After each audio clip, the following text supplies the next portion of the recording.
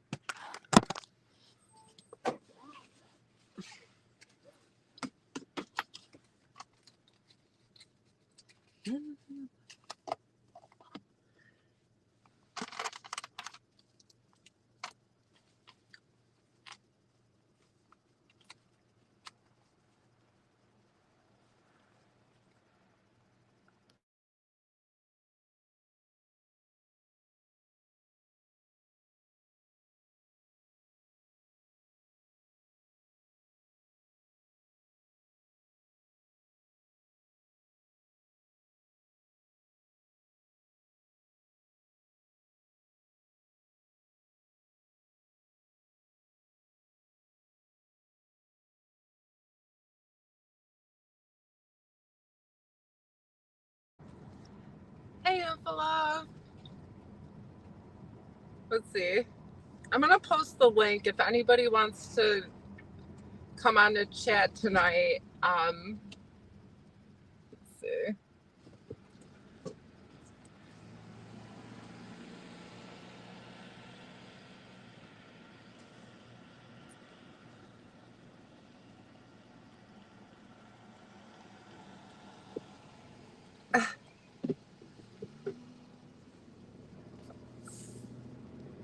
Just living the dream right now.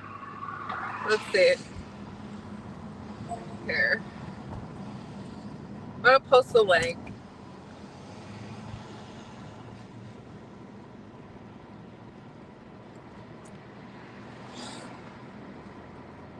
If it'll allow me to. Let's see. Okay.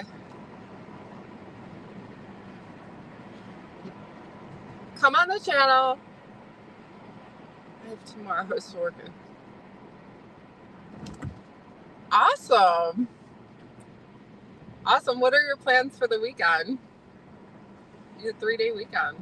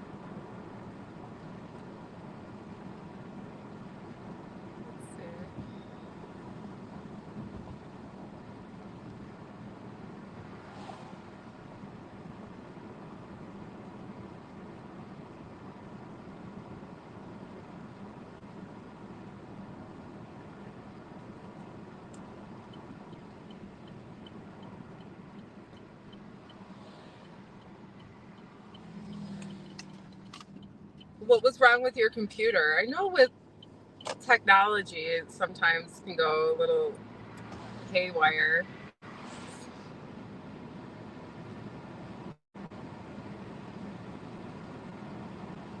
Yeah, I have an old tablet, and because if you buy like a cheaper electronic device, they stop making software updates for a lot of the electronics.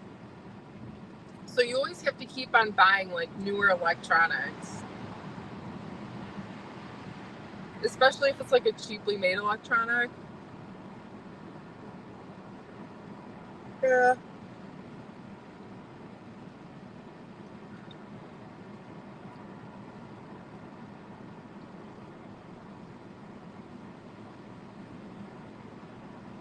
Let's see. For some reason.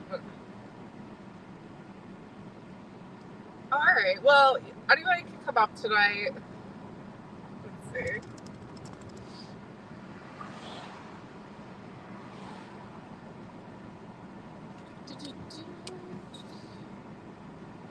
We're pretty open to most topics.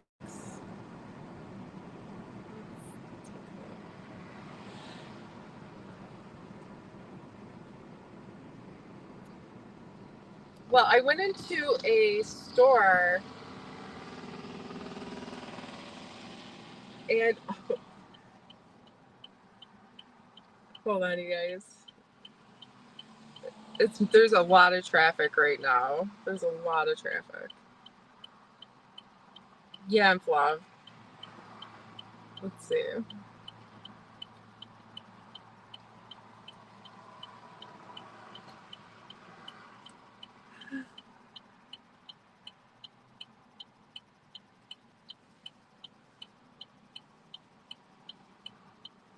Oh, and I want to say thank you to whoever sent money to my Cash App because the name on the was weird. So I don't even know if it was one of you guys just showing some love for my channel. But thanks, I appreciate it. Let's see.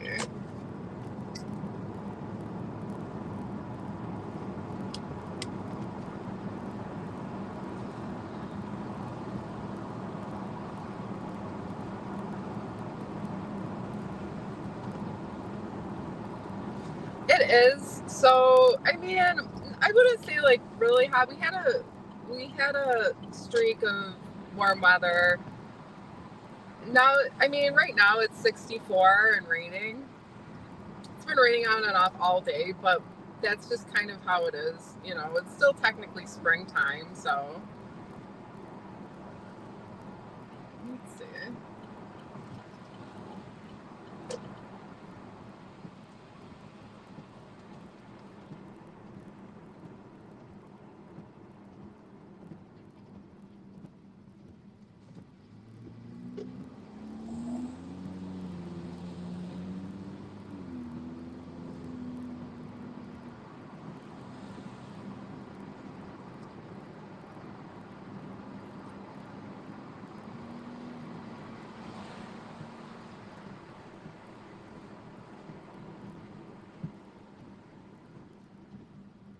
Hey, Stephanie, come up on the panel tonight, Steph.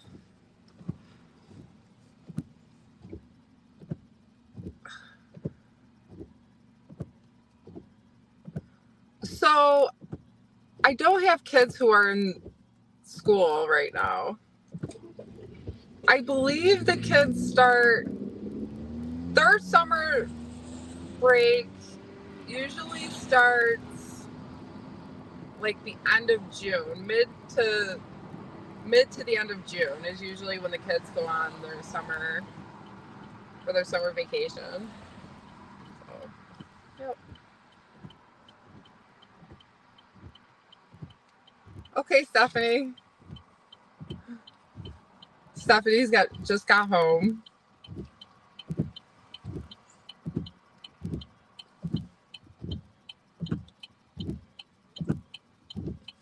She's watching the kiddos all day. Let's see.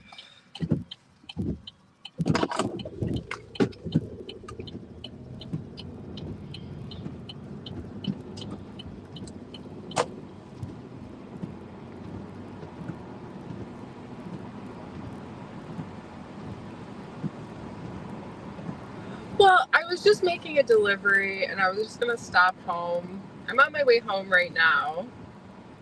And I had some requests to do a late night video. Some of you guys wanted to come on later.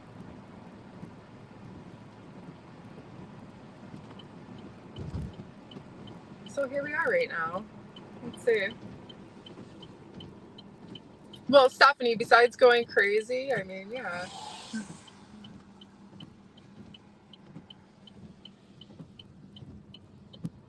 So like I said, with DoorDash and Ubering, I got lucky because DoorDash actually, they picked up BJ's and they actually pay decent going to BJ's. I'm not sure if anyone has one of those around where you live. But it's like a Costco. You buy things in bulk.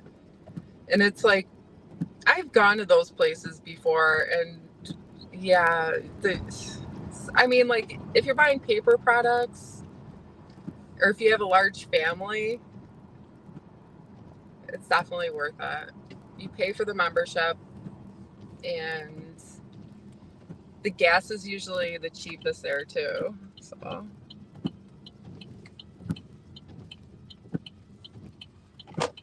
yeah. Let's see.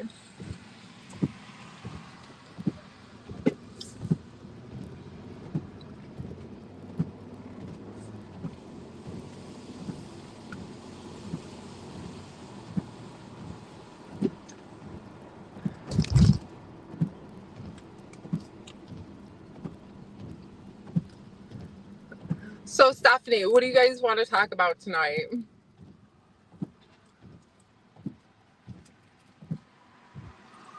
I haven't been watching the news that much lately, so I'm not sure exactly what's going on with all the world news. We'll see.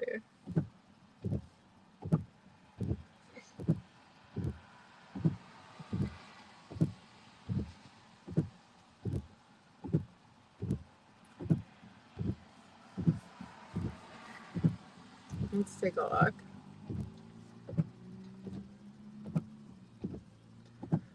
Hey Stephanie, are you feeling better? Or you weren't feeling good the other day?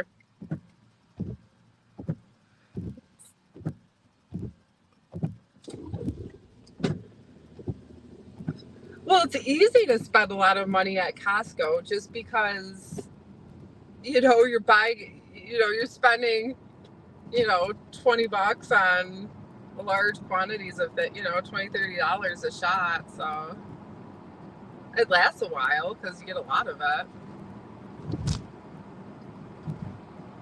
Yeah, we have a Costco here. Donald Trump was guilty of all 30 charges. I mean, so the last thing that I heard on Donald Trump and everything that's going on with that was he was found guilty, and then he apparently told people if he gets put in jail, everyone should reach their breaking point or something like that if he goes to jail. And then I know he still has to get sentenced. Like I said, I don't watch a ton of news. He has to get sentenced and go through that process. And so I don't know. I mean, this is the first presidency that all of this is, when you're fighting to become president, right?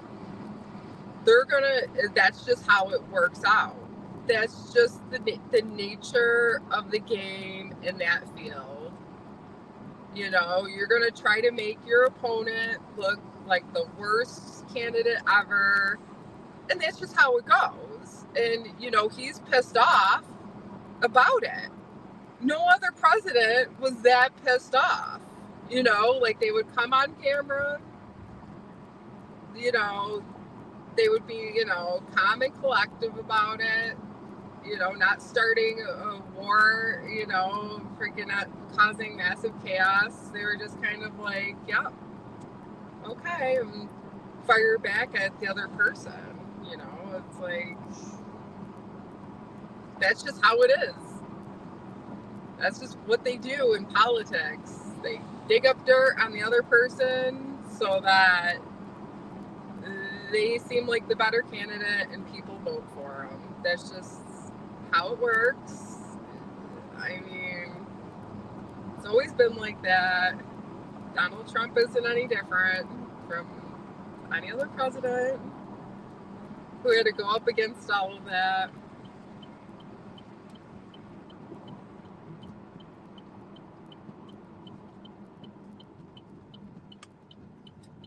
I mean, what's wrong about the whole thing is, so this is what's kind of wrong about it all. So they're digging up, whatever dirt, whatever they can, to make whoever look bad. But in all reality, it's blasted all over the place. And it's kind of like, you never hear about all of this in other countries. You don't hear about, oh, this prime minister, this person's running up against this person and blasting their dirty laundry all over the place and, whatever. But that's just the name of the game. I don't feel bad for Donald Trump. I don't feel bad for him. That's what he wanted. He wants to be president, and this is what happens. And it's happened to every single political candidate. They blast a bunch of negative shit about the other person and what they voted for, what they didn't vote for. They try to make everybody out to look like horrific individuals. So hope that their main goal is it's just a fight between two people. I'm the better person for this person. This person did that. That person didn't do this. This person did this. Blah, blah, blah, blah, blah. And then it's up to the American public to be but as far as feeling bad about what they're doing to, yeah, it sucks. But that just, it would be like if you were a lawyer and the judge was pissing you off and making it sound like you don't know what you're talking about and everything else, and you're getting paid to defend somebody and whatever, it's most political people were lawyers too, so they're used to it. They're used to, it's just the nature of the realm of what they're doing. Do I think that Donald Trump is actually getting a lot more media attention. That's for sure. He's definitely getting a lot more media attention than other presidents when certain things happened. So I think that's, that just kind of is right, Infilove. So that's just,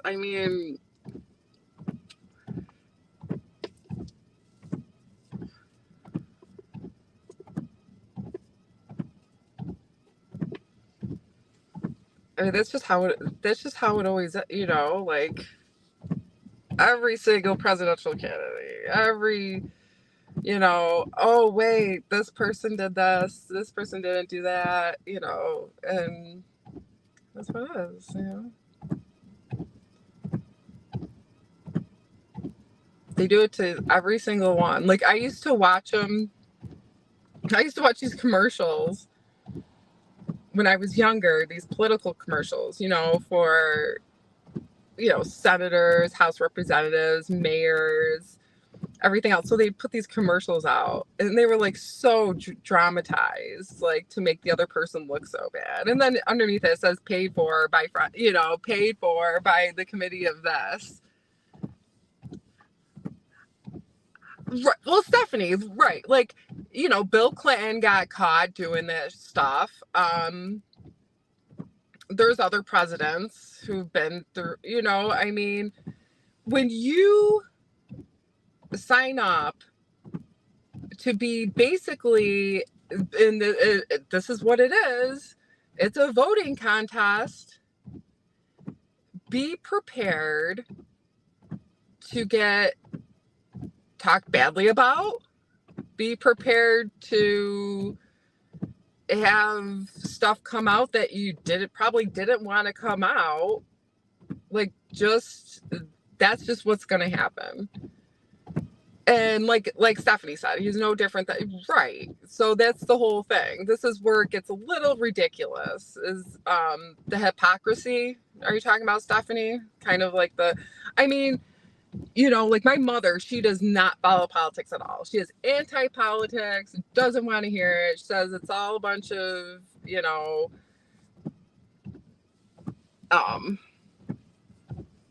basically, you know, they're all the same type of, you know, it's all the same thing. Like, she doesn't feel one way or another. When I watched a South Park episode, they had a South Park episode.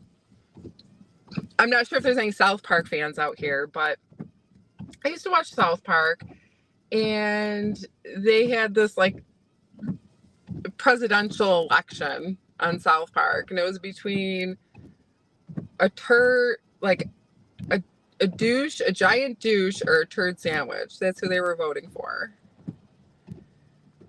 And I mean, yes, that's harsh, and I'm not comparing it to actual human beings, but that's just how it is. You know, that would be like if I signed up to be a manager of a job and I had to manage people, and then I got pissed off about it. Like, well, you know, that was my job. It was to, you know, manage people, and people aren't easy to always manage and deal with, you know. I mean, should you feel sorry for me? Well, I don't think you should feel sorry for me for that, you know. Like, I signed up for it. If I didn't like it, then I don't do it. But it's like with I don't know. That's just always what happens in like debates, and, you know, people get in heated debates and they fight, and that's just the nature of how it is. I mean, I always like I said with South Park and talking about like giant douche or turd sandwich, like I do give the presidents respect as far as going up on camera, standing in front of everybody, having people, you know, they either love you, right? So either have people, they love you, and they show more love to you than they probably do their own kids, right? So they love you. They'll freaking whatever, you know, and then you have people who hate you, and they'll freaking try to tear you down any which way, and you got to stand in front of the camera. You have to stick to, you know, what your goal is, and keep your cool. And it's not easy. So, I mean, it's not for everybody, obviously. It just isn't. But, you know, like I said, he has a lot of, they always have a lot of supporters too. So every presidential candidate, they enjoy it. That, you know, it takes a certain person that likes to like be in the limelight, be fawned upon, you know, and have, you know, it takes a sense of courage to just do that in general. I mean, I'm sure everybody's had a job that they went to where people just hated them for whatever reason. And you still had to go in and do your job, right? So you're still there for a reason. Even if people hate it, maybe you got in a fight with somebody at work over something, maybe, you know, whatever happened. I mean, people deal with it on a daily basis. I mean, not everything's all sunshine and happiness. You know, I've had jobs where people got into arguments about things and things got heated, and at the end of the day, they still worked and did their jobs. I mean, conflict happens. Theirs is more on a larger scale as far as like they just air out everything. But it's just with me, like what I realized too is like other countries are just not like how we are as far as, you know, it's just all over the news, like every little thing.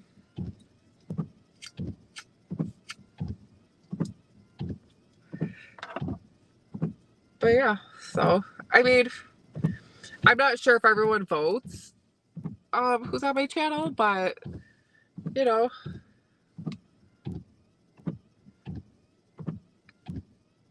because honestly, it's only like half of Americans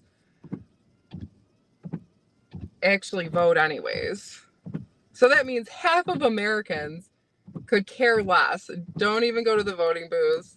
Maybe they just watch it for their own entertainment, two people going at it.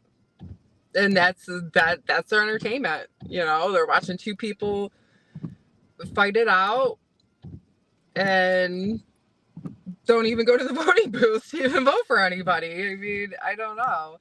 Maybe they're just using Donald Trump for some sort of entertainment too. I mean, I don't know everything. So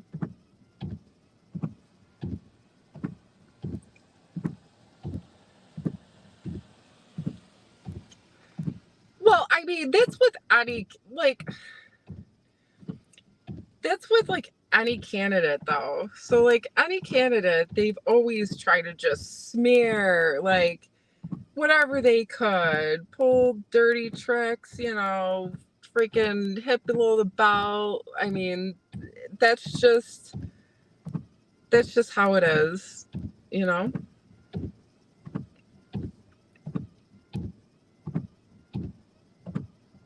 I think the two-party system causes drama because there's two sides instead of one like other countries. I mean, I think it's good for everybody to get like two perspectives. I think it balances out a lot of things so that we're not in this kind of like dictatorship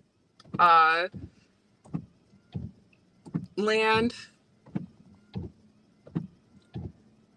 I mean, even if you were, I don't know if you watch like when they're passing bills or when you watch the House of Representatives, the Senate, and you know, they argue all the time too. I mean, it's a constant fight with the judges. I mean, that's just the nature of everything. It's constant fighting because you get really passionate about something, whether it's to reform a bill, whether it's to get something passed in the legislature, whether it's, you know, and you're just going to try to do whatever you can to prove your point.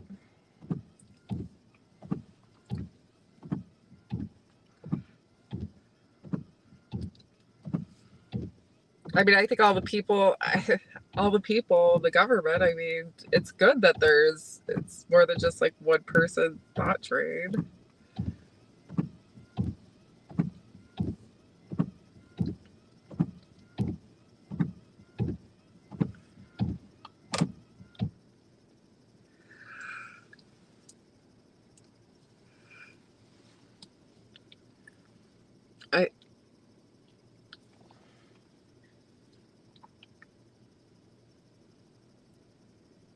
But yeah, when I worked the polls, some people they got freaking, it was crazy. I mean, I had some election, you know, some election years it was like, yeah, you know, whatever. And then there was some it was just like people got into fights there. They got passionate about like everything. That's what it seems like, especially presidential elections. Especially presidential elections.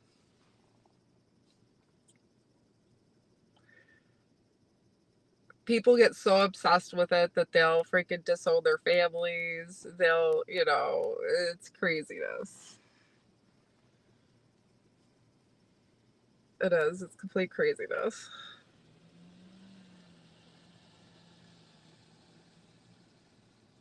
Right. Well, Inflov, like, well, see, that's why it's good that they have all of that because just so that they're just not passing anything, you know, there's the meeting of the minds.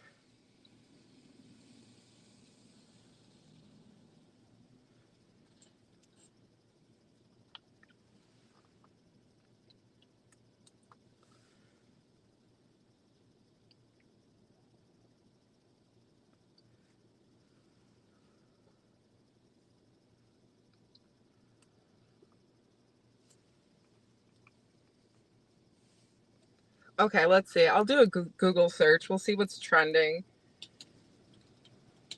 on the Google list.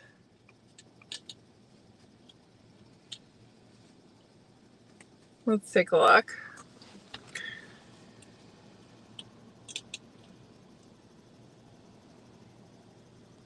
Google search.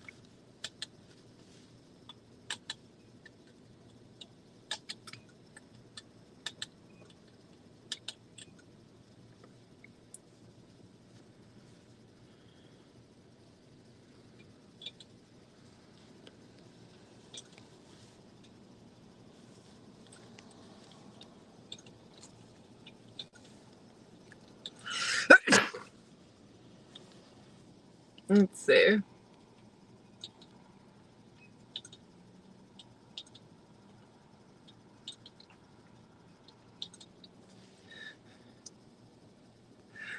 So Panda Express introduced a new hot orange chicken that apparently isn't hot enough. Now, I don't think there's a Panda Express here. I'm not sure if anyone's familiar with Panda Express.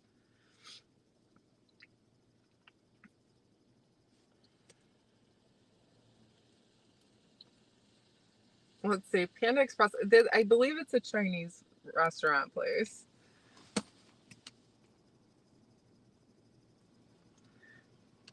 Yeah, well, that's trending. Social Security is trending. Let's see what else is trending.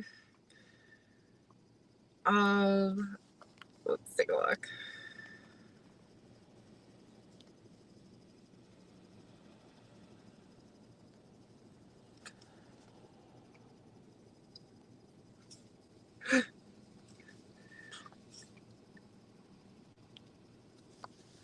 Hey, one of the top Google searches is Walmart hours. I guess people are looking for Walmart hours, the hours of Walmart. Most Walmarts used to be 24 hours, but now it's like, I think like 11 o'clock. Most of them close now.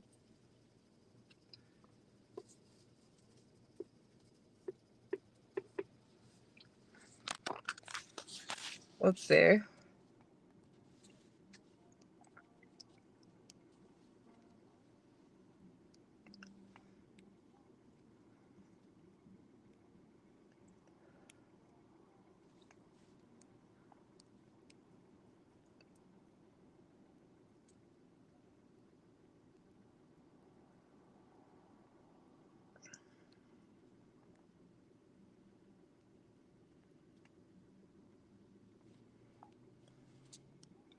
So the Poppy beverage is also getting sued. It's another trending. I'm not sure if anyone's used to drink Poppy, but like, so that soda, it used to promote like probiotics, like good for your gut, just a good overall alternative to regular soda. Well, they're getting sued now because apparently it wasn't as good as they claimed. See, this is the land of America. Like, you can sue things if the Chinese food there, oh, it isn't. See, now Chinese food, I only get it at one place because the range is so different between one Chinese place to another. What's everybody's favorite Chinese dish? Let's see. I'm gonna look for another topic. Everyone post what your favorite Chinese dish is.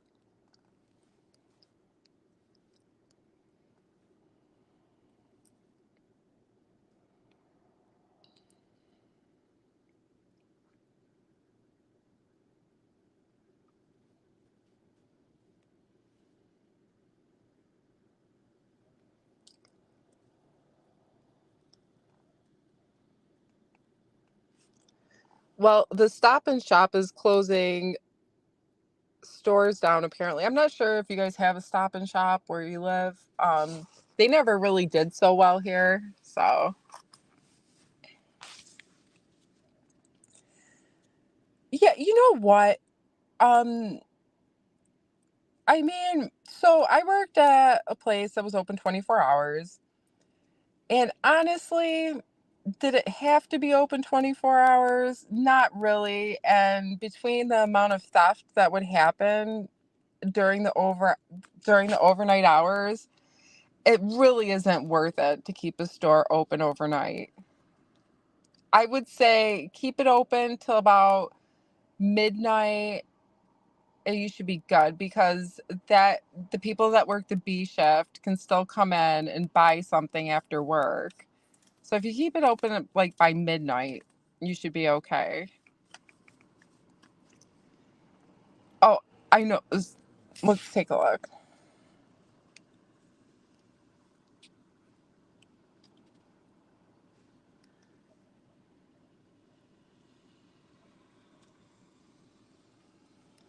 So apparently Ben Affleck is also trending in searches. Let's take a look.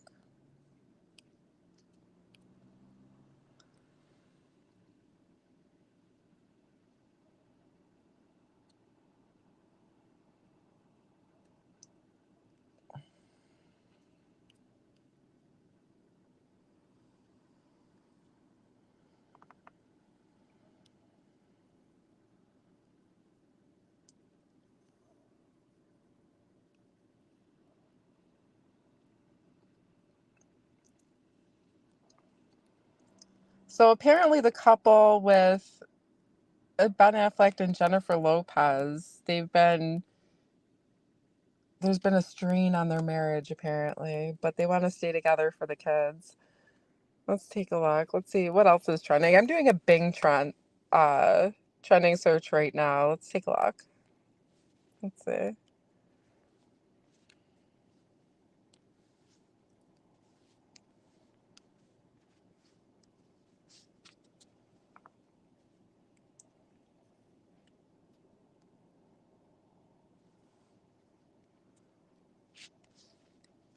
So there was a mass shooting in Akron, Ohio that killed one person and left 24 injured. Let's see.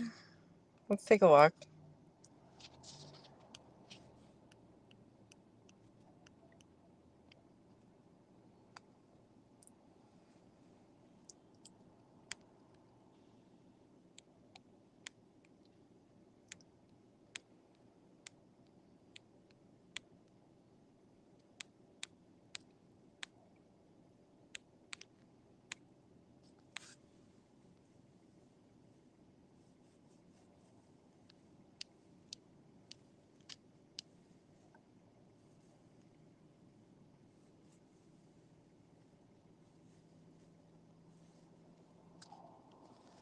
Yeah, so there was a large birthday party going on, and there was a shooting there that left one person dead and 20 injured. Let's take a look. Uh, uh, uh.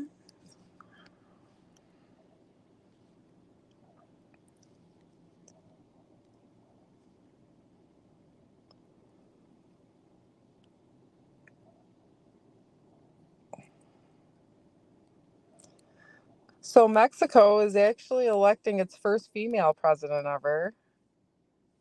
They're doing their elections too. Good for them.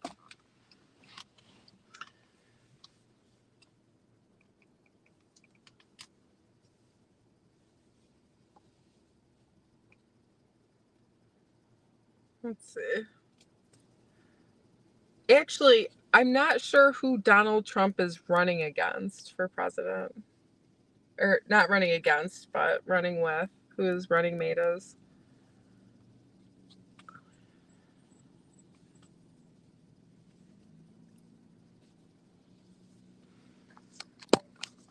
Let's take a look. Does anybody know who Donald Trump's running mate is? Let's see.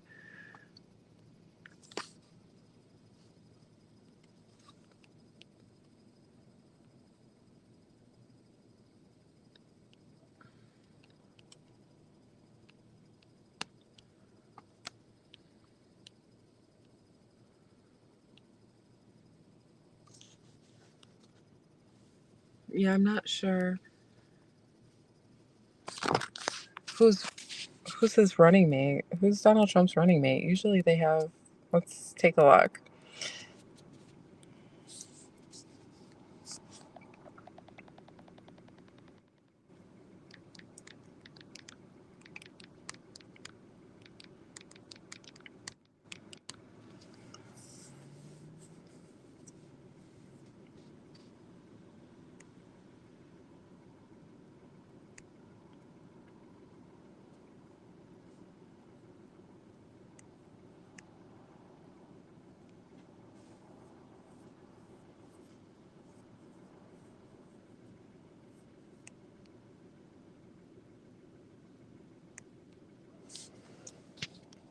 So he actually doesn't have a running mate as of yet. Let's see.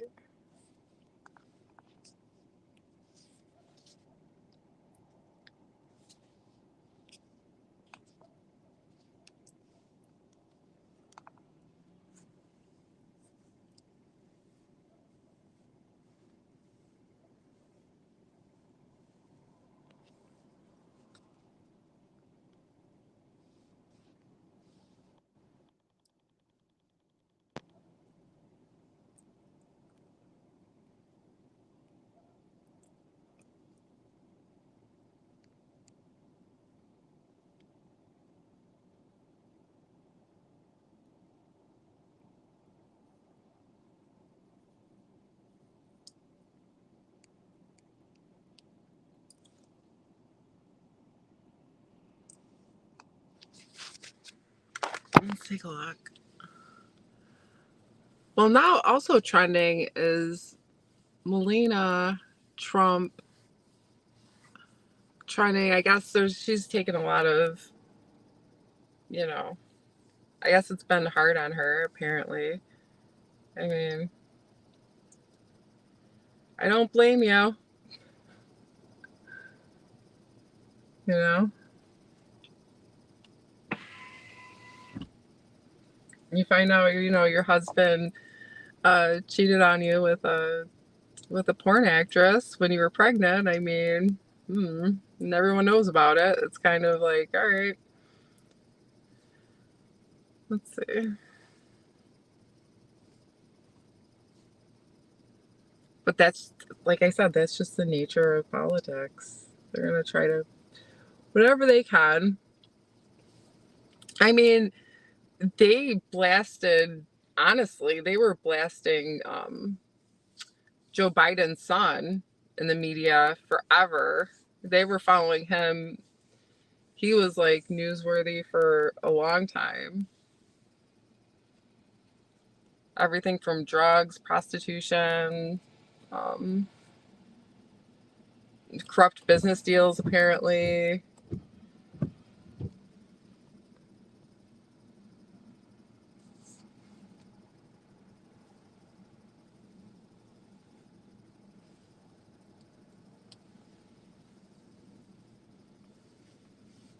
It's almost like, yeah, you go into politics, you better have your, you know, shield up and just be prepared, for the worst. If the worst doesn't happen, then it's good. But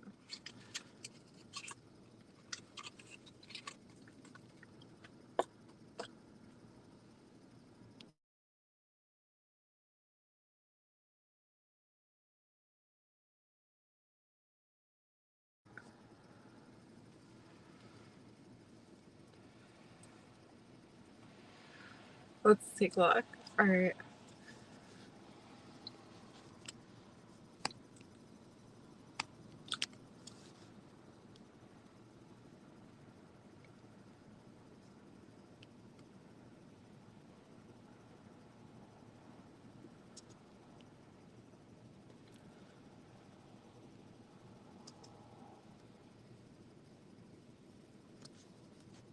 Okay, so also what's trending on Google is, do tattoos raise the risk of cancer? That was trending on Google. So apparently,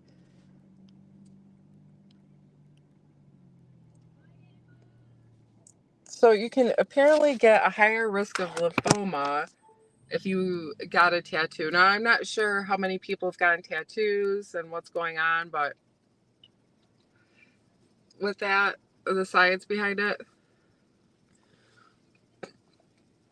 I mean, Hillary never divorced her husband. It's a decision that, you know, she has to decide with her husband.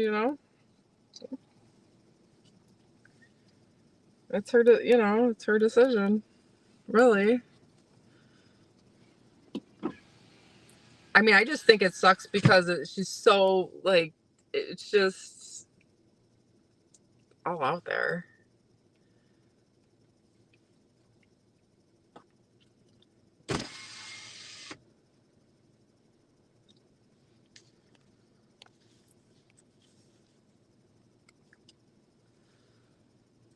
I'm not sure if love. I mean, it could be she could do it, she could not. I mean, it's just like I don't know.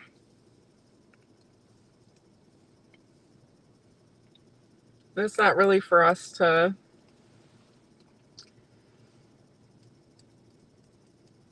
I could definitely see where she would be embarrassed. I mean,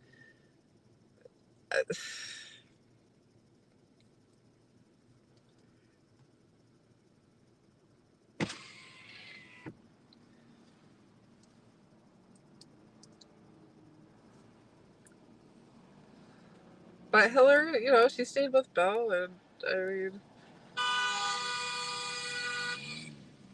that's just personal preference. And someone over here almost got in an accident. Let's see. Since PJ Bill was governor for Arkansas.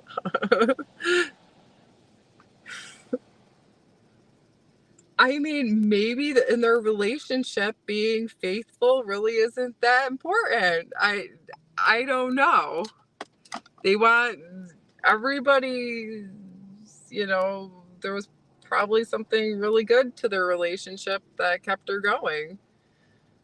PK, let's see, PK, Hillary has been in it for power and money since BJ Bell was governor of Arkansas.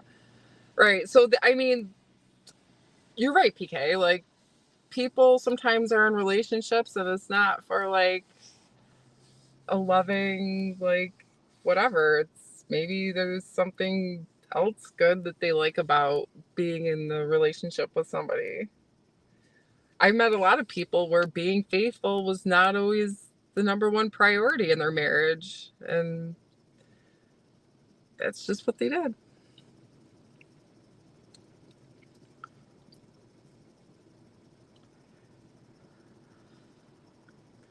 Some people are okay with it as long as like you don't say anything. It's like it's kind of known, but you just don't say anything about it and whatever. But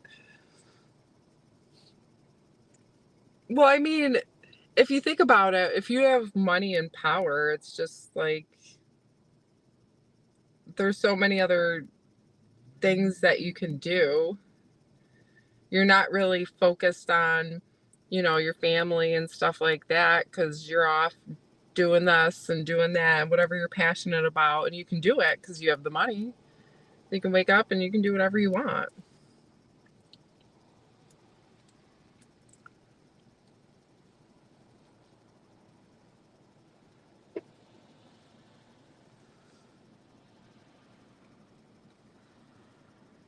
Hey, what I would want to do is like kind of like an experimental thing. If it ever happens, is if a woman became president and then something came to light on like she cheated on her husband. I mean, like, would that be like, oh, she's a whore and this and that? I mean, don't get me wrong. Bill Clinton did get a lot of heat for his,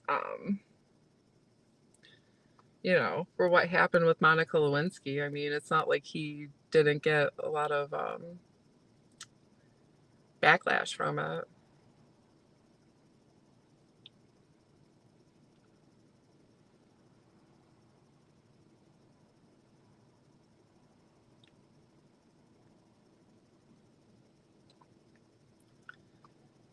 I mean, if we were to do like, I mean, the thing is with that just that's like came into light, but I'm sure that they're probably not the first or last people that stuff's happened to.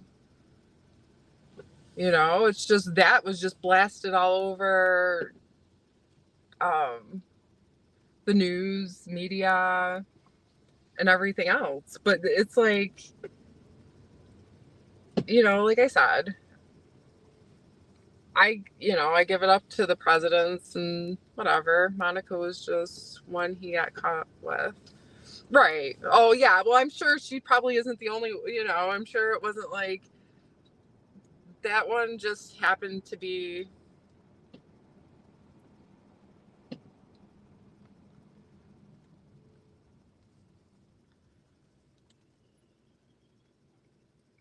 Yeah. I mean, like I said, I respect them because of what I'm not total like anti-American or anti politics and everything else. Um, but I don't know. You just it's got to be worth it because people like Trump's still going for president. So there's something in him that's like, yeah, I like this. Like I like this game. Like I like bashing people, taking people down, trying to, do whatever and try to help people out. I mean, it's not all just bashing and conflict and everything. I mean, there's good to it too. PK Monaco was just funny. I mean,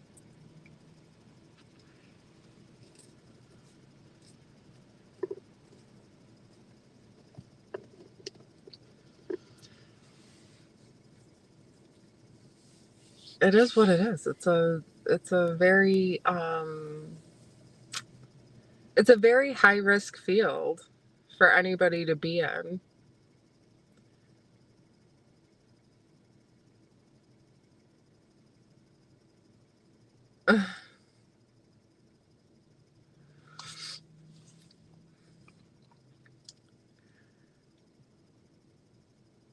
I'd love to see an audit of that. I mean, you could probably do that with any of the like when the whole Trump trial thing was going on, they raised like, and I mean, we're going off of like Google search, like media, everything else. They're like, they raised like $100 million after Trump was convicted, his people. And that's what it is. It's a president and their posse. So they have their posse out there, probably paying people off, probably, whatever, to try to manipulate things to get people to, oh, this person's amazing. This person is who I want, like, it's like one of those things. One hand washes the other, right? That's how it works. Like, oh, lobbyists and stuff, like, here's, this amount of money, like, do this or do that. And then they do it for more money.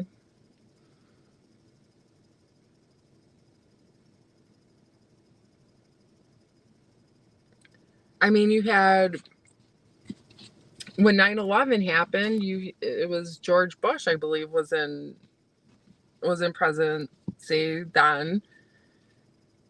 Uh, when all of 9/11 happened with the airplanes. See, the Department of Justice, it's like I wouldn't say it's really corrupt. Like I wouldn't sit there and be like, yeah, everything's corrupt. There's never any justice. This and that. What, so Trump was on trial, right? And he got convicted. And then he puts out on social media, like, if he goes to jail, like, cause mass chaos, like, do this and do that. And, everyone should be at their breaking point if he goes to jail. And basically encouraging, you know, people to create massive chaos if he goes to jail. So now you have a judge handling his case with that looming over him too when he goes to get sentenced and whatever else. I mean, I heard he's taking it to appeals, but you never know what that's going to do too. But so now you have a judge, but judges are used to getting death threats all the time, getting attacked. I mean, that's just the nature of what they do. Now, you take into consideration everything when you're a judge. And is every decision that they make is it quote unquote the best for everybody? Maybe not always. I mean, they always complain about the justice system in America. Justice isn't fair, this and that, and everything else. And it's like, well, you could live in a place where there isn't a justice system. And they just tell you, well, it's just what you get, and that's that. Like, there's no chance in pleading your case. You don't have a chance in um giving it a shot. I mean, like, we've seen tons of cases in the past where we're like, what just happened here? Like, how did this person get off, like, doing, and like I said, when I used to write papers, when I used to write um cases up for lawyers, and it was just it was like a school. It wasn't for lawyers. Well, it was for a lawyer, but I was in school at the time, and I would see these cases. So I'd see these cases come in, right? And like, your normal logic would be like, that person was guilty, blatantly guilty. But they ended up not being guilty because of technicalities. So it's all on like who your lawyer is too. Prop tyrants bought and paid for. Right, right. No, you're right. You're right, PK.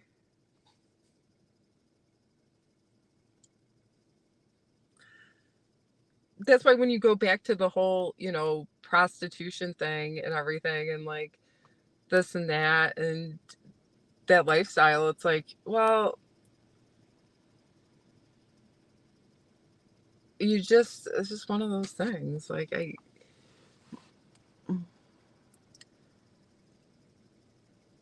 let's take a look.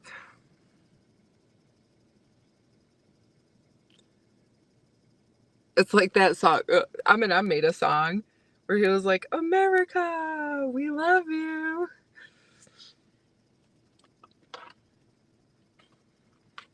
But that's just how the story goes. I mean,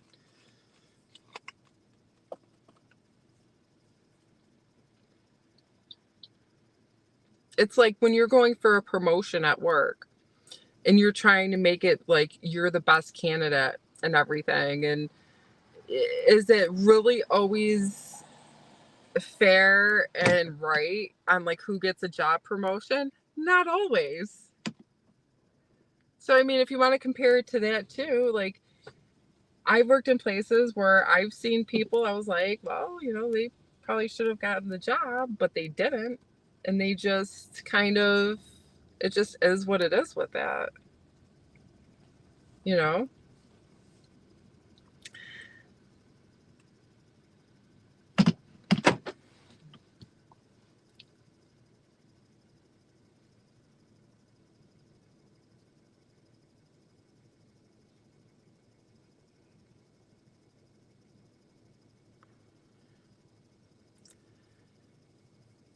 He didn't even know what years he was VP and what year his son died. Well, he's getting up there in age. His memory probably isn't the best. I mean, we've all seen it firsthand on video of him being like discombobulated and everything else. Like, that's the only thing. It's like, so, I mean, you, I don't know, you have to be like, even like with Barack Obama, like, I think he was probably one of the youngest presidents. And correct me if I'm wrong, but I think he was like in his late 40s when I think he was probably one of the younger presidents.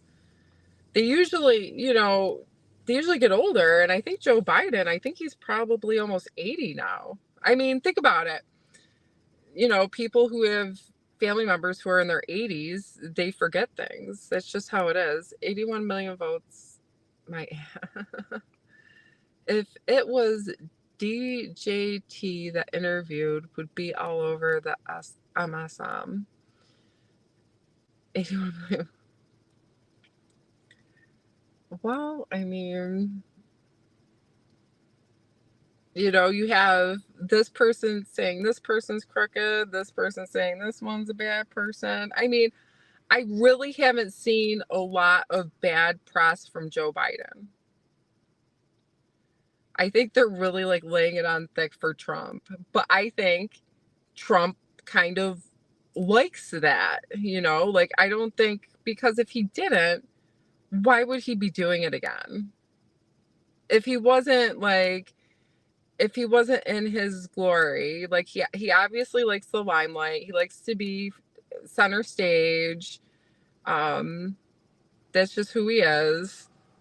And it's like, if all of this horrible, like this horribleness, like, you know, was really getting at him, then he wouldn't keep on running for president. But he likes that. There's a part of him that has to like it.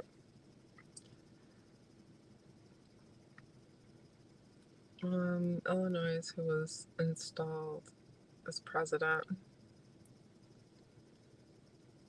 Yeah, I mean, I don't I don't know everything, but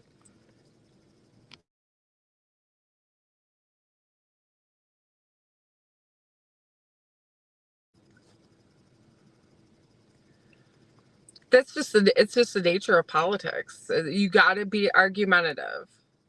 You got to be like, um you got to want that and have a knack for that. Like, so most people enjoy peaceful lives, but when, you're in politics, you're shit. I mean, you got to argue. You got to expect for people to disagree with you. You got to take that, that's just what it is. You put it in a compartment and then move on, right? So you go up there, you get a lot of heat, blah blah, blah, back and forth, yelling at each other, and then hopefully your outside life is good enough to where it doesn't affect you that much, and in Trump's case, he has money, right? So he has golf courses, he has real estate, he doesn't, it's not like, he's just a plain person who, doesn't have money to like have activities in their life and can't afford, they do stuff. I mean, so he goes up on there, does what he's supposed to do, and then he goes, relaxes, I don't know, whatever he does, parties, who knows.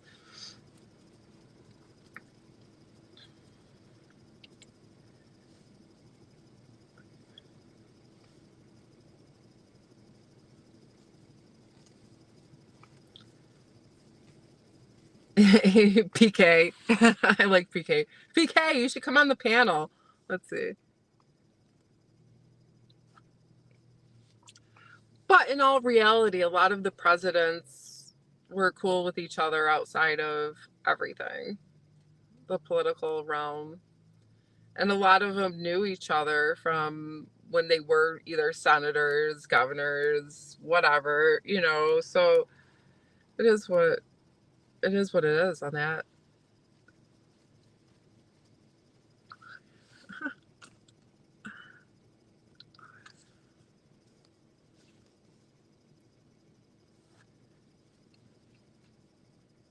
But I mean, I think when, with money, power, and all of that, when it happens, I mean, when Trump told people to come in the White House and start a riot, people died, and eh, nobody like called the police right away. Like, everyone just kind of let it be. Trump was like, hey, whatever, this is the right thing to do, America. Come in your White House and cause, a scare with these people, and he let them do it. And he was fine with it. And people died. I've lived in Delaware 50 years. Biden has been a crook for all of them. Theo and Hunter Biden as well. Well, like I said, most people in politics are truthful. Like, that's just how it is. I mean, that's why, like I said, like my mother, she doesn't even want to hear about it. Doesn't vote, doesn't want to hear about it. No interest. Like, she's like, I just want to live a peaceful life. I don't.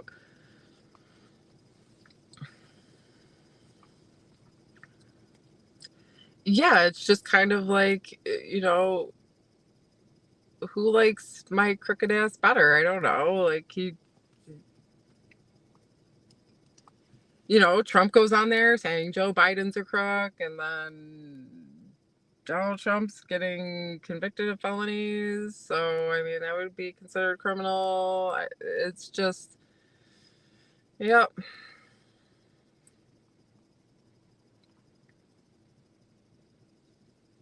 And then you wonder why, like, half of Americans vote and the other half don't vote. It's like, well, you can vote.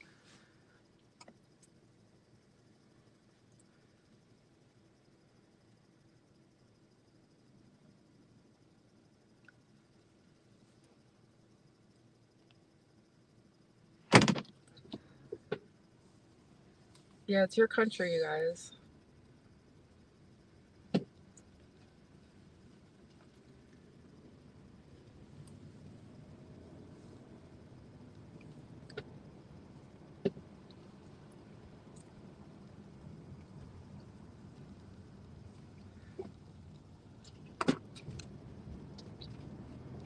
It's all about control, money, power.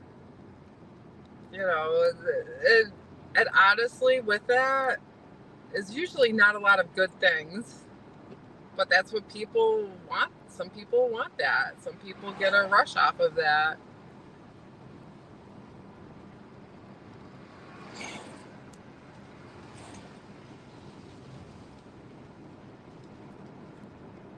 The thing is, it's on the dollar bill. It's like, in God we trust, and it's like, well, I guess, you got to do some things for that to happen, and it's not always it's not always what's in the good book.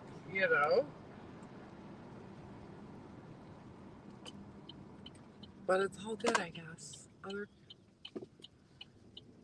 Really, really, PK. That's crazy.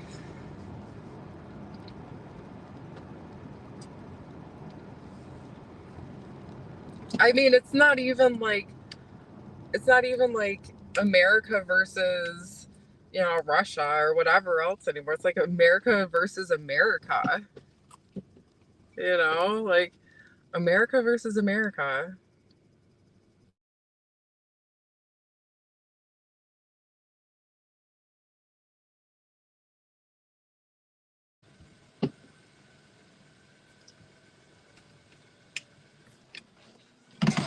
Yeah, it's just nuts. I don't.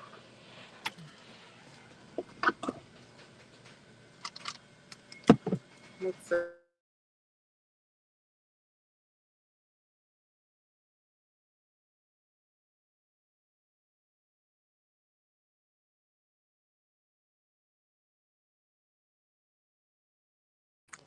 And what was that all really about? You know, I mean, we're attacking our own White House. Oh, we're attacking. It's like, I,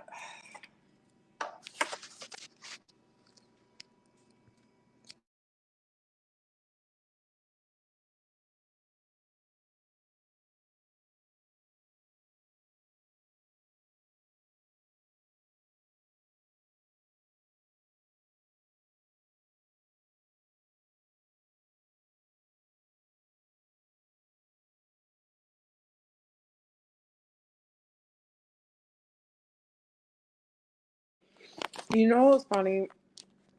So it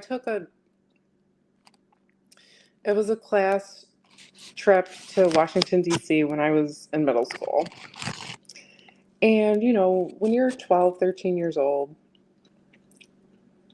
you think, oh, I'm going to go see the White House and the Capitol, and it's going to be amazing, and this and that. And it was just like, when I went there, It was a bunch of poverty, homeless people everywhere, just stuff I've never seen, right? And being that young, like I didn't understand any of it. But I was really, honestly, at 12, 13 years old, I was amazed at like the homelessness, the poverty, like right outside the White House.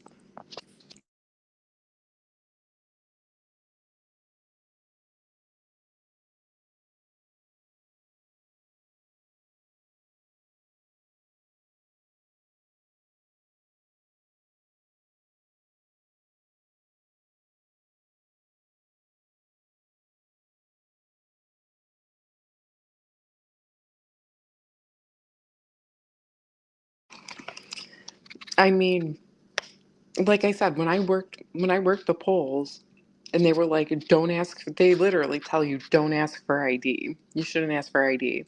Even though it just makes sense all around. When someone comes up, all they have to give you is their name. And if there's multiple names in the system for polling location, then you ask for an address. But the thing is with the names and addresses, even, it was like, well, why can't I just ask for ID? Because that way I don't have to worry about messing up their names when I look them up. Because some people have their last names, it's not always Doe and everything else.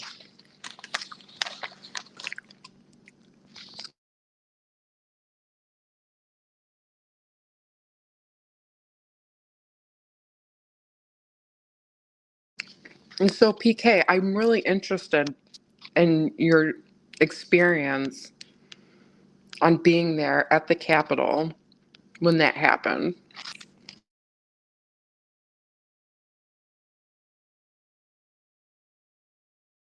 How did that all make you feel?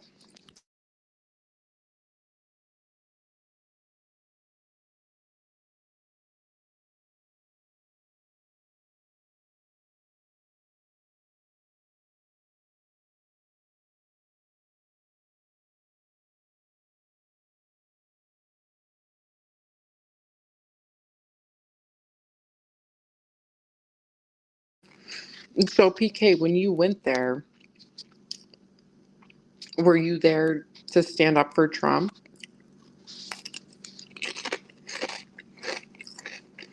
PK, no way. There wasn't any mandatory ID. Uh-uh. I've worked it now for a couple of years. No mandatory ID.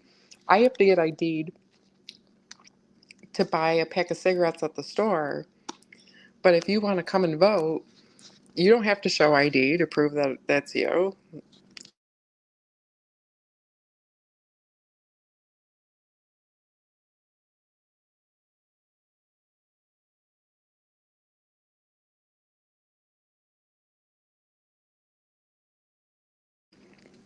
And plus, everything is electronic now. So, and we all know that it's so easy to hack into like computer systems.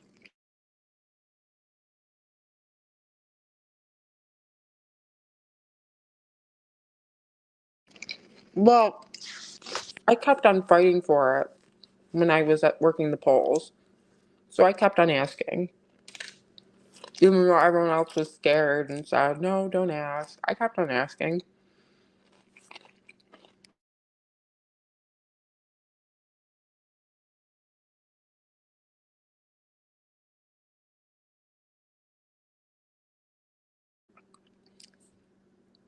I mean, I know not everything's fair and square all the time, but it's like, I don't know. America, the land of corruption. That's probably how we ended up being one of the richest countries. Not because we were doing things the right way or anything else.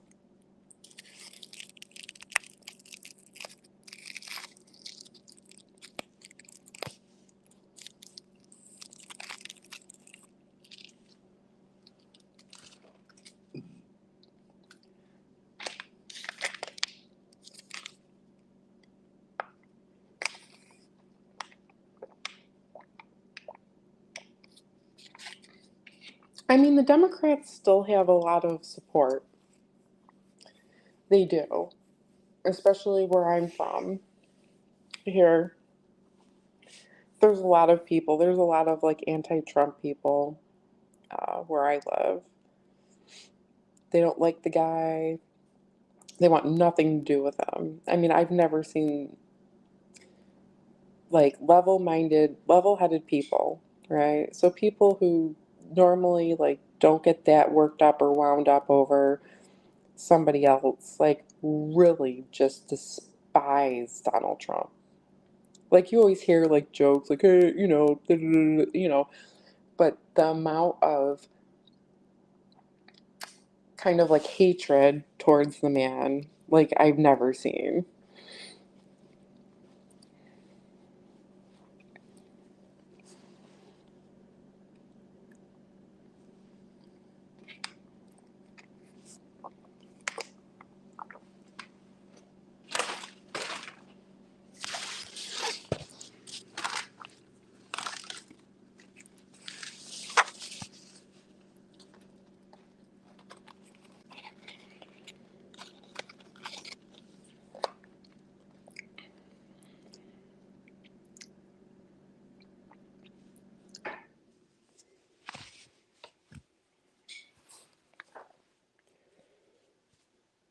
Okay, okay, PK. Yeah, I remember turning on the TV and I honestly just couldn't believe what was going on. Like it took me a second. I'm like, is this really going on? Like I was almost like I just didn't know. I couldn't believe it. It took me a while to process it.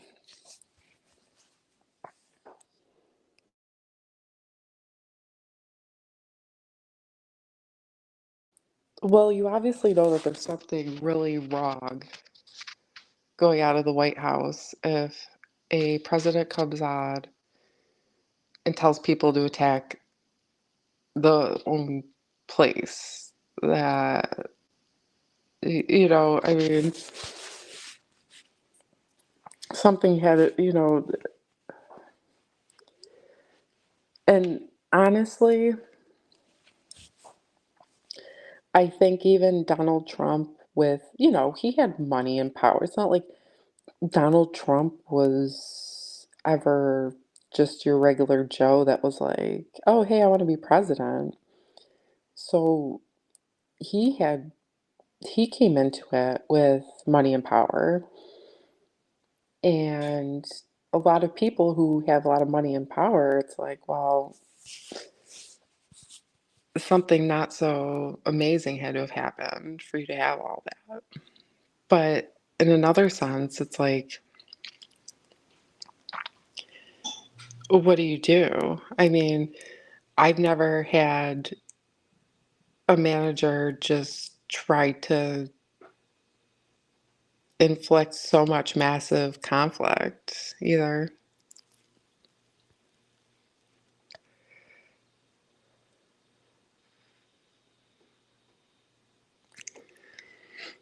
But what did Trump say?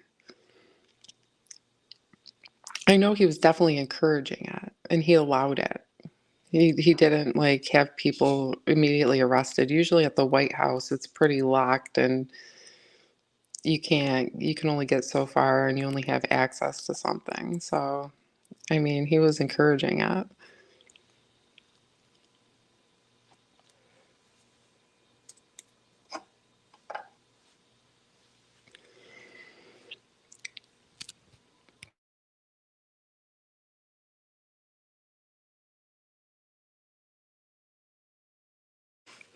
Yeah, honestly, that day I couldn't. I turned on the news. It was like breaking news or whatever. And I was like, I don't know, it just took a long time to process the whole thing. Like, is what I'm watching right now real?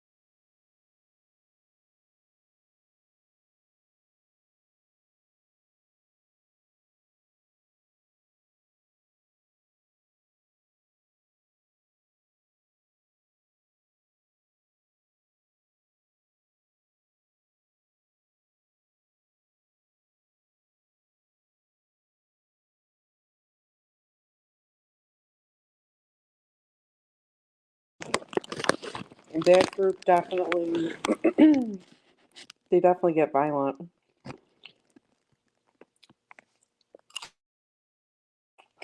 Antifa actually has a presence around here as well. They actually have like government cars and everything.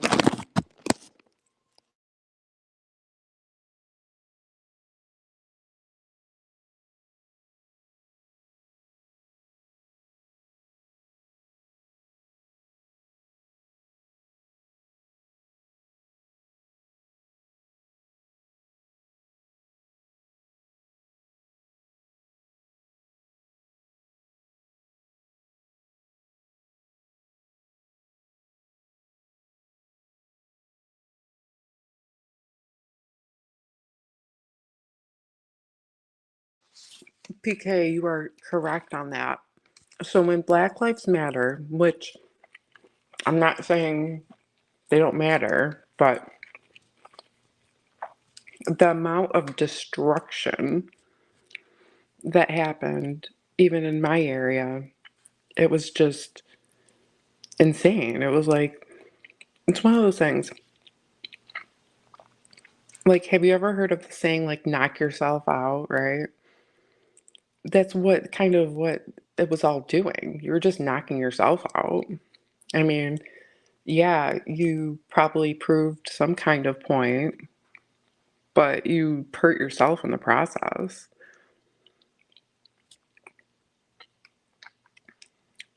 But you're right. There wasn't a lot of mass arrests. It was, yeah, Black Lives Matter. They were burning cities, destroying malls, um, cars, you name it.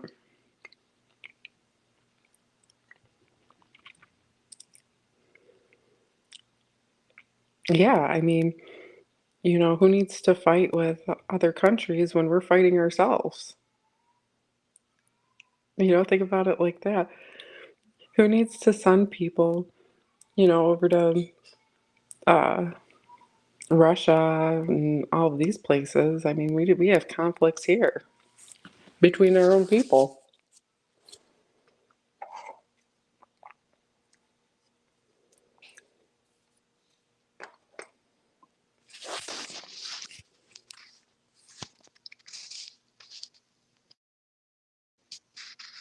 It wasn't really that peaceful here.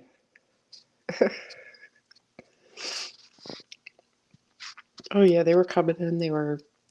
We had malls here, everything else, just destroying shit. hmm But I have to tell you, the areas where they hit the most was not higher income areas. It was mostly middle to lower class areas. It wasn't because we have areas around here where where the wealthy people live. No, oh no, you didn't hear. That didn't happen in certain areas. But if it's middle lower class, oh wow, right? Like, well, that's what I'm saying. Like, I don't think people realize how powerful middle class can actually be. But the thing is you have people who have tons of money, and if they can make, you know, you fight each other, right? And most middle class people, like lower middle class people, they're just trying to, pay for their house, pay for, make sure that their kids are fed. It's not like, and they're happy with that. But the more money they have, they're like, wait a minute. If all these people start coming together, instead of like fighting each other or picking on each other, because most of the US population is middle class, makes up the majority of the population. Well, I mean, with police, they were like, "Oh, defund the police," and being a police officer is a very stressful job, and you don't really get paid all that well. I mean, when you first start out, you're making like just barely above minimum wage when you first start out. Yeah, your pay increases pretty, rapidly, but when you first start out, you don't really get paid that much.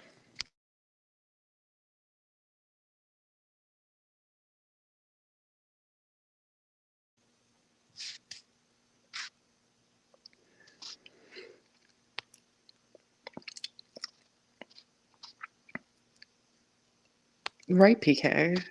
So if let's say um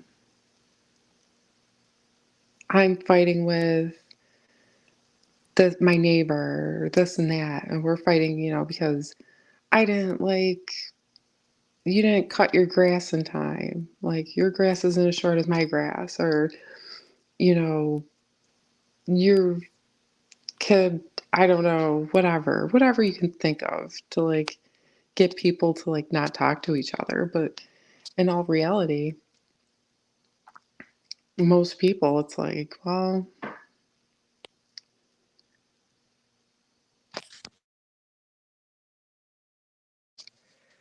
PK, I'm sure that's why you went to the Capitol, right? Was to have your opinion and, presence there.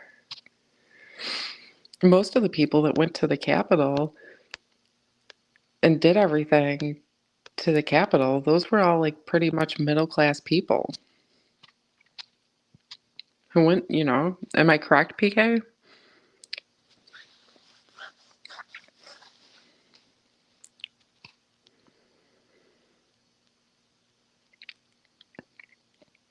Well, it's like, yeah, if you're too busy arguing with this person, you're not seeing another person taking off with what's not theirs. Yeah, PK. That's what I figured. I mean, I saw the people on there and they looked like you know, your middle class person, probably has a degree, a decent job, uh, your typical average. They probably had like the white picket fence with maybe two dogs, a couple kids. It looked like your average person. It really didn't look like,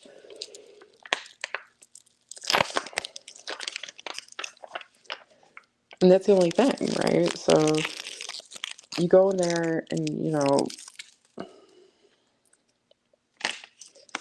I don't know. It's like everyone tries to make everyone look bad and whatever. And just listen to this, listen to that. Meanwhile, your own inner intuition and morals is telling you something different. You know, I know people that don't go to church, and I'll tell you why they don't go to church. It's not because they find it boring. It's not because they're not believers. It's not because they, just they're lazy. It's not any of that. A lot of people don't go to church because they think it's like more of like a social control thing. I mean, you figure there's classified documents. There's certain classes that can see certain things. There's certain classes that can,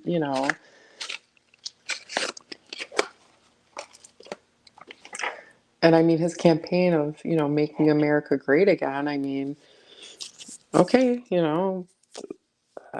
I mean, I don't know who would not be for America making America great, but to, I don't know. Well, think about it like this, right? So if you're a religious person, like you don't mind paying taxes for people who are suffering, for Social Security, disability, school taxes, you don't mind like helping out your community. Now the rich people, they don't pay, their taxes are less than ours. So if you're really wealthy, you get tax breaks all over the time. You don't have to pay your taxes, you know, and it's not it's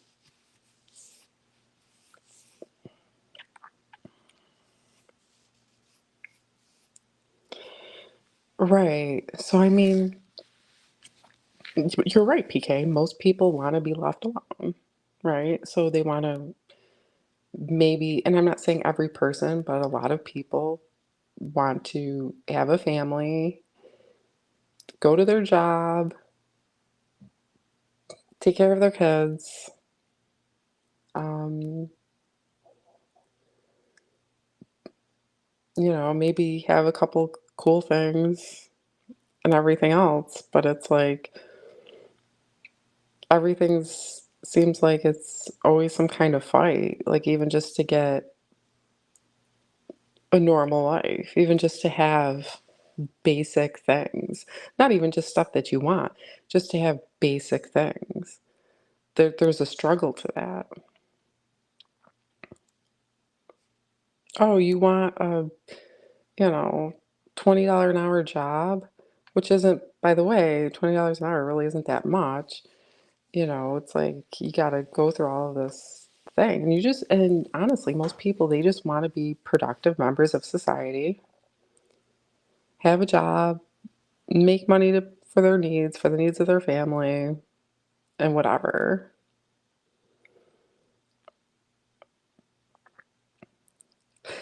PK, I know what I find interesting about that, that's also part of corruption too. I think that there's also some kind of political thing where they're using immigrants to do some dirty work too, you know. But I mean, like if you were, I 100% agree with you. You don't want to pay for 40 million foreign invaders that have entered this country. So I'm all for people coming to America, right? But you should have to follow certain things and be a taxpayer, um, do stuff on the record, you know. I think a lot of, but I think a lot of immigrants come here for a peaceful living. Like they didn't like where they were because it was that bad, so they come here trying not to stir up a bunch of stuff. But I worked with immigrants um, at one of my jobs, and a lot of them, most of their family was still in their home country. So they were allowed to come over here, but their family members weren't, or maybe one of their family members could come over. So immigration is just a whole field that I don't really like. I don't see why somebody can't bring, they can come here, but not their whole family. Is it some kind of control thing? I'm not sure. I didn't really get down to the questioning of it all.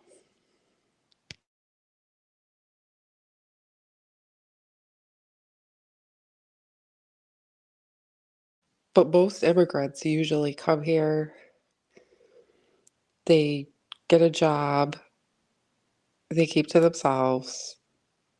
They're just happy that they're not where they were before.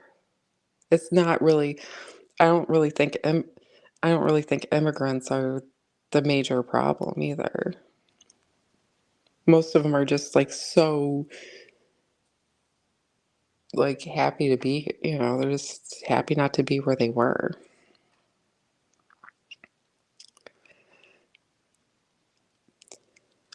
Well, well, the ones that I worked with, they were older, but I didn't really like, I didn't want to pry too much. And they were all from different countries. But what they would tell me is stuff like, "Oh, I gotta go see my my kids. I gotta go see, my husband and my kids are still over in this place and that place. And I'm like, it was just kind of like, were you brought over here for a specific agenda, or they would send money back over at home for their family? Because some countries, our dollar compared to their currency is like our dollars were like what their dollar is like sometimes less like than like a penny to our dollar. So they would come here, work average jobs, nothing outrageously paid, but just average jobs, send money back home. And their families were living like freaking royalty over there. So like let's say I would say these people made probably like 500-600 bucks a week, right? And to like us, that's like, oh, 500-600 bucks a week. What are you really gonna do with 500-600 bucks a week? But if you send it over to, if you send half of that over to whether it's Russia, whether it's India, some of those places, they can freaking have mansions for that price.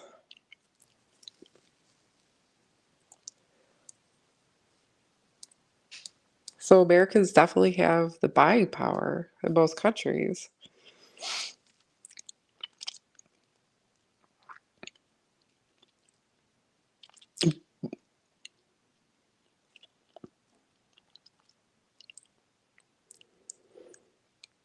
But they do. They come here, they get like average jobs. They're everywhere. I don't know if they're like spies. I don't know if like what's all behind it. Like where they're like, you know, oh, you can come over here, but not your family. Like you're okay. Like, but yeah, and it's definitely a weird situation. I mean, would you want to move to a different country without your children or your husband? Like move to a totally different country. So there's something behind that. Even if it is money, which is, I can see that. Like I could see where that would be helpful for your family. Like come to America, do not that strenuous of work, right? So you're probably gonna come to America, obviously not make the big bucks or anything, but you're making a decent basic you know, middle income.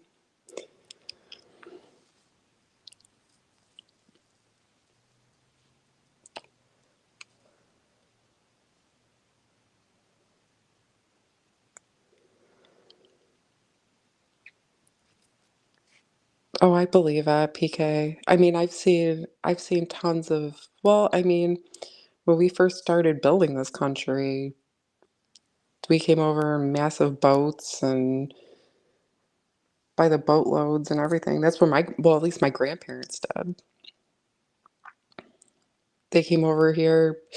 But the thing is, so PK, so the thing is my grandparents came over here on a boat and they went to like, they were excited. It was like a new, fresh start for them. Um, they helped, the railroad system. I mean, they helped a lot of different areas. And then it was just it. I think sometimes it's just people just need. Oh, so did mine. My grandparents they're legal. Oh yeah, no PK. My grandparents do. My grandparents. I even looked them up. So you can look up your grandparents, and it tells you like what boat they came on, and um, who was all on that boat, and where they came from.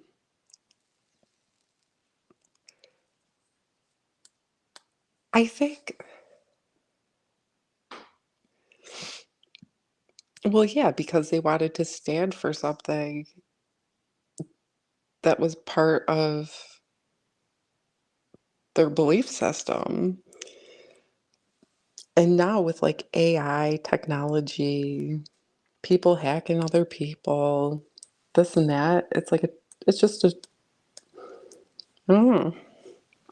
I mean, if I were to talk to my grandparents now, and they probably would see what's going on, I don't know if how happy they would be about any of that. But like I said, America used to stand for something different. Like people used to want to buy American made stuff.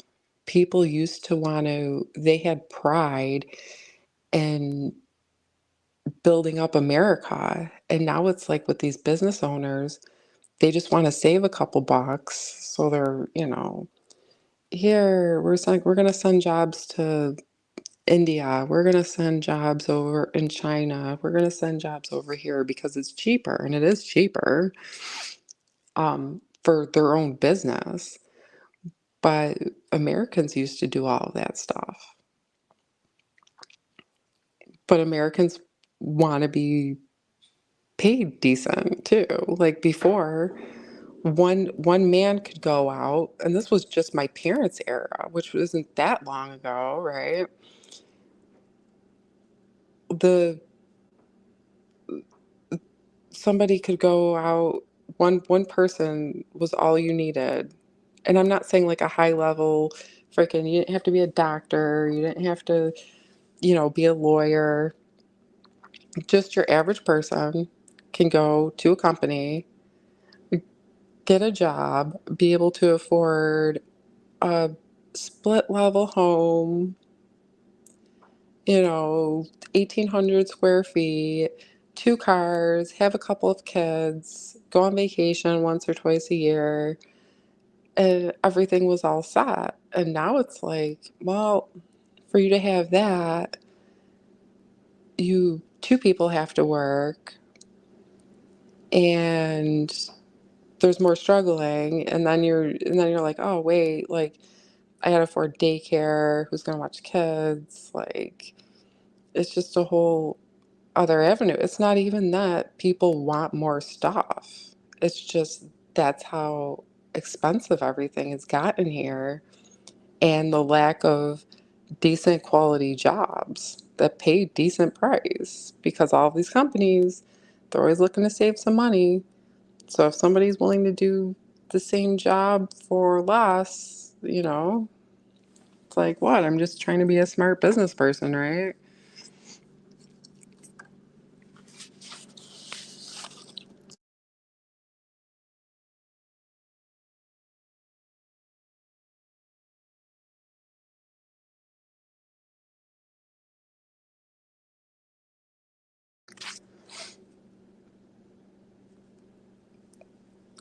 So that's that. I mean, and then you have, people complaining about their taxes. Well, I pay taxes for all these government programs, And it was funny. I had a conversation the other day. We were talking about, the casino. How much money have you won at the casino? And even if you win a decent amount of money, like let's say you won $20,000 at the casino, before you leave, like 40% of that's already gone.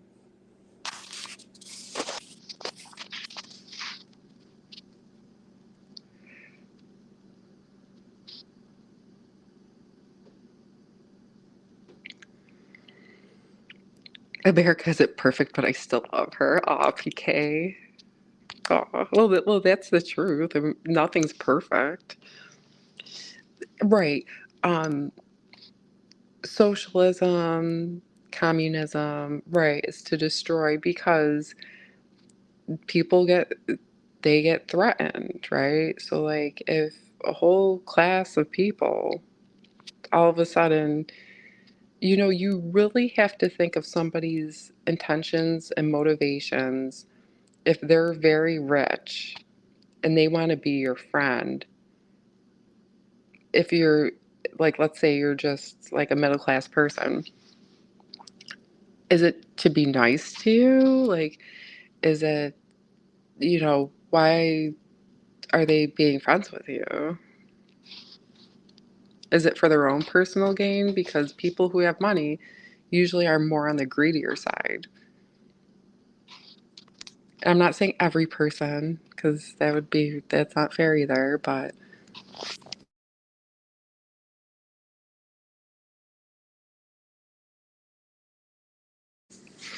I mean, I had a discussion about America with some people who were really upset with America and frustrated, upset. And what I told them, and I mean, this isn't the perfect example to tell somebody, but there's a lot of other countries where there's bombs going off everywhere. You have to, you're scared to even be in your house because it might get bombed. Just, massive shootings everywhere, bombs going off everywhere.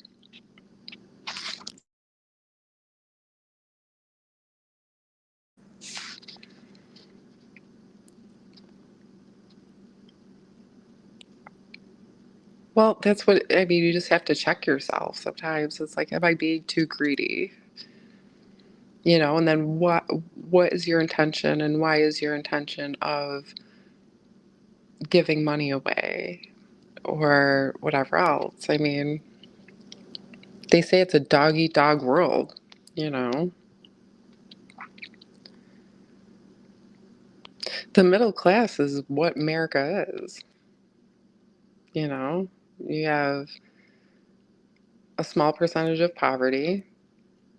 You have a small percentage of really rich people, and then the rest is middle class, whether it's lower middle class, upper middle class.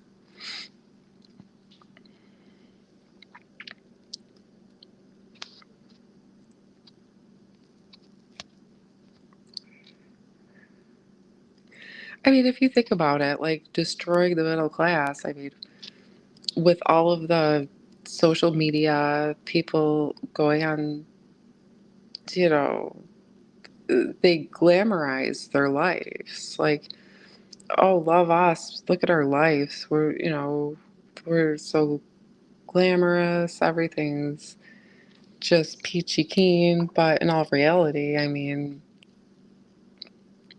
yeah, it was at a block party, PK. One dead, 27 wounded. Yeah.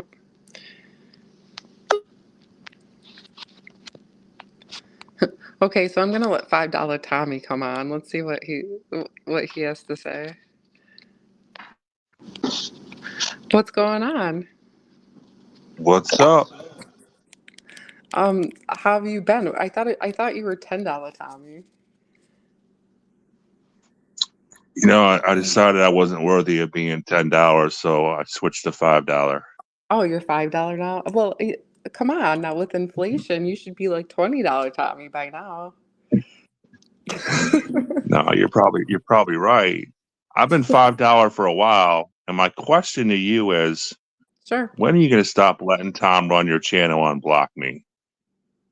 Because I'm With blocked on your channel. Okay. Well, I don't. I Tom honestly. Let's see.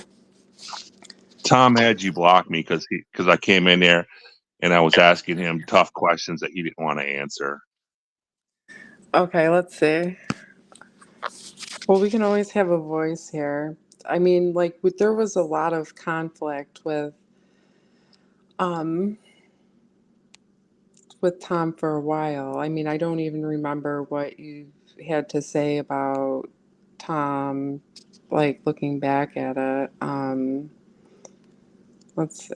It wasn't even that bad, but I get it. But you guys have been up and down yourselves.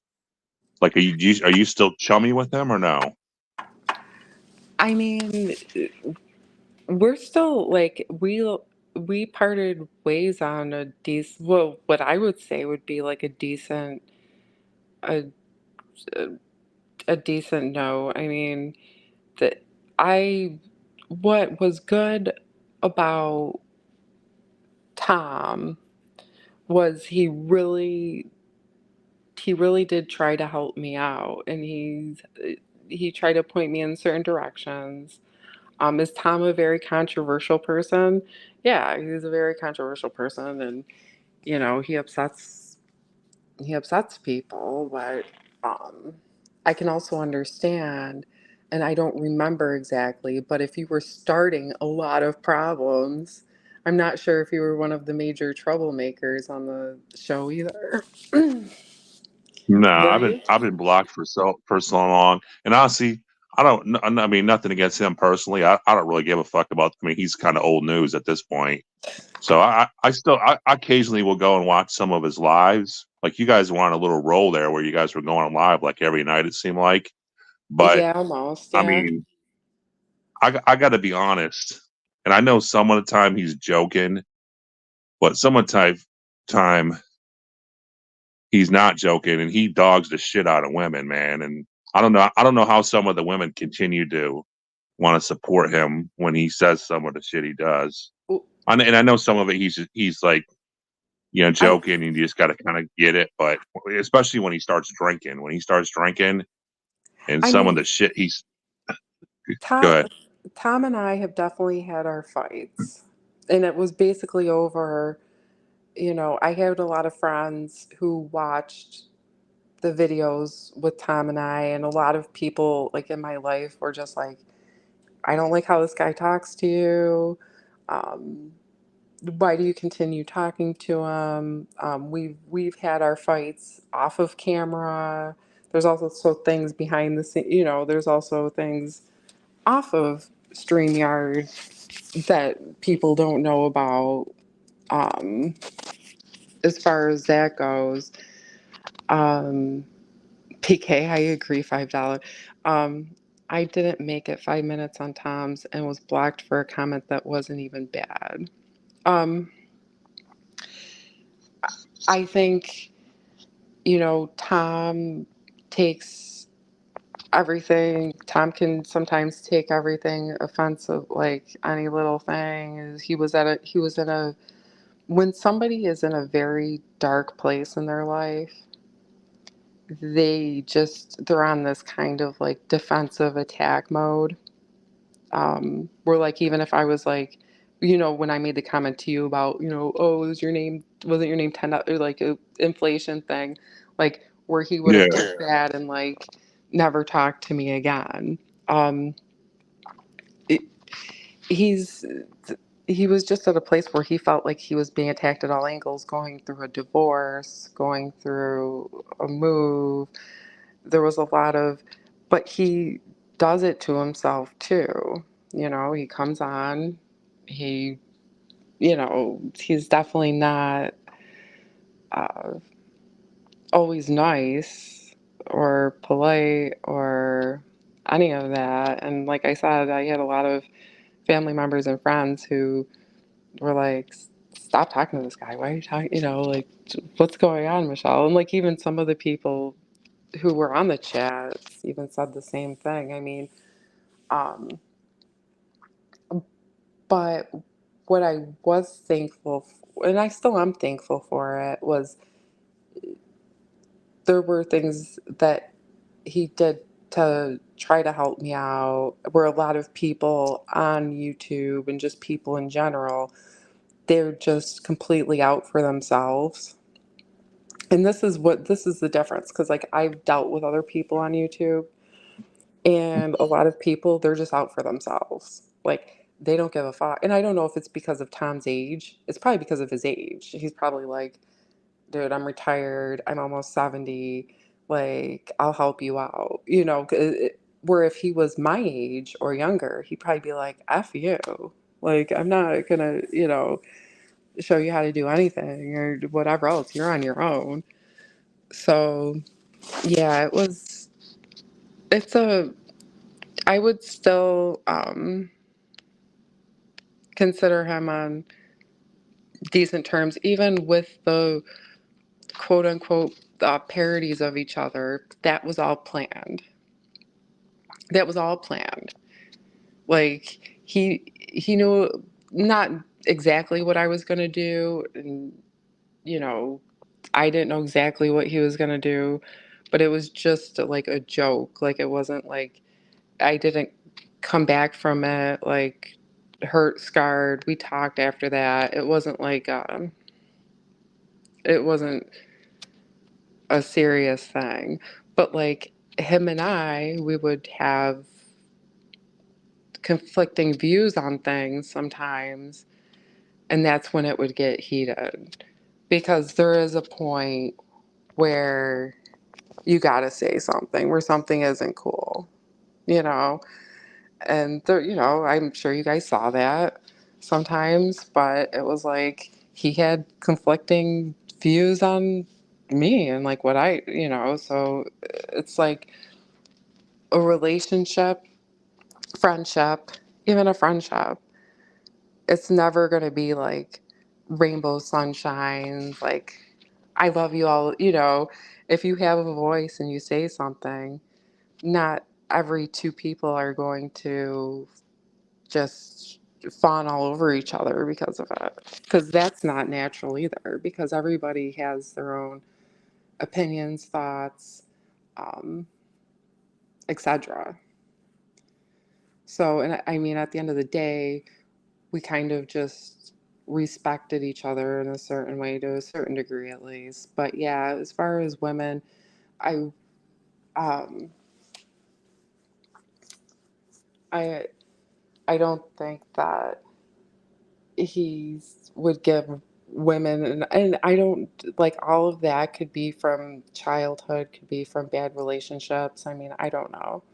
I mean, there was a point in time where I went around saying I'm going to be a lesbian because I just hated men because I got hurt in a relationship. I'm sure you've been there. $5. Have you ever been married? I, I have not, but it's not because I didn't have many opportunities. I couldn't see myself going down that path. I mean, sometimes I regret it, but Well, but I mean, you've had relationships, all right? oh yeah, I had Oh, girlfriends for two, yeah. 3 years at a time, But, and then so, but I but just had a lot of shit going on in my head, and just, you always worry about, man, you get married, that's like the real thing, right? That's like forever. And then what if you figure out that that's not the right person, man? And then I ain't trying to go through all the divorce and lose half my well, lose half my finances and shit going through a divorce. right. Well, I mean, I'm sure you've been in relationships where you've gotten hurt. You went out there, you probably had some relationships where you were the one that got hurt. I mean, it just Oh happens, yeah. right? So then you go on this And kind of, anyone that says they haven't is lying their ass off. oh, for It works sure. both ways. Exactly. Oh no, for sure. Like it's anybody who's it's nobody is if you go out there and you live your life, something's gonna hurt you. And like I think, with Tom going through his divorce and everything, he was like genuinely hurt and just kind of like going on a tantrum. And sometimes like his respect, you're right, $5. Like, and I told my friends and family this too. I'm like, yeah, his general respect for women and just how he talks, kind of down sometimes. And, um, but then he goes on and he says, well, that's why I'm probably single and jacking off in my, so I mean, it's not like he does, and it's probably why he's just, he's alone and it's probably for the best. And I mean, if you want to try to be in a relationship with him, I mean, that's who he is. But what I respect from Tom is his honesty. So, because there's a lot of men out there who, a lot, and I know you've seen it too, $5. I'm sure you've had friends and everything else, where a lot of men, they come home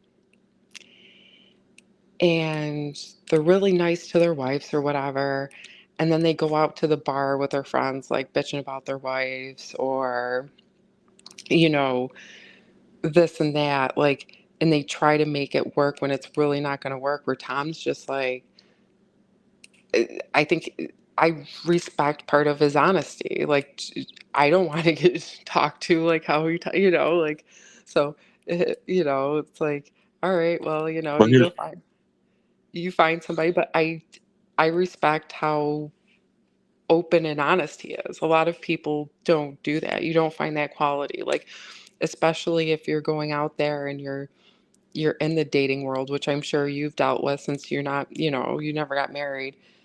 How many times did you find out like women probably lied to you a lot, or and then come to find out like this about them, and the stuff just didn't end up working out? Where like Tom's just like, this is who, this is who I am, kind of thing. Oh here's the yeah. problem. Here's the problem. It's not a big deal to someone like you or like the younger people that follow him and his channel, like that are maybe under 50, like, because they're just like, fuck you, I'm not, I fuck this old guy, you know what I mean? I'm not have any interest in him other than listening to him babble on his channel, maybe. But what I've seen is some of these older women on there get a little attachment to him because he's witty and he's smart, he's got stories, and then he comes out with his bullshit about all you older women are fucked because guys that you're gonna date, all they're thinking about is fucking 21-year-old strippers. And I've seen him kill the spirit. You've probably seen this too. Oh, for sure. I've seen him kill this. Tom is a natural born killer.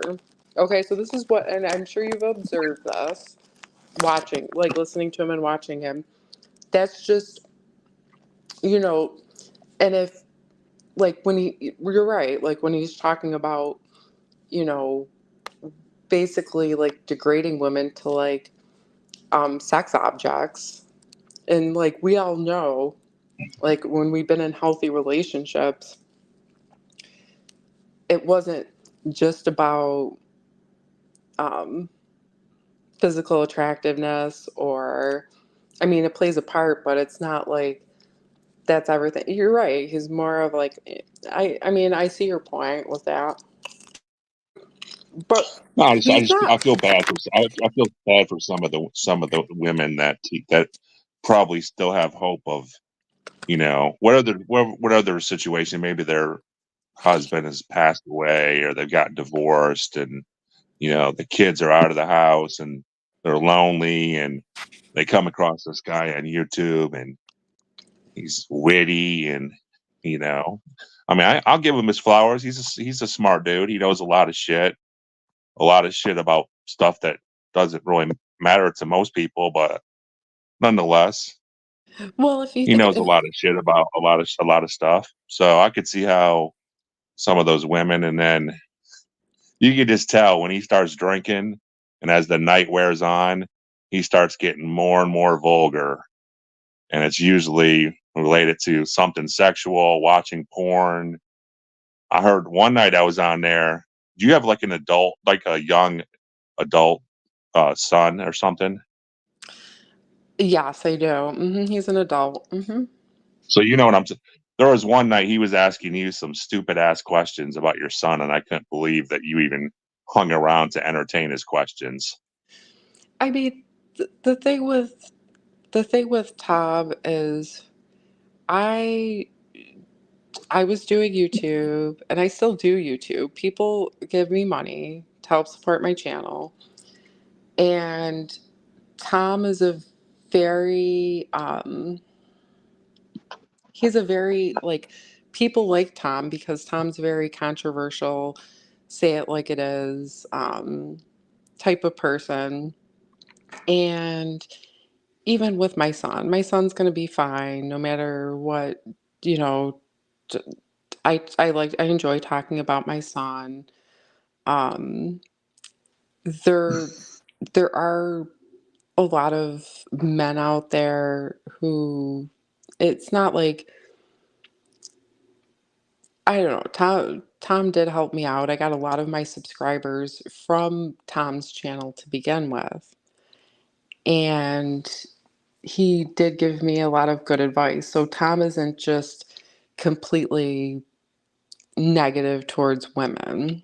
Like, it's not like, yeah, like sometimes he says some things, but I think it stems from um a bad divorce. You know, like I said the other day, I've in my life I've gotten upset and I've told friends or family, whatever, like, oh, I'm gonna be a lesbian, or this and that, and I hate men. Sometimes you get emotional about things and that you really don't mean. So, I mean, No, like I said, I don't have actually. The biggest I got more issues with way back in the day. Like everybody seemed to like flock to YouTube when that COVID shit hit, right? Like 5 years ago or whatever. yeah. Because like for a month there, everything shut down. I mean, fucking Oh, Michigan, yeah. the whole month of April, everything was shut down. I'm sure it was like that around the country. So it just, you know, it was more. He had some overzealous mods that like to block people. I think Even that's what even it I think he didn't even know. I think there was a point where he didn't even know who was getting blocked and who wasn't. That he even said probably, yeah, you're probably right. he told me he had moderators that were just um blocking all kinds of conversation whatsoever. And the thing is it was it was one of those things but like I said, I mean, Tom and I have gotten in fights off of camera, and we stopped talking to each other for a while. Um, when all is said and done, I mean, I've I got a lot of my subscribers from Tom's channel, and I'm thankful for that. I think that there's a lot of really good people on here that I've talked to and I've met, and a lot of level-headed, just um, well, I think what it is Tom usually has good intentions, but I think he probably dealt with a lot of like traumatic things and everything that kind of like made him a little, you know, there was a point where, yeah, like I said, him and I, we just stopped talking. We fought. I was like, that's enough, because when you think about it too, there's like you could. I'm sure everybody's dealt with toxic relationships, right? Oh, there ain't no doubt about it. I regret some of the relationships, like sticking around as long as I did. I mean, just that you think about the time you wasted, and a lot of times you have a gut feeling that something's not right, something's off, and it works both ways. I mean, I'm sure it happened. I'm sure I've had some women that have felt the same way about dealing with me for so long. So I ain't you know, trying to bag on anyone here because I'm at fault too sometimes. But I don't know. Yeah, he must have had some shit go on. Maybe some mommy shit, some wife shit. Uh, Well, the I whole think prostitute thing was kind of weird. Not the interviews and stuff, but the fact that he was he's this claims to be this big sexual guy that likes to watch porn and shit, but yet and maybe he just thought he was too good to get a blowjob from a hooker down there in Detroit because I do believe when he says he never messed around because I think he probably thought he was too good for that or something. I don't know. That whole thing was kind of weird. I think I think what it is Tom's a smart guy, and I think he basically knows himself. Like, he knows, so he puts it out there that he's just better off by himself. Now, the majority of people want to be with somebody else, and have connection, a healthy relationship with somebody. But like, not everybody's like that. And it's just, he lives the bachelor life. I mean, I've met people who, Hey, I got no, I got no issue with that. I'm the same way. I don't have any interest in, and I'm a lot younger than him. I don't have no interest in dating anybody. I got some health issues though, but that's part of the problem. But it's just the like when he has someone maybe sends him an email or something, and he's got a lot of those stories where when he finds out what the person looks like, it's almost like he gets offended that they thought they could have a relationship with them, and it's kind of more the you don't have to really put someone down if you're not interested in some kind of relationship with them. Just keep it moving. And right, uh, it just seems weird that you want to kind of degrade people like that when you don't think they're, you know, worthy of a relationship with you. I mean, well, I've heard too many of the stories about, oh, this person, when she found out I wasn't interested, she tried to sabotage me. You know what? You've heard those stories before, right? From him. yeah, yeah. And it's just like, I think he's just it's just weird shit. I think right. so, Well, but right, because normally you see, even with, um, you normally don't see men treating women horribly. That's usually not what you see. Like, if it's just like, it's like kind of like a man rule. Like, you just respect, general respect. Like, if you don't want to be, and that's a lot of that is taught at a younger age with men. Like, look, if you like her, but always have that, kind of respectful nature. Um, if it doesn't work out. But like, I mean, he'll come on here and say it that, and people have laughed at him for it, but he's like, he'll say it himself. He'll be like, that's probably why I'm jacking off and, you know, in my house and this and that. And, I mean, at least he knows like how he is, and he's not, trying to put on this facade that he's this nice guy that's gonna really care about you and treat you really well. Like, it's almost like he almost advertises, "If you like me, be prepared for abuse," and honestly, $5. I've had I've had women friends who were like stayed in these abusive relationships with men, and like they would tell me, like, after getting out of it, they would just be like, I just got to the point where I didn't even know better. Like, I didn't even feel like I was worthy of getting, um, treated when they met a nice, decent guy. Like, so oh, some that happens. I mean, that happens. I mean, the dude chops the woman down to the point where she doesn't think she's good enough for anybody else. well, I mean, and then I a nice I guy comes along, and well, then she stays with the dude that treats her like shit. the thing is $5, right? Have you ever seen a really good-looking female with a not so great-looking guy? And, like, he wasn't, like, it's not like he was rich or anything, but, like, have you ever thought to yourself, "Well, what is going on here?"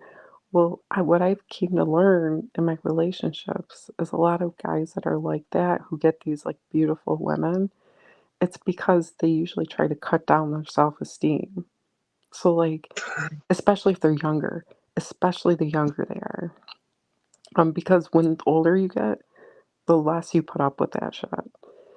So what happened, I was in a relationship like that where he was really nice at first, right?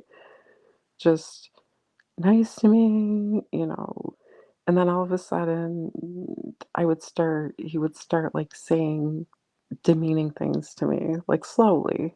So this is what it's like for some men. So they like slowly starts making like just subtle weird comments, and then it would get worse, and then it would get worse. And that is more like that's how some guys get these women that you're like, what is probably because her self-confidence is so broken that she doesn't feel like she could get anybody because now she has this thought where like I'm, what good am I? Because the person that she was with for so long made her feel that way. But as a way of like control, it's like a control to try to keep you and for you to, to do and say what they believe. And it's abuse. You're right. It's totally, and like, but even like PK said, Rita and Stephanie can give it right back to Tom. And I mean, I think when the older you get, the less you're going to tolerate something like that. But like I said, there are women out there who I've been friends with, and they're just like, I'm like, well, why did you let him, you know? And at the time, they were so broken down by one person. It's a manipulation thing. It is. It's like a whole head game. It's not healthy at all, but it's a way to try to control people. It's like, um, you could have somebody who has all of this self confidence. It's like I don't know. It's just like you're supposed to try to like respect, love, whatever, but it's kind of like it's a game almost. It's almost a game with some men. It's like, oh, I love you so much. You're so. It's like it's called love bombing, right? So I don't know if you've ever been in a relationship where the person, when you first start dating them, for like the first 6 months or so, is like they're just like over the top about you. They're like, you're so beautiful, telling you you're so beautiful all the time, telling you, you know, everything you want to hear. And then, so then you're like, oh, this guy really likes me. And then you're like, you like this guy because he makes you feel so good, right? And then slowly it's like, oh, you get these like little jabs, like, oh, you're gaining a little bit of weight, to like, oh, you really need to like work out more to be healthier, to be like, oh, you're a fat ass. And you could not be, and the thing is you could probably be a healthy weight, but like that's how it's a cycle. And like people who do that, I don't even think really realize half the time what they're doing until it's on like a larger scale.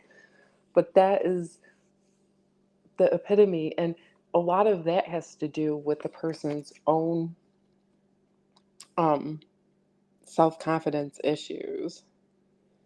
If you're trying to break No, down there ain't her, no doubt. I mean, relationships, they're tricky, man. They can be tricky, and probably the worst situation is when, like, kind of an average guy gets into a relationship with, like, let's say, a guy that's maybe 5 or 6 gets in a relationship with a girl that's like in 8, 9, 10. That's going to be nothing but problems for guys that are hitting above their weight level, so to speak, or out punting their coverage, or whatever you want to say with the terminology there, because eventually they're jealousy. Because if you're a hot chick, you're going to get attention all the time when you go out from guys. And if you're with like kind of an average looking dude that doesn't have, you know, your self esteem, that's going to be argument one argument after another when that relationship. So I think what it I've seen is that play out quite a bit. is if you have good self-confidence in yourself and you have a good relationship like with the person, like it's just a good relationship. You guys, you know, um like not one person's going out to the bar all the time, like the person comes home, you guys build a life together, this and that. Even if she is going out there getting attention and stuff like that, you're not going to feel threatened because you've that she's satisfied where she is. Like it's not even a question, like, and honestly, like there was this one guy I met when I was vacationing with my husband. So it was bike week. It was going on in Daytona. And there was a man and his wife. And his wife was dressed like, very, tight clothing, showing stuff, whatever. And Provocatively. and people were like taking pictures. He was encouraging people to like just like fawn over her. So the thing Yeah. is it's like if you have the confidence in yourself and your relationship, if she's getting fawned over, you might even just take that as a compliment. You know what I mean? Like, yeah, you guys can look and all you want, but I'm secure on how I treat her and she's always going to come back to me. Like, yeah, she might get flattered by, whatever, but that's only on a superficial level. That's not like a actual um, committed, healthy relationship. Because if a woman is content, I'm not even saying they have to be like happy over the top. She's not gonna, especially women. Women are if their needs are met in their relationship with a man, like it just works. It's like a how would I describe it? It's like a harmonious thing. So like because women don't think about sex as much as men do, and we talked about this.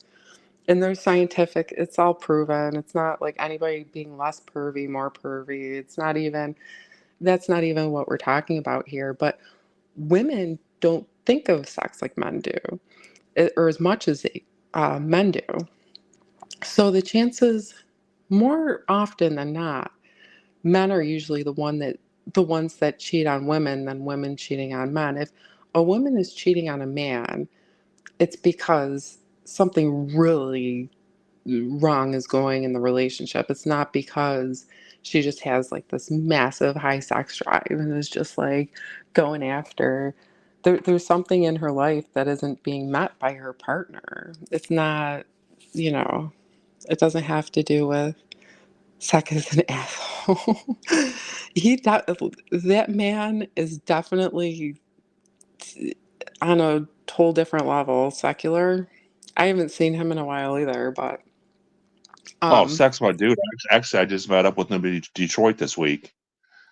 No, here's the deal. I get why people get offended by Sack, but he's another one that, some of the stuff he just says, just to maybe get a rise out of people, and it's not. I don't think he really means it. So I kind of get him. So he doesn't. Nothing he says gets under my nerves. I mean, but no, he's a. If you get to know him, like I like, trust me, I'm not. I get why some people don't I mean, like to do.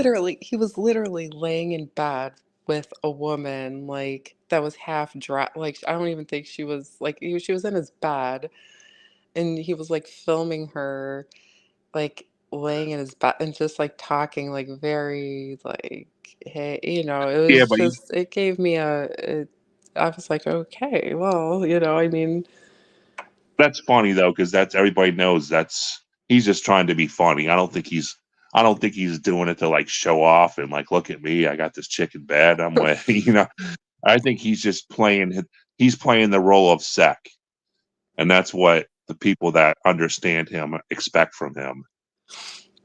I mean, So like I said, hey, I'm gonna give the dude his flowers on this. I The well like I dude, what's that? Go ahead.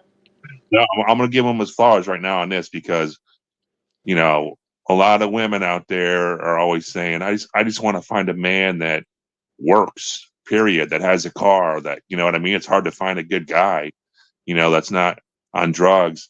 And I will tell you that dude works his ass off, because I know he does some work for the company that I work for. Like, I brought him in to help out, mostly out in Detroit, and he's got a full-time job. And sometimes he does, he's doing big campaigns with us on top of his full-time job, you know, and, he's got a kid, you know, Yeah. so I know people don't like him, and no one's ever, it's just like with Tom.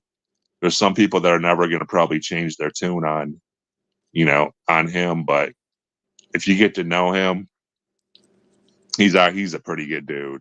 From my point of view. But I get why some women are a little creeped out by some of the shit he says and does. I mean, like, like it's kind of like that. It's like even with Tom, like, and thank you $5 for, coming up here and voicing your opinion. And you're right. I'm not gonna sit here and deny how he talks to women in general is just like I said, I had friends and family members that were just like freaking like, what is this man like? What's going on? Like, why are you letting like this is crazy because in general, everyday life, th- men usually just don't start picking apart. But I think that's part of his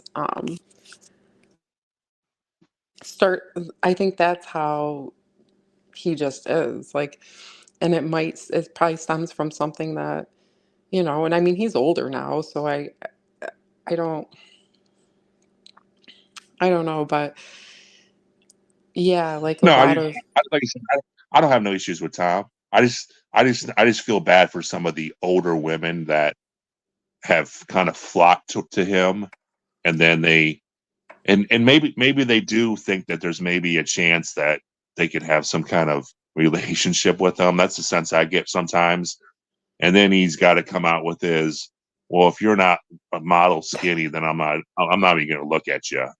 And I feel bad for those women that so are probably I had, lonely and get attached to Tom, because he's witty, he's charming, he's got real good stories. I mean, he's got some really good stories. oh yeah, well, So, well, one of my close relationships was with a guy like Tom, like I said, like the whole thing started off like because he would always come off very cultured, very women were attracted to this guy because that's how he pulls women in, like with this overconfident, like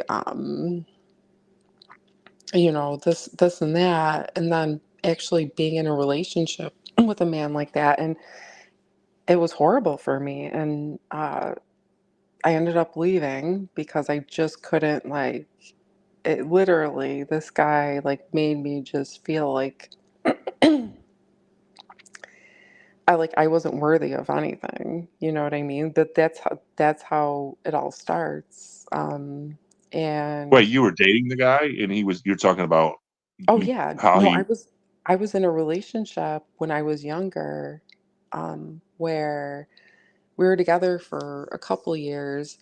And like I said, it starts off, like, oh, I'm very smart and cultured and this and that. And then they treat you good. And then all of a sudden it's like, if they start feeling insecure because then they start seeing, that like other guys want you or whatever else, like they start making these comments and then it gets worse and worse and worse. But that's how abusive relationships start. And I sometimes maybe Tom doesn't even realize that he does it.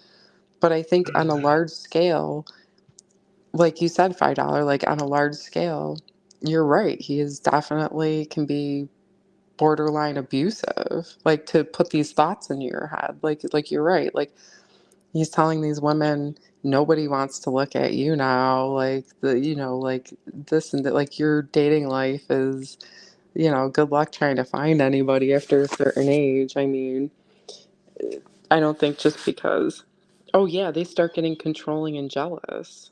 Oh yeah, that's how it happens. It's like, the guy that I So date.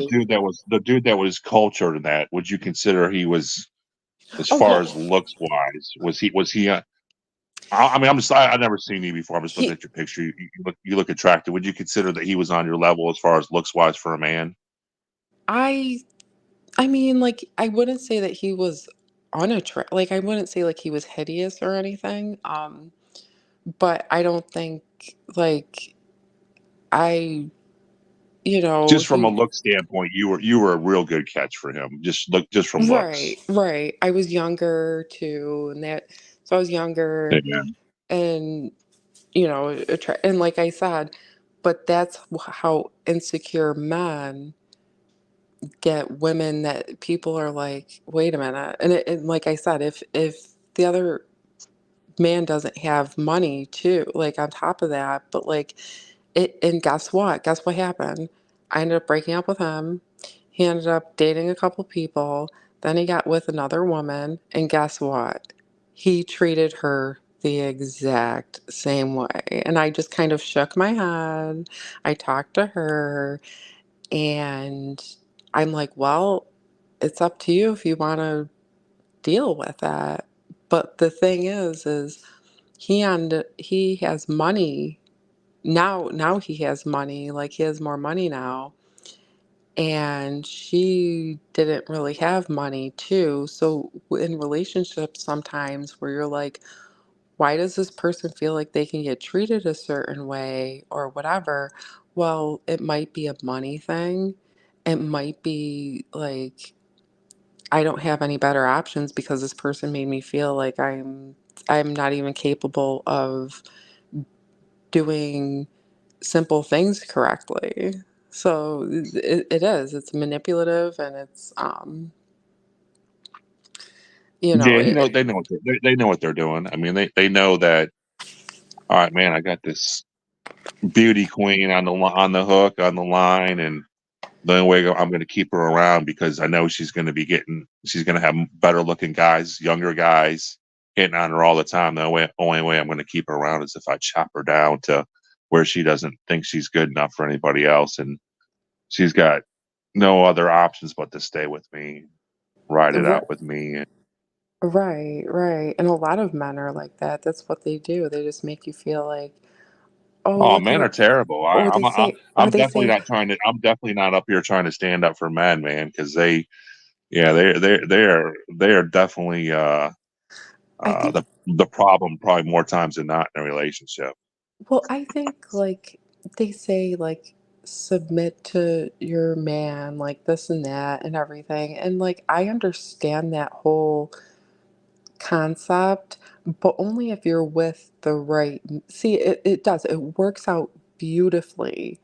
If you're a man, right, and you are genuinely looking out for a woman's best interest, right? Like you want to see her happy, you really want her best interest in mind, not yours, but hers. It's so easy to listen, to submit and obey to a man if you can literally go around and you're just like, I'm happy, I'm content, like I have all my, everything's going okay in my life. So like you don't give a reason to like even if not everything, like most of the stuff in her life is going decent. She's going to be like, you don't really need to worry because like anybody, think about it like this. So if your woman goes to work, there's going to be men around. She's going to have to talk to them. She's going to have to at least semi socialize with other men. Like it doesn't have to go to extremes or anything, but like it's just going to happen unless if she just stays home all the time and like lives in like this bubble or whatever. Maybe she's happy doing that, but I mean, most of the Bubble. time, No, no one wants to do that forever. No, here's yeah. what happens: the dude gets it in his head is because that once he gets it in your head that you're getting attention from guys, then he starts why are you dressing like a slut? Yeah, Why are yeah, like you, why are you putting why on aren't you makeup? home at a Yeah, certain time? why are you, yeah, like why are you, like why is your makeup, like why are you wearing like more, but that's the thing. That's where relationships start going bad, because if you are genuinely secure that you did everything to make her happy, there wouldn't be, you wouldn't even think like that, because you'd be like, my woman's happy. Like, I give my woman what she wants, like what she needs and whatever, and she's not gonna give this up. And with women, it doesn't have to necessarily be looks, right? So with women, if they're getting their emotional needs met, if you guys can communicate to each other, if you can like have some kind of romance too in your relationship. I know it's hard when you've been together for so long, like it kind of like, because you get so like stuck in like this thing. But if you can like, but it takes some effort, and a lot of people, what happens is if you are technically in a healthy relationship, right? So I'm saying you're in a decent relationship, you guys like each other, you guys respect each other, you have conversations and stuff, but sometimes people just get stuck in this rut, like work, this, that, and you forget to like, oh, like leave like a little love note, or oh, maybe once in a great while bring home flowers, or do you know what I mean, like, um you know but that's the thing, it's like if you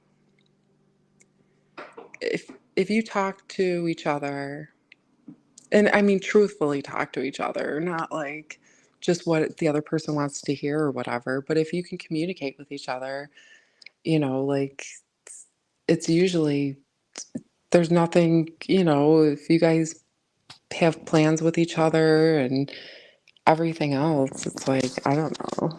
If he tries to keep you home and forbid you from wearing what you like, there's a problem. Right. That's a big red flag right there. I've never understood dudes that want to control their women like that, because eventually it's just going to push them away. It's going to push them out the door and stuff. But Well, you gotta love, like, the thing is you guys have to, like, if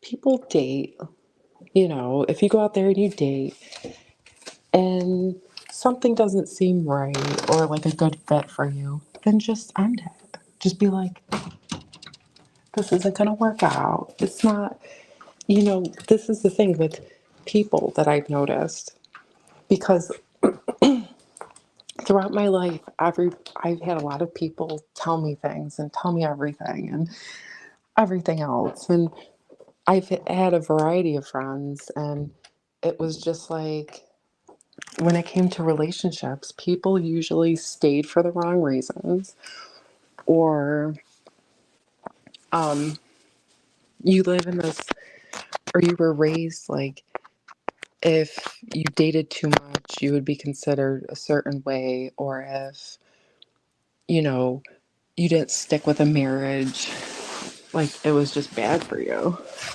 But I think if you're just open, honest, and you have respect, and you actually just let the person be themselves, like, instead of like trying to cut each other down, it's like, then just leave. Like, I've literally seen people who are in relationships fight, and one person goes, there's the fucking door. Like, if you don't like what's going on and this and that, but the thing is when you're in relationships, it's called compromise. It's called, hey, I just looked at the chat real quick. Did you see Mark Kessler's comment? He said Sec is an asshole. Hey, Mark. Like I said, I get why people don't like him, man. I get it. He's definitely rubbed some people the wrong way, but I mean, other people kind of get his stick, so to speak. Is he's just being funny with some of the shit. He's just like Tom. I mean, he's kind of like Tom in a way. He's being kind of funny with some of the shit, and at the same time, I can see how people take it as being degrading too. I mean, but yeah, I don't know. I always thought he was a cool dude. I like his. I wish I told him he should do more interviews down there. Because people like those interviews. There's kind of been a void since Tom left. I don't know, a couple years ago, and not everybody can do those interviews. I mean, a lot of people, they get that camera rolling and they get nervous and they forget what they want to ask, and it's kind of choppy. Have you ever watched any of those guys like in the overplayed Kensington scene and all that shit, where it's like you're just like, man, I wish the interview guy was a little bit better. Right. No, I mean, I've watched some of those interviews and I learned a lot about um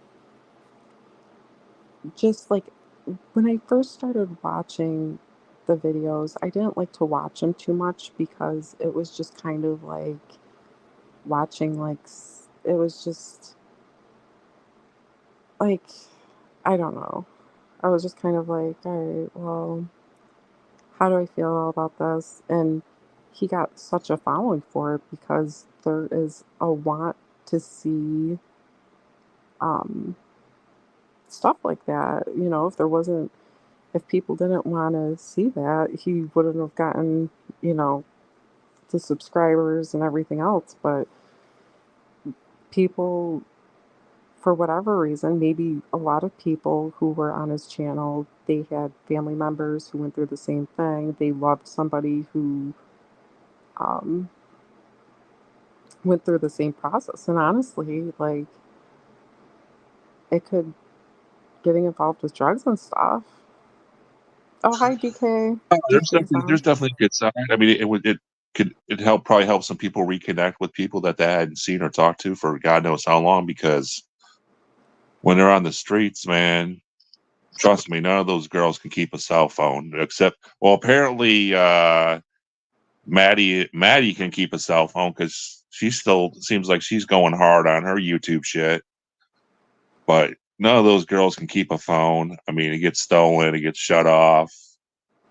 So how else do people can family keep in touch with them? And trust me, I've known family that rolls down into those areas looking, because a lot of those girls, doesn't matter what city, a lot of the addicts aren't even from that area.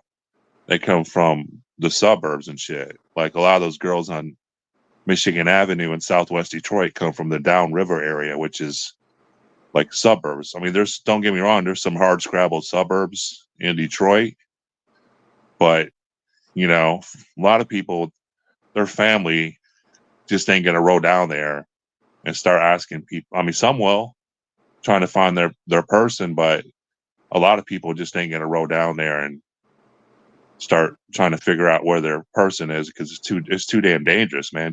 I mean, two girls just got murdered. Secular just had to put a video up. I don't know if you saw his video. Two girls just got murdered in a trap or in a bando in right down there in Southwest, like on Cinco de Mayo in the middle of the day. Some dude pulled up, and apparently they're with the two girls are with the dude that had a settlement coming, and he was getting his drugs fronted to him, and he got his settlement, and instead of paying back the dealer, he just fucked him over and started getting his drugs from someone else, and they caught him, and those two girls were just collateral damage, and they both died in that bando. They got shot middle of the fucking day, 2:30 in the day. The dude ended up surviving. Well, I have. So unless you got some street smarts, it's not real wise to go down in some of those areas. And I ain't even just Detroit thing. It's any of these cities. Probably where you're like in Buffalo or something, New York, whatever. Probably the same shit up there. I mean, it doesn't matter. I mean, it's a dangerous game to try to go down there and try to find people. So I mean, the thing is,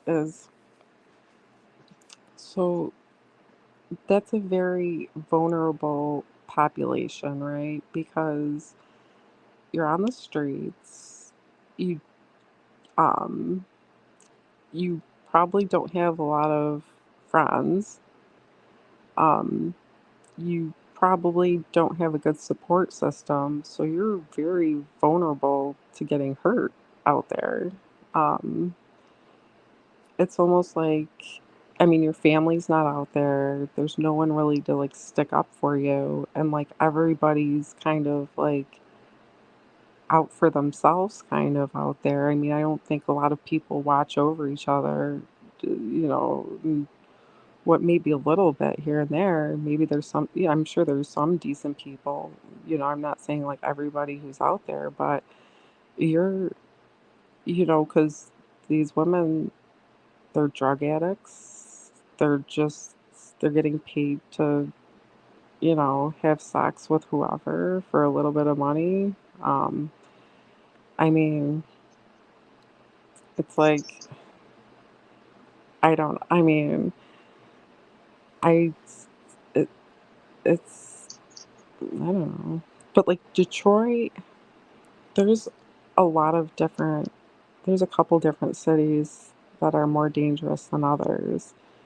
But I know Detroit's up there as far as, um, Yeah, it's honestly, I think that was why there was a lot of interest in Tom, and it's because a lot of people,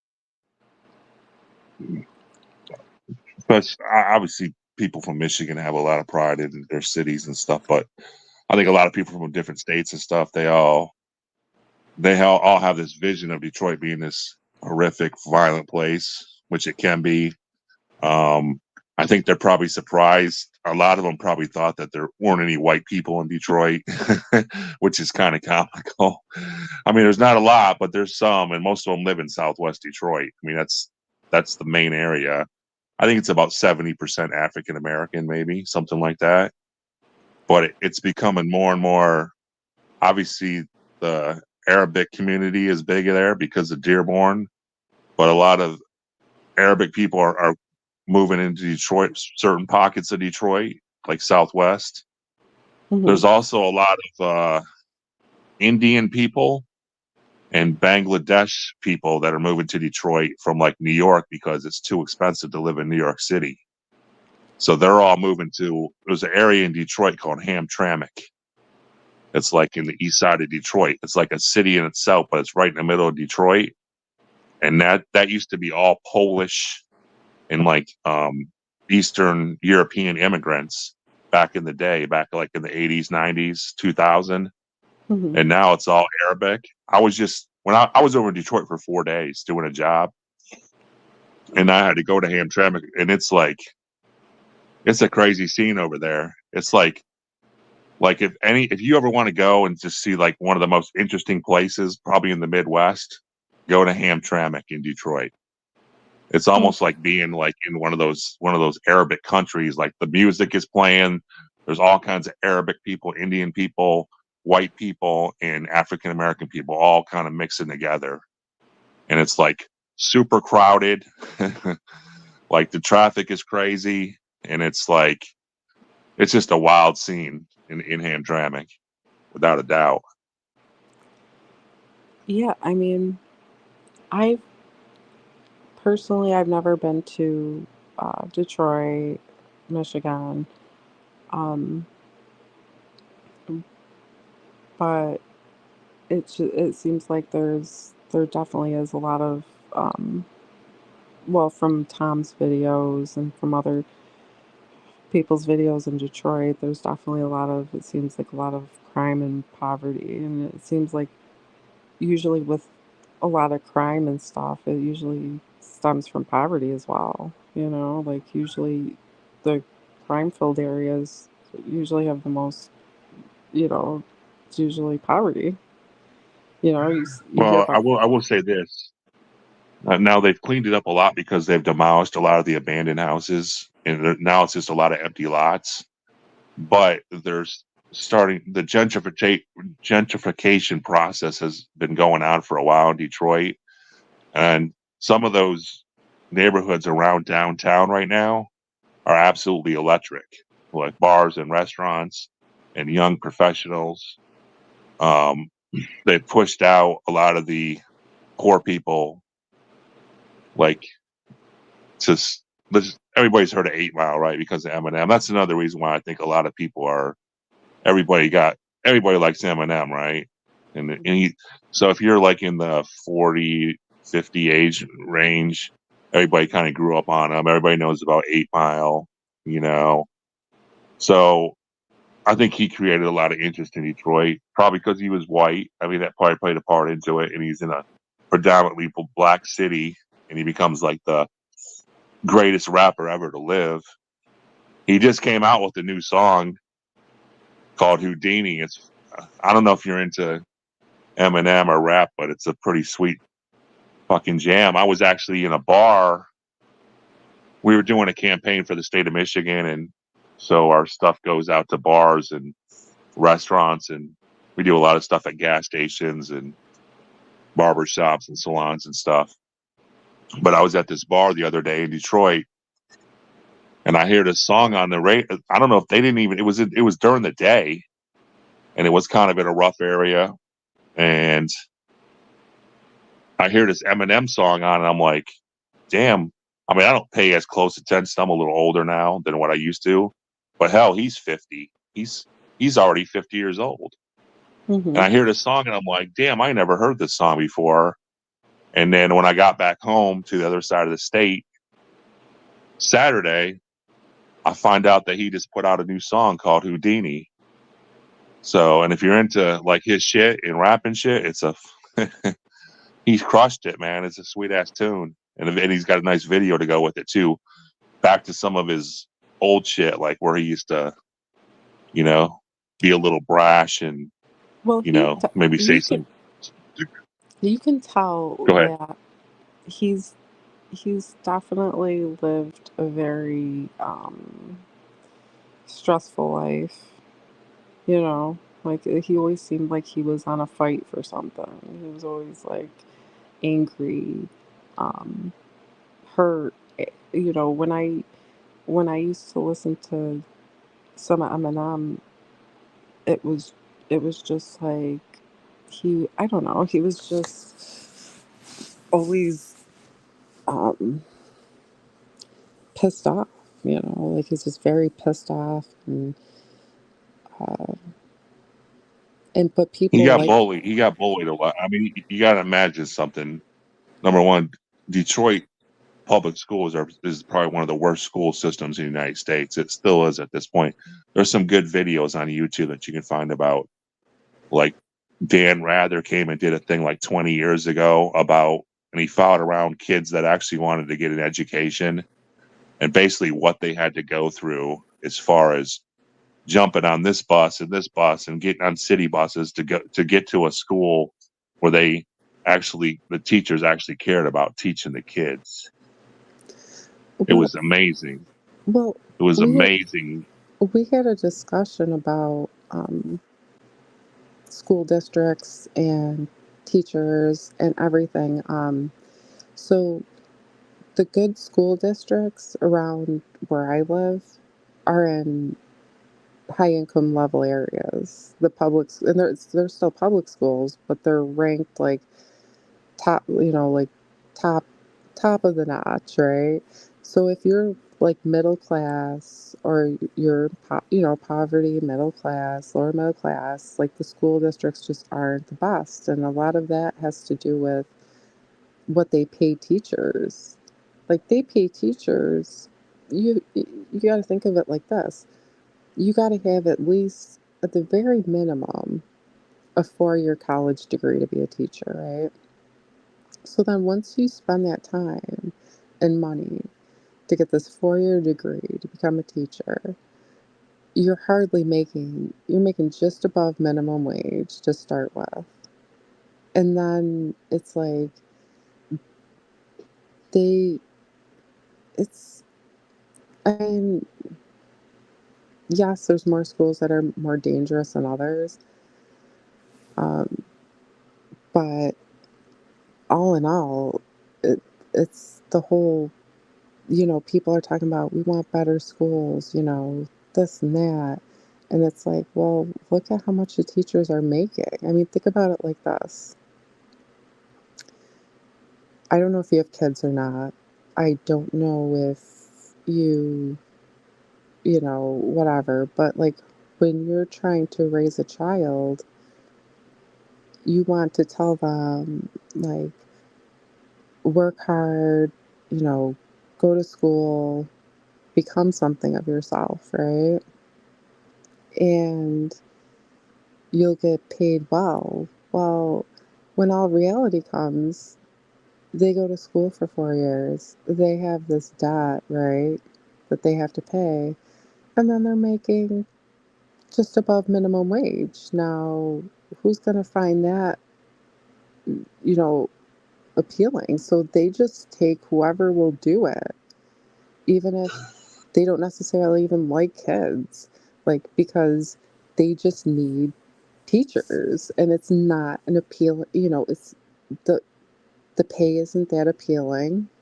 And you figure you put your kids, this is the whole thing. You put your kids in the care of these adults all day long. Adults who get paid. I mean, I worked at a grocery store where you would get paid more than a teacher to start off with. So Yeah, so that's a fi- joke. so figure that out. So figure out how you can work, in a factory and make more money than a teacher who's educating kids and everything. And it's all basic. Um, it's all it's all control. That's just how they control everybody, right? So like, if you are born into money and you could go to a private school, you can pay to have your kids go to a private school where the teachers there, they get paid better. I'm not saying they get paid a lot more, but they get paid better. And it's just all stems from that. And they're always desperate for like good teachers who can actually get through to kids. But the thing is most public schools, and what people don't know is they don't like the teachers really getting involved with kids anymore. And the reason for that is because so many parents have been so offended by, let's say, a teacher did something that was appropriate, like not, you know, over, not completely like whatever, but like they try to help out a kid, or they try to, you know, get a kid to do something. And a parent found out, and they were just like, you can't say, you don't do this. So basically, where before parents gave the teachers permission, like, if my kid's acting a certain way or my kid isn't listening, like, you can tell them they have to do, you can have punishments for that. But now it's like the kids just do whatever they want, and the teachers are basically told, don't do anything about it. And that's how that Yeah, goes. unfortunately, you can't discipline kids anymore. So uh, this society's pretty fucking screwed, to be honest with you, with these kids growing up nowadays, because you can't touch, you can't. I mean, there is no paddling kids.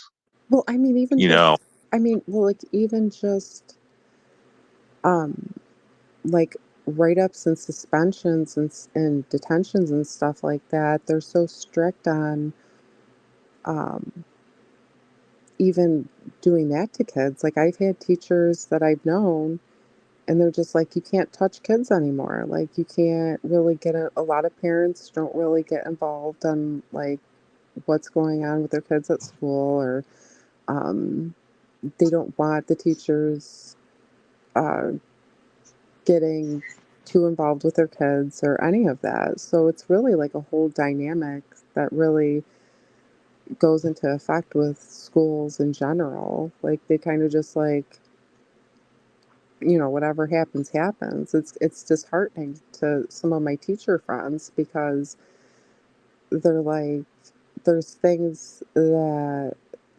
they wish they could say or do to some of the kids for the kids' own benefits, because they care about the kids and everything, but they can't, because so many parents are just kind of like, I'm the parent. Don't, you just go in there and just talk and teach, just go in there and freaking teach them about 1 plus 1 or, math, science, and that's all you're going to do. Like, don't get, even when kids get in fights in schools, and I live in a suburb, and kids get in fights all the time and bring knives, and there's a lot of violence, and even in the better parts of town here. And half the time, the teachers don't.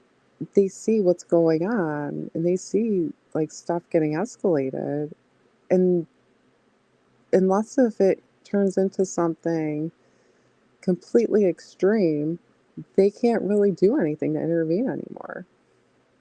No, they'll get fired. They'll get fired. They'll get fired for a lot of shit that you could do probably 20 years ago. It's not. Yeah. It's not worth it, man. Trust me. I got a good friend in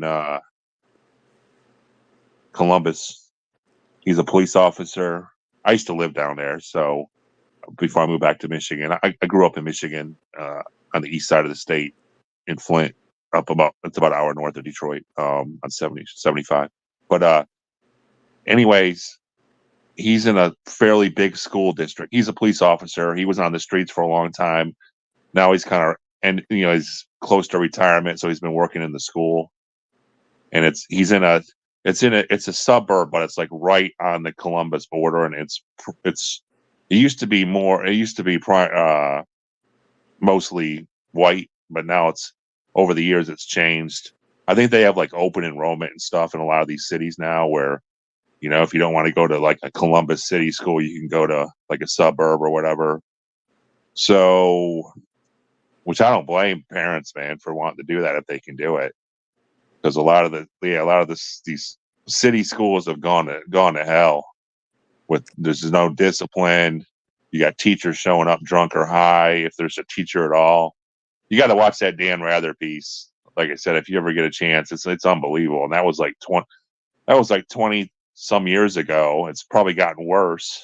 Well, yeah, But like my even buddy was telling me, what's that?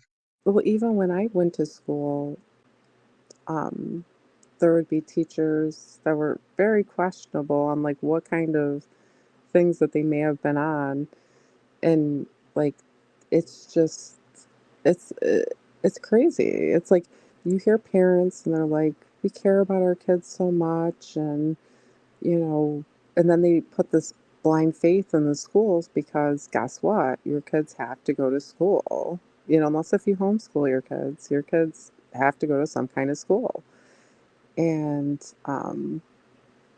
yeah, like you're right. Like there could be so many changes to the school district for a better, just overall foundation. But it's like, I think there's a sense of where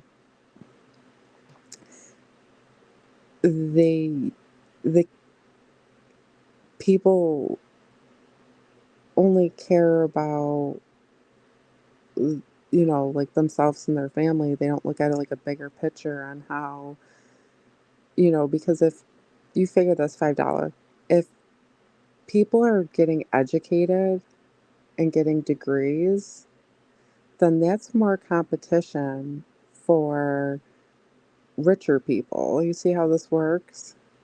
So like they like to, it's almost like keeping like people down in life. If you have money, you can afford to, put your kids in better school districts with teachers, just better overall. But it's like, if not, and you find a teacher who actually cares, you'll get lucky and maybe your kid will be more successful in school and in life. But that's just how, Yeah, I don't that's, know. The whole education thing is crazy. Uh, but what I was going to say about my buddy that's a resource officer, ever hmm since that George Floyd shit happened in Minnesota, in Minneapolis, and they had all those people protesting all over the country, and certain cities based on their political stance were just letting shit happen at those rallies, and letting people just shit on the police and all that stuff, and every everything changed since then. And my buddy's just like, he goes, like, these African American kids in his school, like, since that whole thing happened, like they just ignore him. Like they won't say hi. And he's like, it's the parents. The parents are the ones that are telling him, like, oh, the police, man, they're just all bad dudes. Like, don't fuck with them. Don't listen to anything they say. Don't even address them. He just says it's ridiculous. Like, there's just so much animosity, you know. And I don't want to go down the rabbit hole with this whole thing because it's fucking disturbing with what happened in the last 5 years. Whenever that, I don't know when that George Floyd thing happened. You know what I'm talking about? The guy in that obviously got, that should have never happened. What happened to that dude? You know, even though he was a bad dude, I mean, the dude spent time in prison for a home invasion where he put a gun to a pregnant woman's head.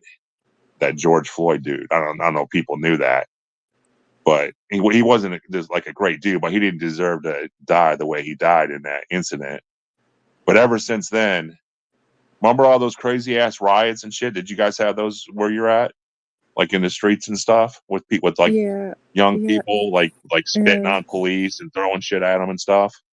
Well, there was a lot of just rioting all over, like not necessarily at the police here, but it was just kind of like there was a lot of like chaos going on, and um, there's a lot of people who still support police to this day because think about it like this: police have important jobs too, right? So they go out there, they have a dangerous job. They have to carry a gun on them. They have to be, you know, you have to be a certain way with people. And it's like, I've known a lot of, like, if you go to be a police officer, you can retire with full benefits after, I believe it's 20 years here, 20 or 25 years. You can fully retire. And there's a reason behind that. It's not because you had this cake of the walk job. Like, you would walk into your job every day was to walk into conflicts. Um, you never knew, it was like you don't know exactly what you're walking into. I mean, they dispatch you, and it's usually not most of the, not always, but it's usually not a good situation that you have to go. That's your job. Your job is to go in there, and yeah, you're armed and you have a bulletproof vest and stuff, but they deal with a lot of shit from people. And it's like, even when you pull people over, like, are you going to get a decent person? Are you going to get someone who's not decent? Like, it's a very stressful job. And if you don't have a job, or depending on your job history and everything else, like, you don't know what it's like until you're in that person's shoes. So am I do I feel that that man deserved to die? Of course not. But it's not like these police officers were just random people just randomly killing random, like, there was a reason why the police officers went to that location. It wasn't because everything was going good. It wasn't because there wasn't any issues. So I don't know. I mean, to cause the Hey, rioting and listen. Probably the best invention of the last 20 years has been the body cam, because I'm sure you watch all these videos on YouTube of all the different body cams from all over the fucking country, and now people can really see how often that police come in contact with someone that's got a gun or a knife. So now they can really see the real story about how dangerous it actually is. And then when they have to use deadly force, they can really see, okay, this jackass wouldn't comply. He had a weapon. He pulled the weapon. He pointed at him. they got no choice but to shoot the motherfucker. Well, So now that because people can see exactly what happens every day, and it's amazing how many stops and where people have a gun and how stupid they are sometimes over some petty ass thing like an expired tag, and they're fucking pulling out a gun. I mean, it's well, just stupidity.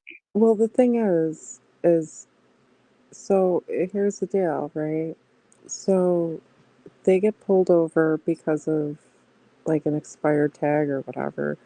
But in all reality, they're probably dealing drugs. They're on edge because they're not doing something that they're supposed to. If you are a civil person, and I've been pulled over by police officers before.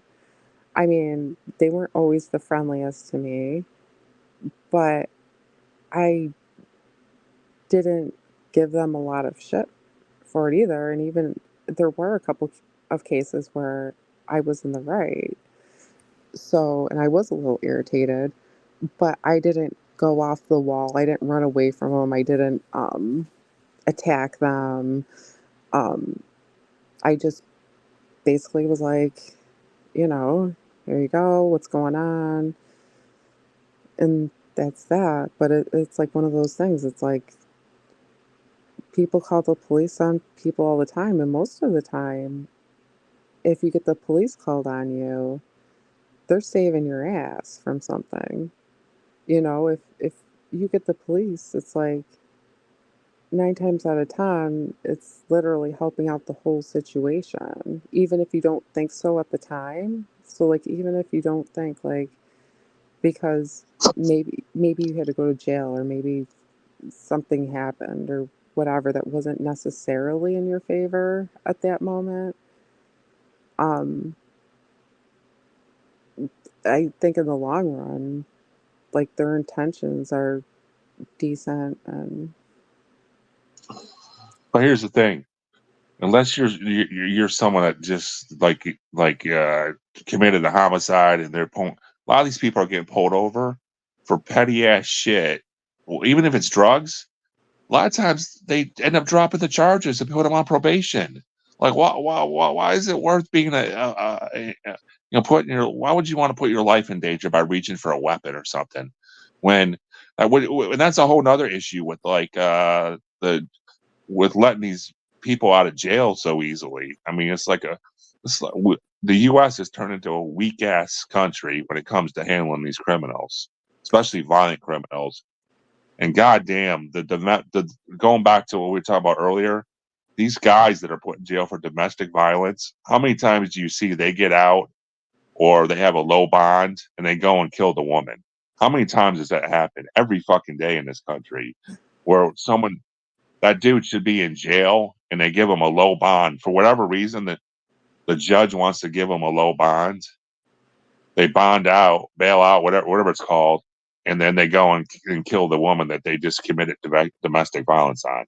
That happens every day, all day. It seems like in the United States, it's ridiculous. I think um I've seen that happen first, you know, I've seen it happen like domestic violence and um I never understood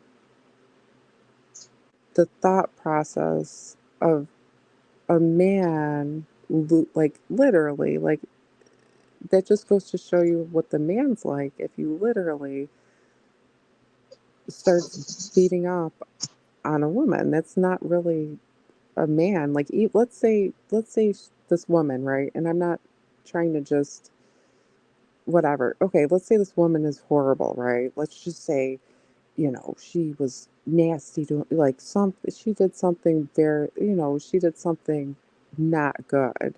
Well, then just kick her to the curb, man. Like be a man. That's the thing. Like men either aren't getting raised by men or they don't know how to be a man, but it's like it always made me so upset when I would hear about a man beating up on a woman. Like, what are you trying to? what, what's what's going on here? You know, like, and it's like what we talked about earlier. Like a cycle of abuse with men and women. Like I said, I've seen friends, women friends of mine, get in front of me, get like physically abused by their boyfriends or whatever. And I was just like, and then when you go to be a friend to the person, like they hate you for it because they're in love with their man. That's you. Oh, ain't no doubt. But like, I never understood, like, why a man did the man feel better about it? Like, oh yeah, I freaking just, you know, there was this one woman. She used to come into one of the jobs that I worked at, and she used to get a coffee and whatever. And like one day she had a freaking black eye, like black eye, and come to find out, she was in a massively abusive, like, 'cause she was always kind of like meek, like soft spoke. She was always kind of like nervous, like not yet, but just like you could tell there was something going on. And like even when dealing with situations like that, you could always end up being the bad guy because you were like, there was just something not right. There was just something like really what's going on. And like when cops go into like domestic situations, it's like a whole level of we don't really even know what to do. Not that they think like I'm sure they don't think like a man beating up on a woman is the best for anything. If you think about it, like, yeah, Yeah, I don't get dudes. go beat up on a female. Like, yeah, that's you showed her. Like, what did you show her? You know what I mean? Like, what an awesome man you are. Like, oh yeah, be with me so that like I can just like hurt you so bad because you're so horrible. Like, I don't know if your relationship gets to that level, freaking just be like, look, it isn't gonna work out. Like, bye bye. Like, and get her going. Pack her stuff up or whatever and tell her not to come around anymore. Just be like, no, I'm not dealing with you. Don't want to deal with you anymore. See ya. But instead, it's like, I don't know. Here's the I thing too. When you off the wife or girlfriend, like you're the first person they're looking at. I mean, there's no like what are you thinking? I get it. It's maybe done in in without being able to really think it through. But you're the first person they're looking at. You got. There's no way you're getting. You're gonna get. I mean, well, unless you're OJ. Unless you're OJ, then maybe you'll be found not guilty. But everybody else, look at all these high profile cases that have been at Nancy Grace over the years. Every one of these guys, you're going to jail for life. You think you'd maybe think it through a little bit, just a little bit, and just be like, you know what, this shit ain't worth it no more. Look at there's all the women out there. Just fucking end it and just break it off and move on and find another woman. I mean, it's not that hard. It's not that hard, and more times than not, you'll probably find another woman that you maybe enjoyed a hell of a lot more than the one that you thought about killing. And so, but there's other stuff going on there too with the dude. I mean, a lot of it does come down to self esteem and thinking the old lady's cheating on him and all that bullshit. It's just crazy the way some people think. I mean, the thing is it's like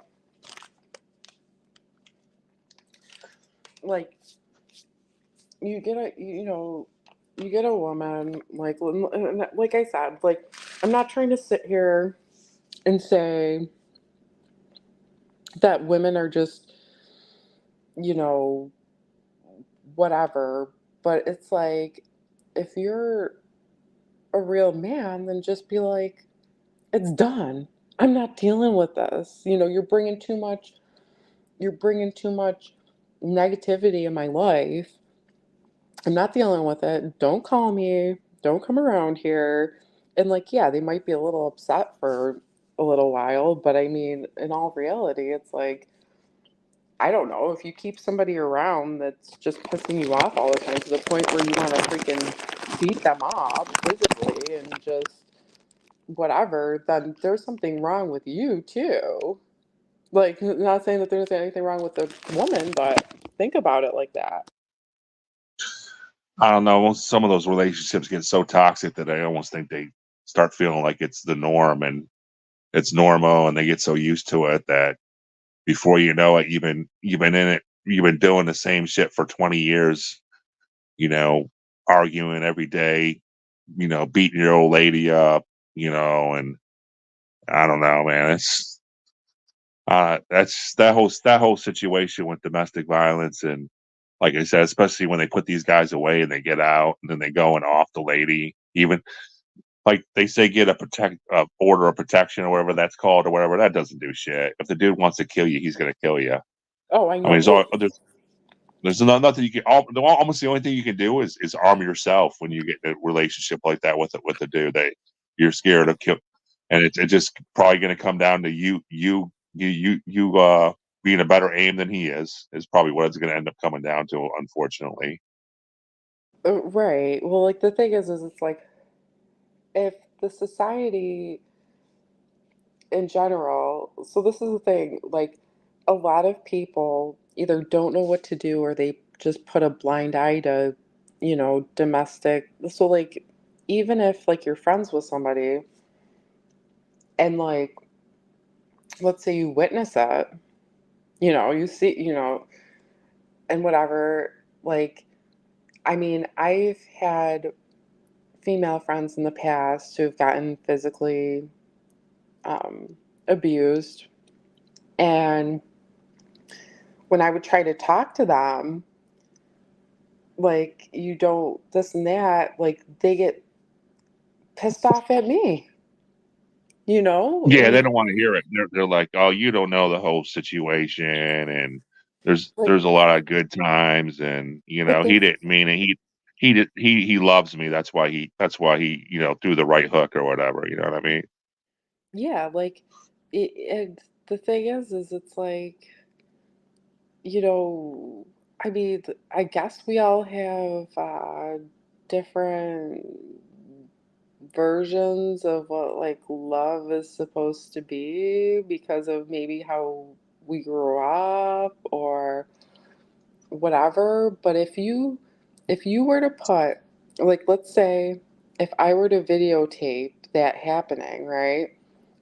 Videotape it and then put it on like social media or something, people would go insane. And honestly, the people that were involved would be like, what the, because sometimes you can't see what's going on because you're so like mind screwed, you know what I mean? Like, so you can't even tell what's really going on. Maybe if like you take a video of it and then you show the person and be like, look, this is what's going, I don't know, I'm not going to say anything and just show them the video and they might be like, wow, like I didn't realize it was that bad. Because if you were to put a video online of a man beating up a woman, what do you think the response would be?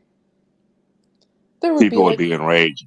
They'll be yeah, enraged when they see a video. If they look at all the pro athletes that you hear about it, and no one blinks an eye. But when the video comes out, oh, everybody's like, oh, you got to kick him out of the league. You right. got to. I mean, Well, when the that's when the video comes, and that video comes out, you might as well forget about it. You're pretty much done. well, But it doesn't. even like Puff Daddy and stuff. Like when I saw, and it wasn't like I'm not saying like, oh yeah, certain types of abuse are okay or any of that. But like when I saw the rage when he went after his one girlfriend. It wasn't even like, how you could tell somebody was fighting with each other and then maybe like something, it got a little physical. Like this man, he was enraged. It wasn't even like something that escalated. He just came out of nowhere in a rage and literally not only hurt her, knocked her down like completely. So he really like it wasn't even like a trying to like restrain her or anything else. This was like he full force knocked her down and then he proceeds to kick her like beat her up even more while she's laying on the ground. So that's that's just like talk about seeing something that's disturbing and it's like well what's your defense against that? That's supposed to be your woman like the and you're literally like freaking you literally kicked her ass like a man. You literally treated her like you were defending.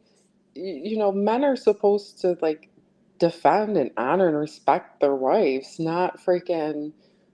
You know, you're supposed to do that with like I don't know some asshole that's being a dick to her. You know, like so. You know, you're basically saying yeah, I treat my woman like this, so why I guess everybody else can, right? Because that's the thing I always tell people. I'm like, you take that abuse at home, would you take that at work? Would that be appropriate if your boss came at work and just decked you? No.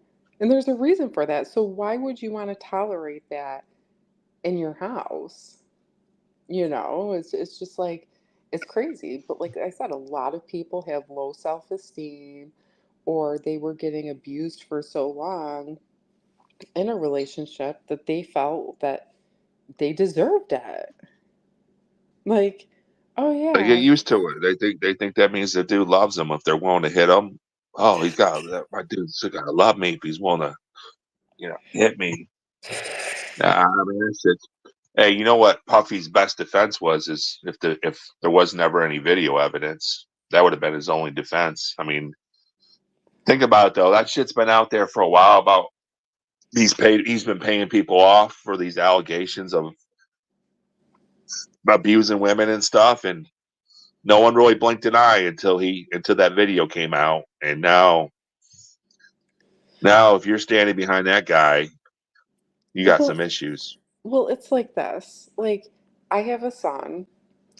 I never once, if I ever saw my son,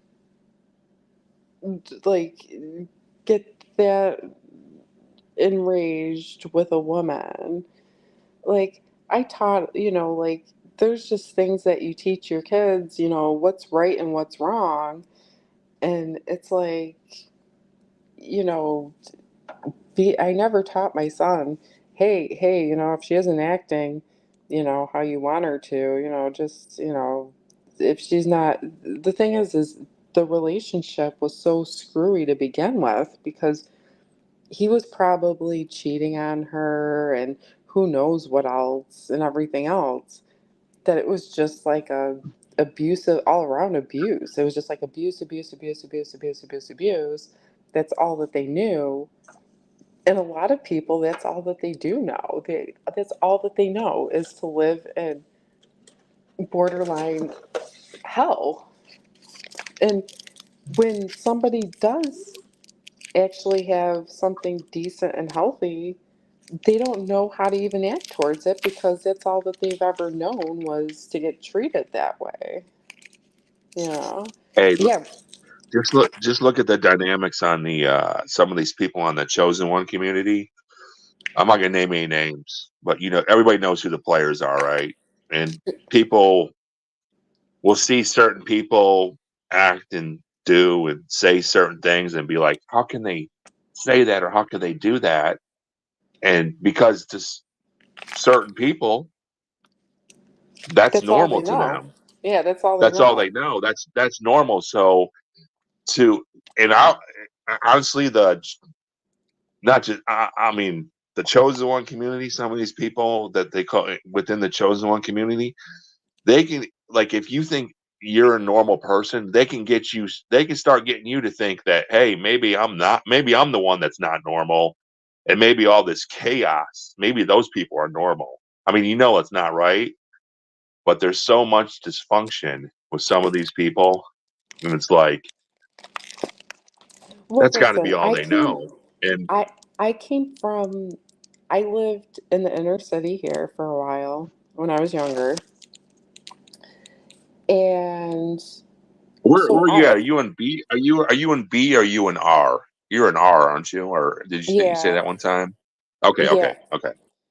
And so like I I lived in the poverty side, and it, I had to have street smarts and I had to do things a certain way. And I dealt with a lot of like the drugs, violence, all of that stuff. And what I have to, it basically comes from even their parents. So, like, even some of these people's parents were so abusive to them.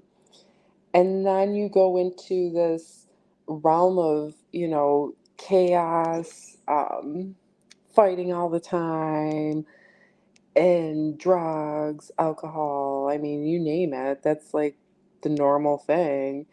And it's just like when it happens so long, you do just find it that's the normal way to live. But when in all reality, you might know better because, like, maybe you had it where it wasn't like that. I mean, nothing's ever like rainbow sunshine and whatever, but to live every day, I think what it is when you live in poverty and you really don't have any money and like your food, even your food, like your food's low, like your basic needs aren't even being met, right?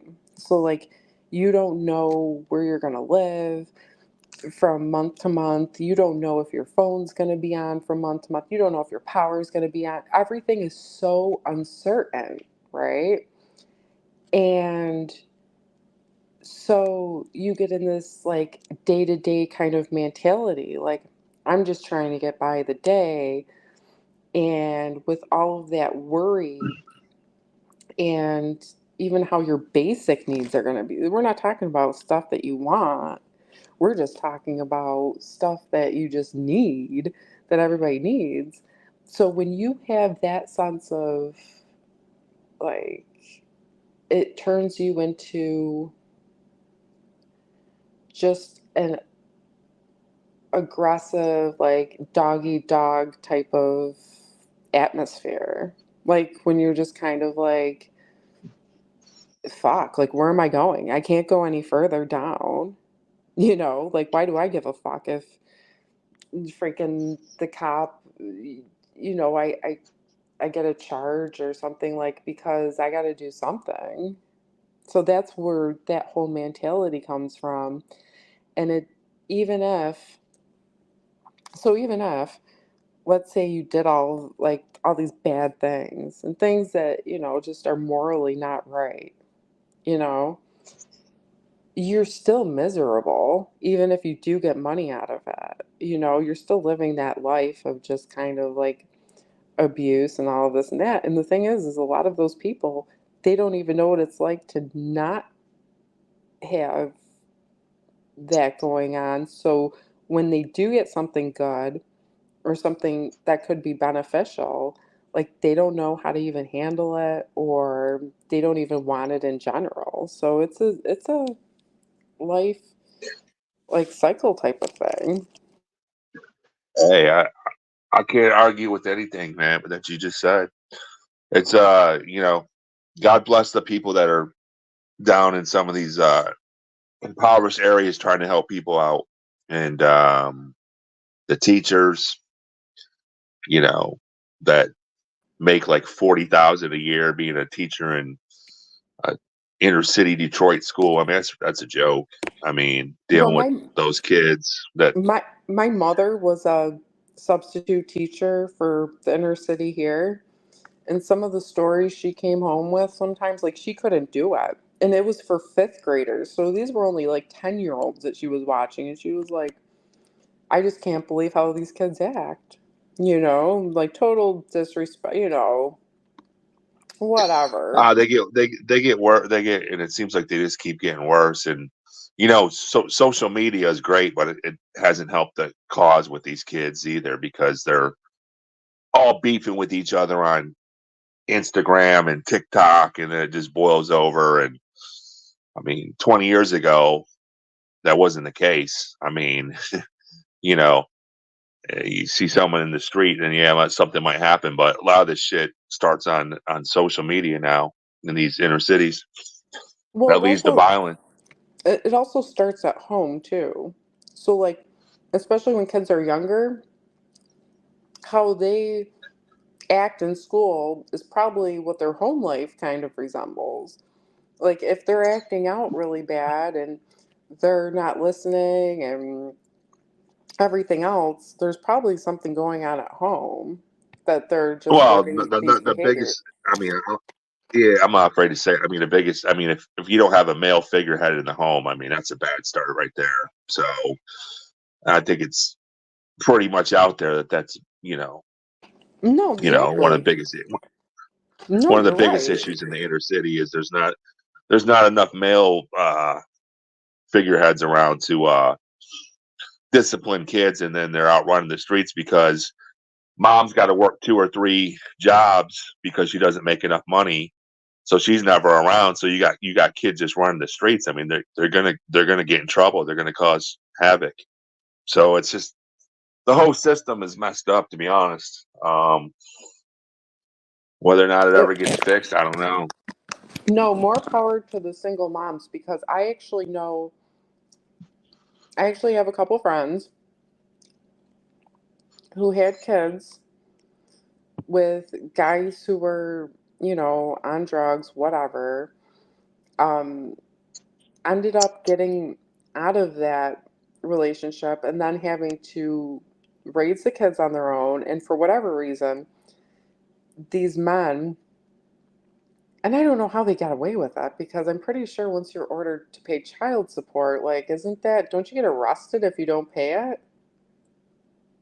I don't know how Yep. that works, but I thought you got arrested if you didn't. Well, anyways, so and two friends of mine literally got no financial support. The fathers weren't even in their lives, whatever, even to take them to school, nothing. So they had to get support from their parents. So basically, they either had to live with their parents to help either financially, or their parents had to live with them to help them out, like financially, maybe watching the kids and stuff. But you're right, without that male role model, especially if you have a son, like a mom can only teach you so much. Like, you know what like not saying that mothers can't teach their sons things that, of course they can. But it's like when you just get involved, like I do, I feel bad for the women because the women are stuck with these kids. The man takes off and the men still live decent lifestyles because they always find another woman who will put up with Oh them. shit. Ain't no doubt about it. Like, oh, you Ain't no have, doubt about it. oh, There's oh, you always have, hey, there's always a now I'm talking like Tom Reed, but there's always a big girl from the suburbs that'll take one of those guys in, if you know what I mean. like, I'm just joking. That's a Tom Reed comment right there, man. no, but I mean, But like, especially during tax season, there's always a big girl from the suburbs that'll take a guy in during tax season well, the thing when she is, gets when she gets that big fat refund. is it's like, um, with the women that I know personally, and trust me, I've had to listen to their struggles, them crying, them, just trying to make it to like, because they actually cared about their kids a lot. Um, and they would tell me stories about their exes. Oh yeah, he's with this girl, he's with another girl, he's with, whatever else. Meanwhile, um, I've seen my friends and they're trying to do the best that they can and with the kids, and it's like when does somebody just like tell like I knew a guy, he had like multiple kids with all these women and didn't take care of any of them, even financially. And then I even said to myself, I didn't want to get into it because I don't like to argue. Like, if somebody's telling me something, I'm not going to like nitpick everything that they say. But in the back of my mind, I was just thinking, how are these men walking around not paying child support to the women who are struggling, like have nobody, like, or they have, maybe they might have like a mother or father that's helping them out, but like, how can they just walk around and just do whatever they want? And then,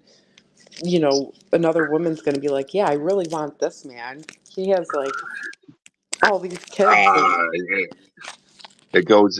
I mean, first off, the baby mama might not be putting papers down on the dude. That could be going on for whatever the reason.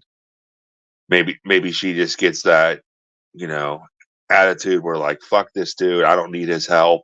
I can do this on my own. That probably happens a lot. And listen, man, with these guys that don't work, that don't take care of their kids, there's always going to be desperate women out there that probably have low self-esteem that was created by some other guy that is going to want to take one of these guys in if he's interested until he's not interested. Yeah, That's always going to happen. It's a vicious cycle. like I don't know. Like, if I think it's not like, so when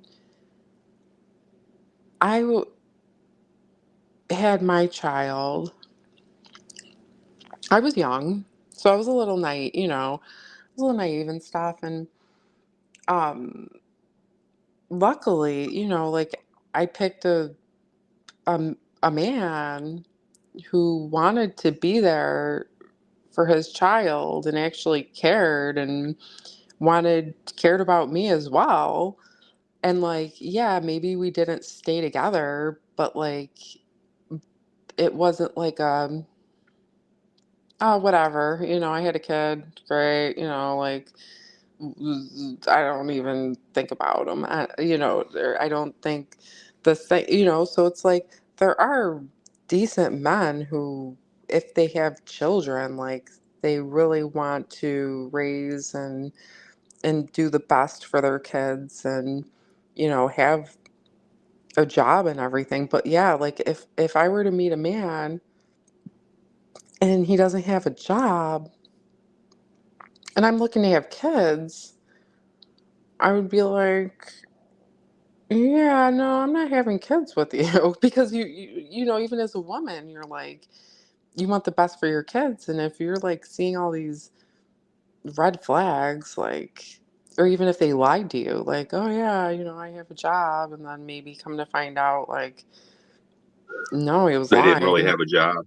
Yeah, he was just going screwing off all day and this and that. And then you have a child with the person too. It's like, well, I think most people have common sense. Like, look, if I'm going to have kids, I want to have kids with somebody who can provide a good life for my child, not only for me, but so that I can feel secure in having a child and not have to stress about how I'm going to pay the bills, the basic need bills. This is what I'm saying. Men need to step up and like be responsible and like own up to like their responsibilities. And like, I think even in communities like that, people, more people should call people out. Like, because it's like, I don't know, I've just seen so many women who've had to do it, like, just the struggles with children. It's like, you had, like, even if you didn't like her, you stuck you had sex with her. You created a child. So basically, you're just saying, I don't give a fuck about anything. Like, what do you give a fuck about that? And what, yourself? Like, what, to get more, like, oh no, I care about my homies more than I care about my own seeds, about my own kids. Like, it's just like, yeah, that doesn't make sense. Got to Yeah, make those dudes wrap up, Michelle. That's the bottom line. Got to make them put the Jimmy on, I mean, so you don't have any you know. that's what I hey, like. It's like, but that's the reality of it. It's like, these women, they have sex with a man or whatever, and it's like if they have kids, like that baby is gonna grow inside you. Like there's no where the guys, some of these guys, they're just like, whatever, have fun dealing with that. It's like, what kind of man is that even? Like, what kind of like you just got to think about that. Like that would be like me going on the dating scene, getting to know somebody, and they tell me, you know, I don't have a job. And don't have, and like, let's just say they just, whatever. Like, you can kind of like get the vibe of somebody. Like, I, it's just stuff isn't adding up. I'm not going to want to have a kid with you. You know what I mean? Like, and most women shouldn't. It's not like I'm not going to be like, oh yeah, this guy seems like really stable where I can have a family and like a decent, stable human being. It's gonna be like, mm, ladies, I mean, think but about it. you got to remember this. Just as many women out there that wouldn't take a chance with an unstable dude. They'd want to find someone that's got a good job and a house and a car and all that stuff. You got just as many women out there that probably because of the way they grew up, the environment they grew up in, they like those bad boys. They like those guys out there running the streets that don't have a job but still always have a pocket full of cash somehow. That and think about all these women that okay, they have one kid, but what's the excuse for having kid two, kid three, kid four, kid five with the same guy and the same deadbeat that's never around? And I Right, mean, right. that's when it gets crazy. That's when the state needs to step in and say, okay, time to tie the tubes after kid number two or three.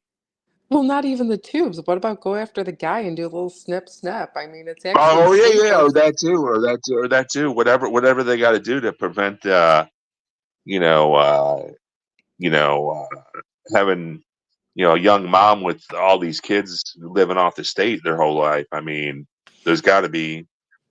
And here's the I, thing. I mean, they can. So I'm gonna leave you with this because I gotta jump off here. And Michelle, make sure you unblock me. I ain't gonna fuck with Tom anymore. If he comes on your channel, I okay. ain't gonna ask him no more stupid questions. Like I said, my animosity with that guy more than likely started with his mods and not even himself. At the point, like at this point, I don't really care. I'll give Thomas flowers on some shit. He's a smart dude. So I just wish he'd.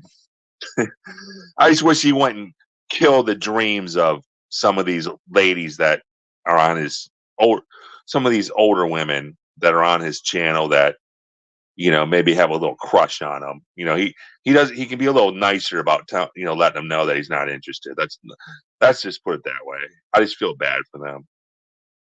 So, and you've watched them probably a lot more than I have, and you've probably seen some different women come and go that Well, had a I nice mean, little chummy relationship with him and probably got offended by something he said and never came back.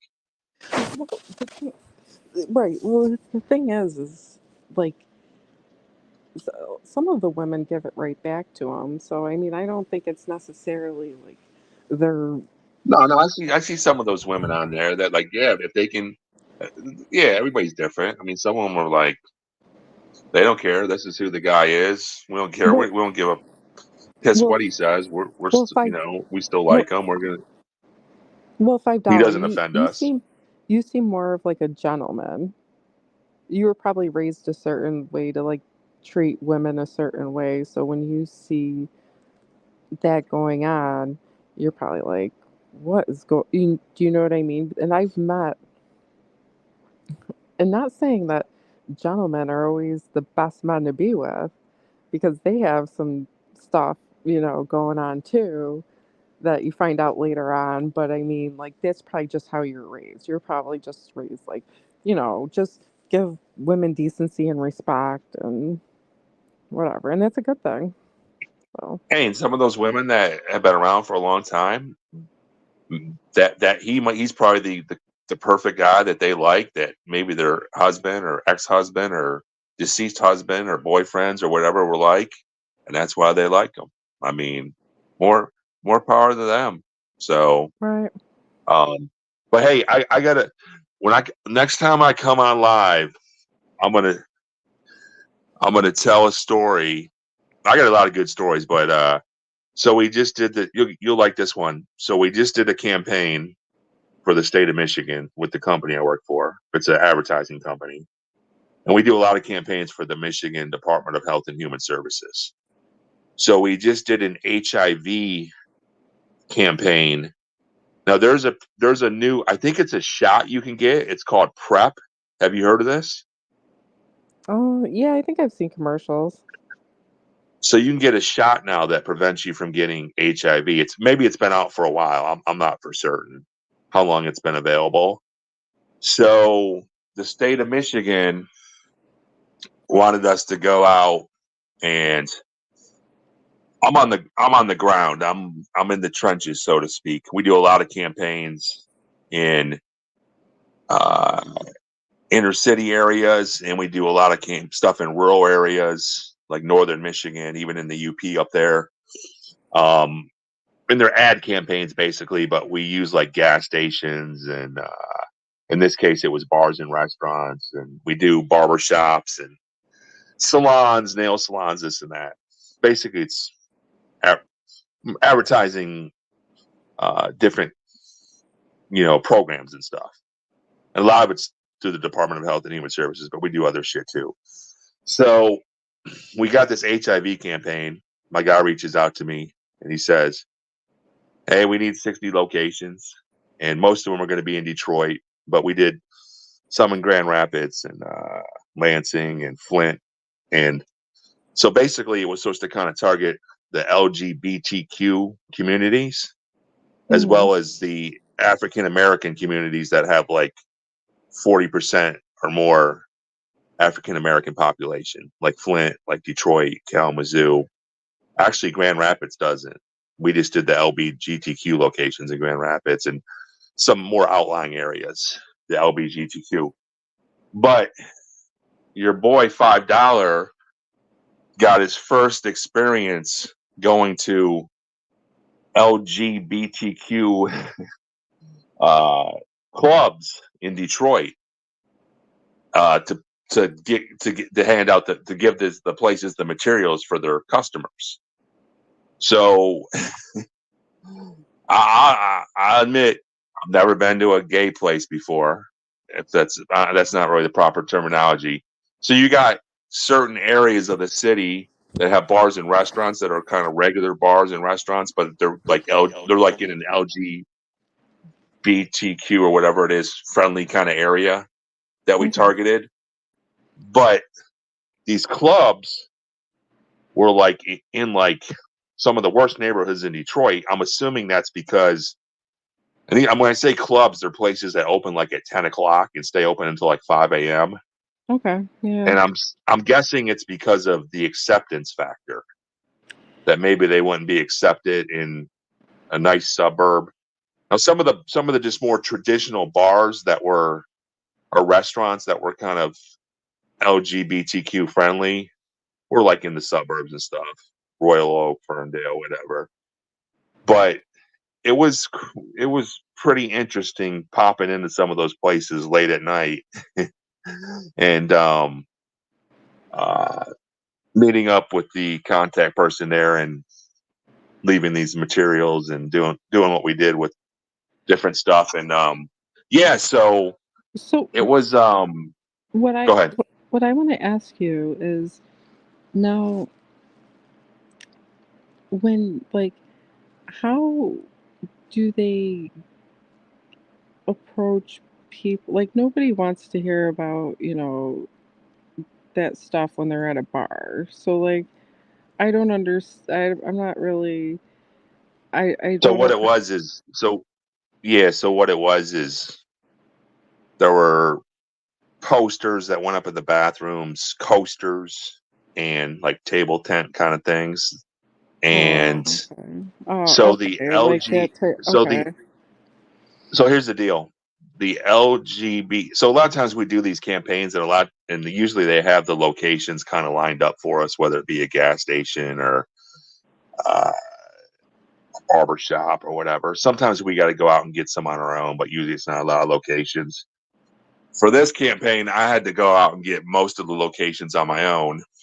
So, not being familiar with that scene, I am familiar with some of the neighborhoods in Detroit, like the more gentrified areas around downtown that I knew I would target.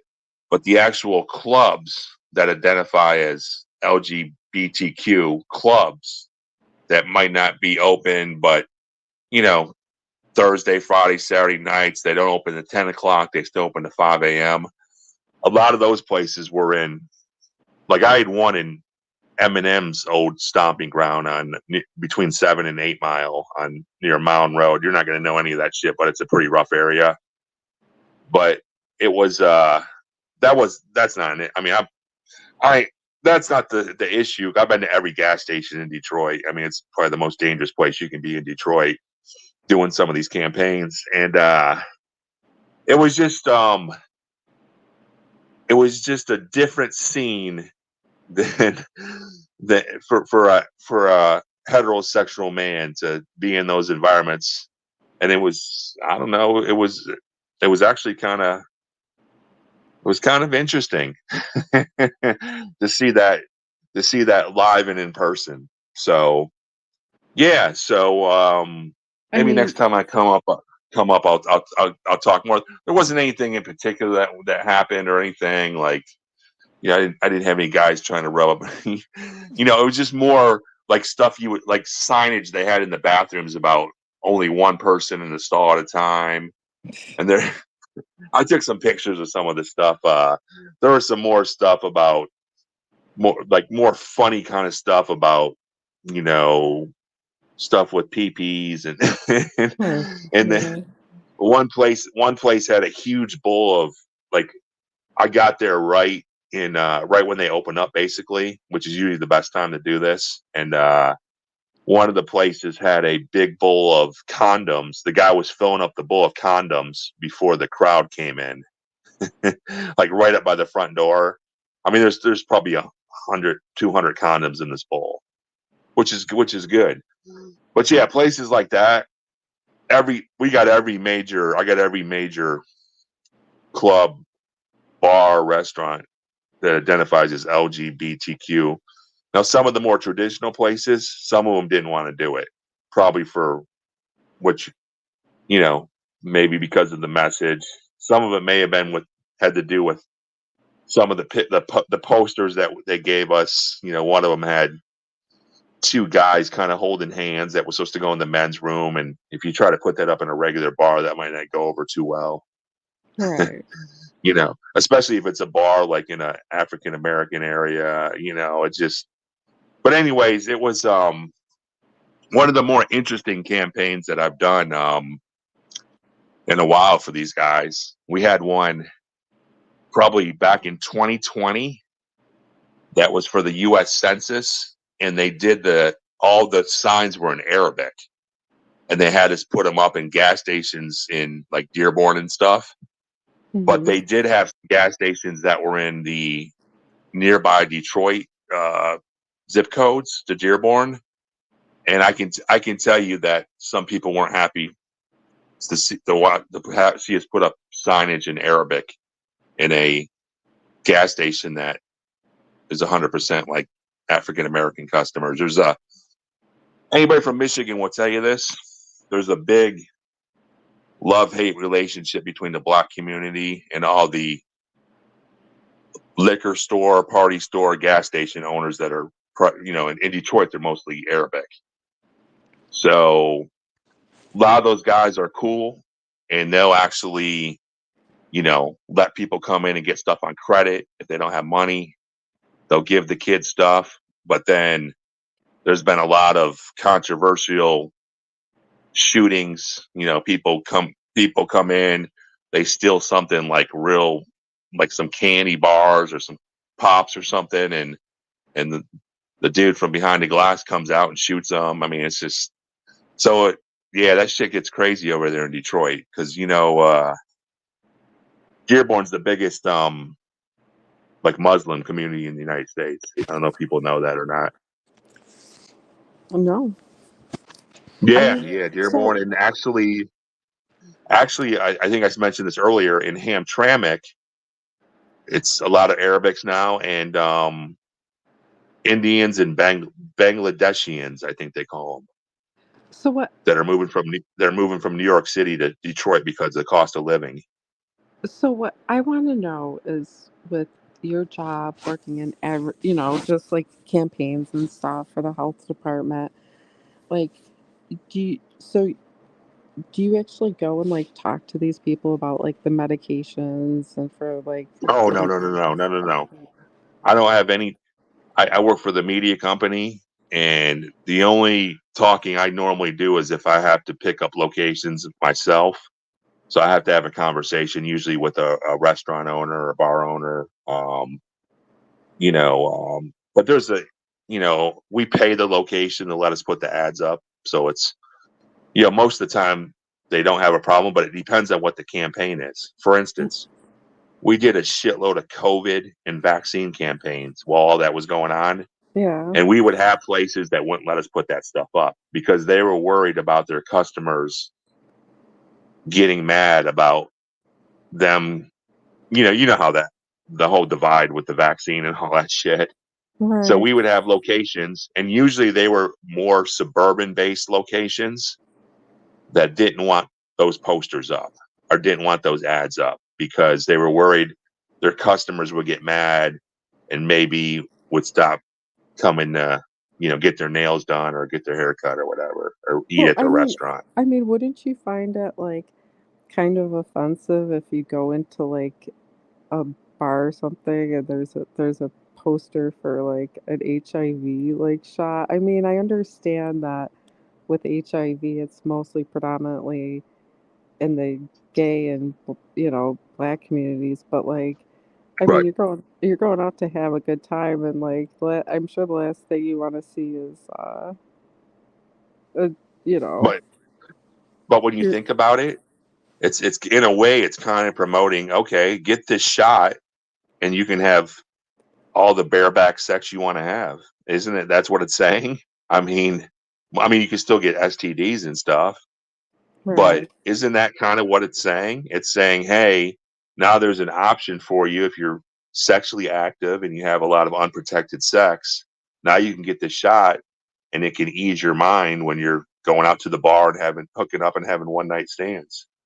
Yeah, but like, and you probably hear this, from people, and whatever. But with these shots that they're coming out with, I've heard like a lot of like negative, like a lot of, side effects and stuff like that too. So I mean, I don't No, and know.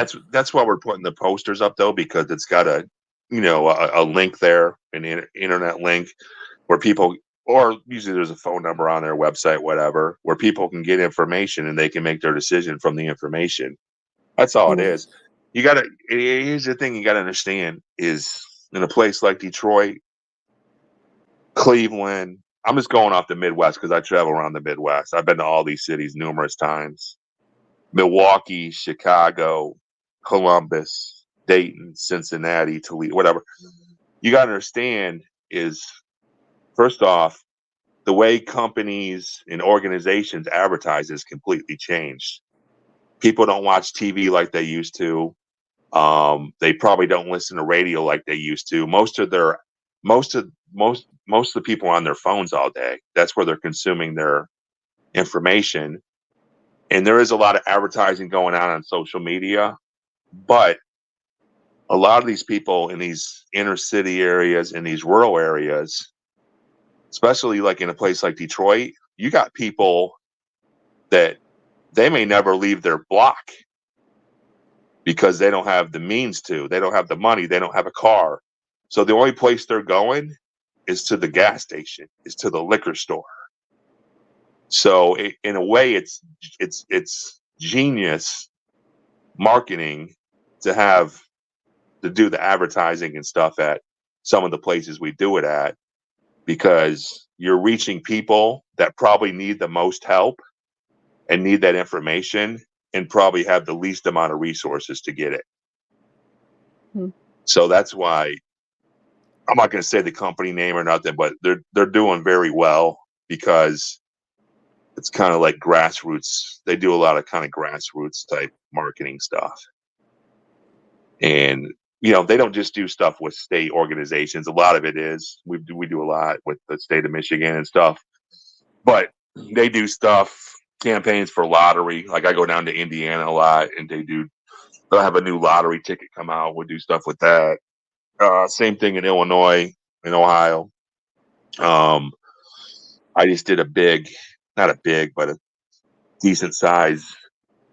It was for some pest control company. I went down to like Michigan City, Indiana, and we did like 40 or 50 locations, like in a 30-mile radius. Michigan City's right if you're going from Michigan around Lake Michigan to Chicago, Michigan City's like the first city you come to in Indiana, because you got to go through Indiana first before you get to Chicago. So, but yeah, that was very interesting to do that job. And I definitely had some places, even in some obvious LGBTQ, if I'm saying it right, areas. Like I said, a lot of the areas around downtown Detroit have been gentrified. It's totally different scene than maybe 10 years ago. And a lot of the riffraff is getting pushed out to 6 miles. I don't know if people know this, but 6 Mile Road is 6 miles from downtown. 7 Mile, obviously 7 miles from downtown. 8 Mile, the M&M thing, is 8 miles from downtown. Once you get on the other side, the north side of 8 Mile, you're in the suburbs. But they're not like the suburbs. Trust me, there's still pretty rough areas, like on the other side of 8 Mile. It's not like all of a sudden you got all these beautiful trees and flowers and parks. No, it ain't like that. It ain't like that. Matter of fact, some of those the trailer park that he may have lived in for a minute, I think it was maybe on the north side of 8 Mile. Like in Warren, there's a city called Warren. There's Oak Park. I can't think of I'm drawing a blank on some of the other ones that are on the other side of 8 Mile. But anywho, yeah, Detroit. I mean, I'm not saying Johnny and Susie are packing up the station wagon with the kids and saying, "Hey, let's go to Detroit for the weekend." But it's definitely hella different than it was probably even 10 years ago. I mean, these areas, because I go out at night when I do this, like, because a lot of places don't open until 4 or 5, and it's easier to go out at night after the work and rush hour crowd. So I go out at night, and even during the week, I mean, parts of Detroit are electric. Downtown, there's people walking all over the place.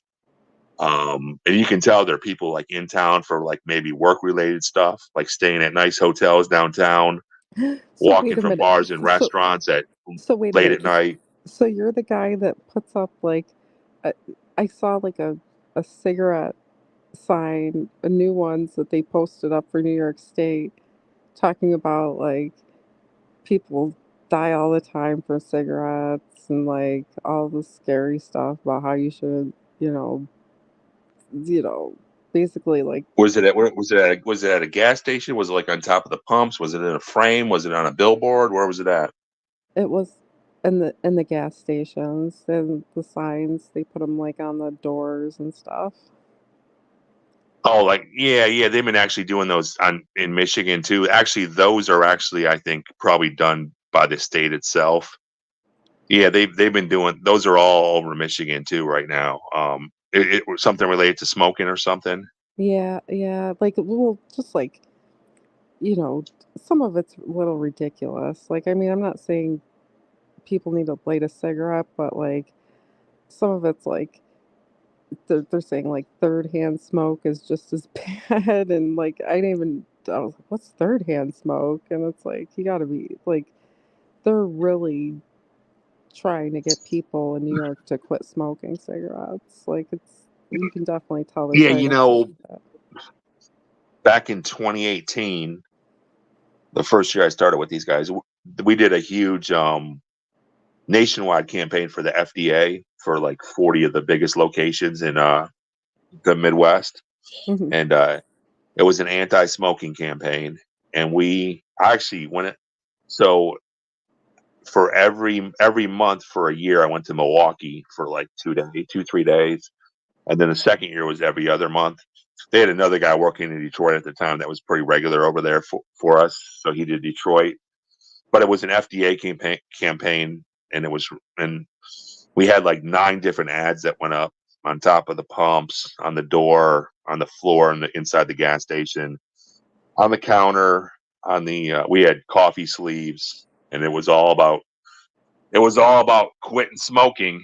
And again, these are going up in gas stations where they sell a lot of cigarettes.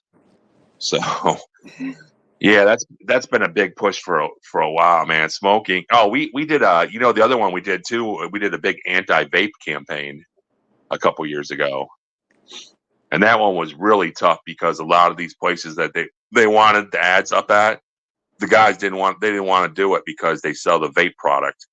They say that vape shit's worse than smoking, though. Man, I hear people talk about switching from smoking to vaping. I don't know if that's a good move. N- I, I did. I actually did a study at my house. I had um an air filter system. So what I did was I blew smoke from a cigarette in the air filter, and it actually tells you like the toxicity level of whatever's in the air. And when I Yeah, blew a cigarette into it, like full on, blew a cigarette into it, and then when someone blew a vape into it, it was like triple the amount of chemicals in the vape than there was in the cigarette. I mean, it still went up with the cigarette, don't get me wrong, but when the vape was blown into it, it went up like it was over double. So, yeah. I think in some states they can't even sell the flavored vape juice anymore because it's so addictive. So I think they can still sell the vape product, but it's maybe just the, I guess, regular flavor. I don't know. There's a lot of. I'm actually surprised we haven't done another, because that was probably 3 years ago. I'm hmm. surprised we, knock on wood, I wouldn't be surprised if we do another one of those here soon, because it's been a long time. But uh, yeah, that vape shit. Uh, I think there's, yeah, those chemicals in that vape product. I just I used to work for when I was in Ohio for track phone, and I was up in Cleveland a lot. It's like 10 years ago, and all those dudes at those stores sold that vape stuff, and I remember getting one off one of my dudes up there in Cleveland, and tried it just for a couple of days. It was kind of cool, but then it just, luckily, it never became a thing with me. I've never smoked. I've never smoked either. I never had no interest in smoking. Maybe occasional cigar once or now and then, but man, these people that smoke packs and packs a day, and not only is it bad for you, but goddamn, those things are expensive now too. Like $10 a pack for like mid level cigarettes, isn't it? Like $10. It's 15. God, for the good stuff, for the best cigarettes. Like, Yeah, it's about 15, 16. Yeah. it's amazing, man, how these people. It's probably a lot of people that are on fixed incomes, or living paycheck to paycheck, that are smoking cigarettes, man. Even a pack a day, let's just say $10. Fuck, that's $300 a month. That's a lot of money if you're on a fixed or limited income. I mean, they have there's there's always the Indian reservations that people go to, so you always have those going for you. at the Indian What, reservation what, and what, stuff. what, do they get cheaper cigarettes there? Is that what you're saying? Oh yeah, you can get cigarettes there for like $2, $3 a pack. Yeah, but geez, come on. People aren't going to drive, 30 miles to go get a pack of cigarettes. They're going to go down to the corner gas station and get a pack of cigarettes. I mean, I could see if they're in that area for some. I mean, there's Indian reservations all over Michigan. I mean, casinos all over the place, but people aren't going to drive, you know. Well, maybe they go up there and buy a couple cartons of them at a time. So maybe I'm wrong. I mean, Because I remember back in the day, a lot of people before 9/11, people would go. People in Michigan would go to Windsor all the time. Number one, because they had casinos before Michigan, but also they had the duty free stores over there, so you could get cheap cigarettes and perfume and all that stuff, liquor, I think, before you right. came back before you came back over to Detroit or Port Huron if you went over and that's over there, Port Huron, Sarnia. Hmm. So,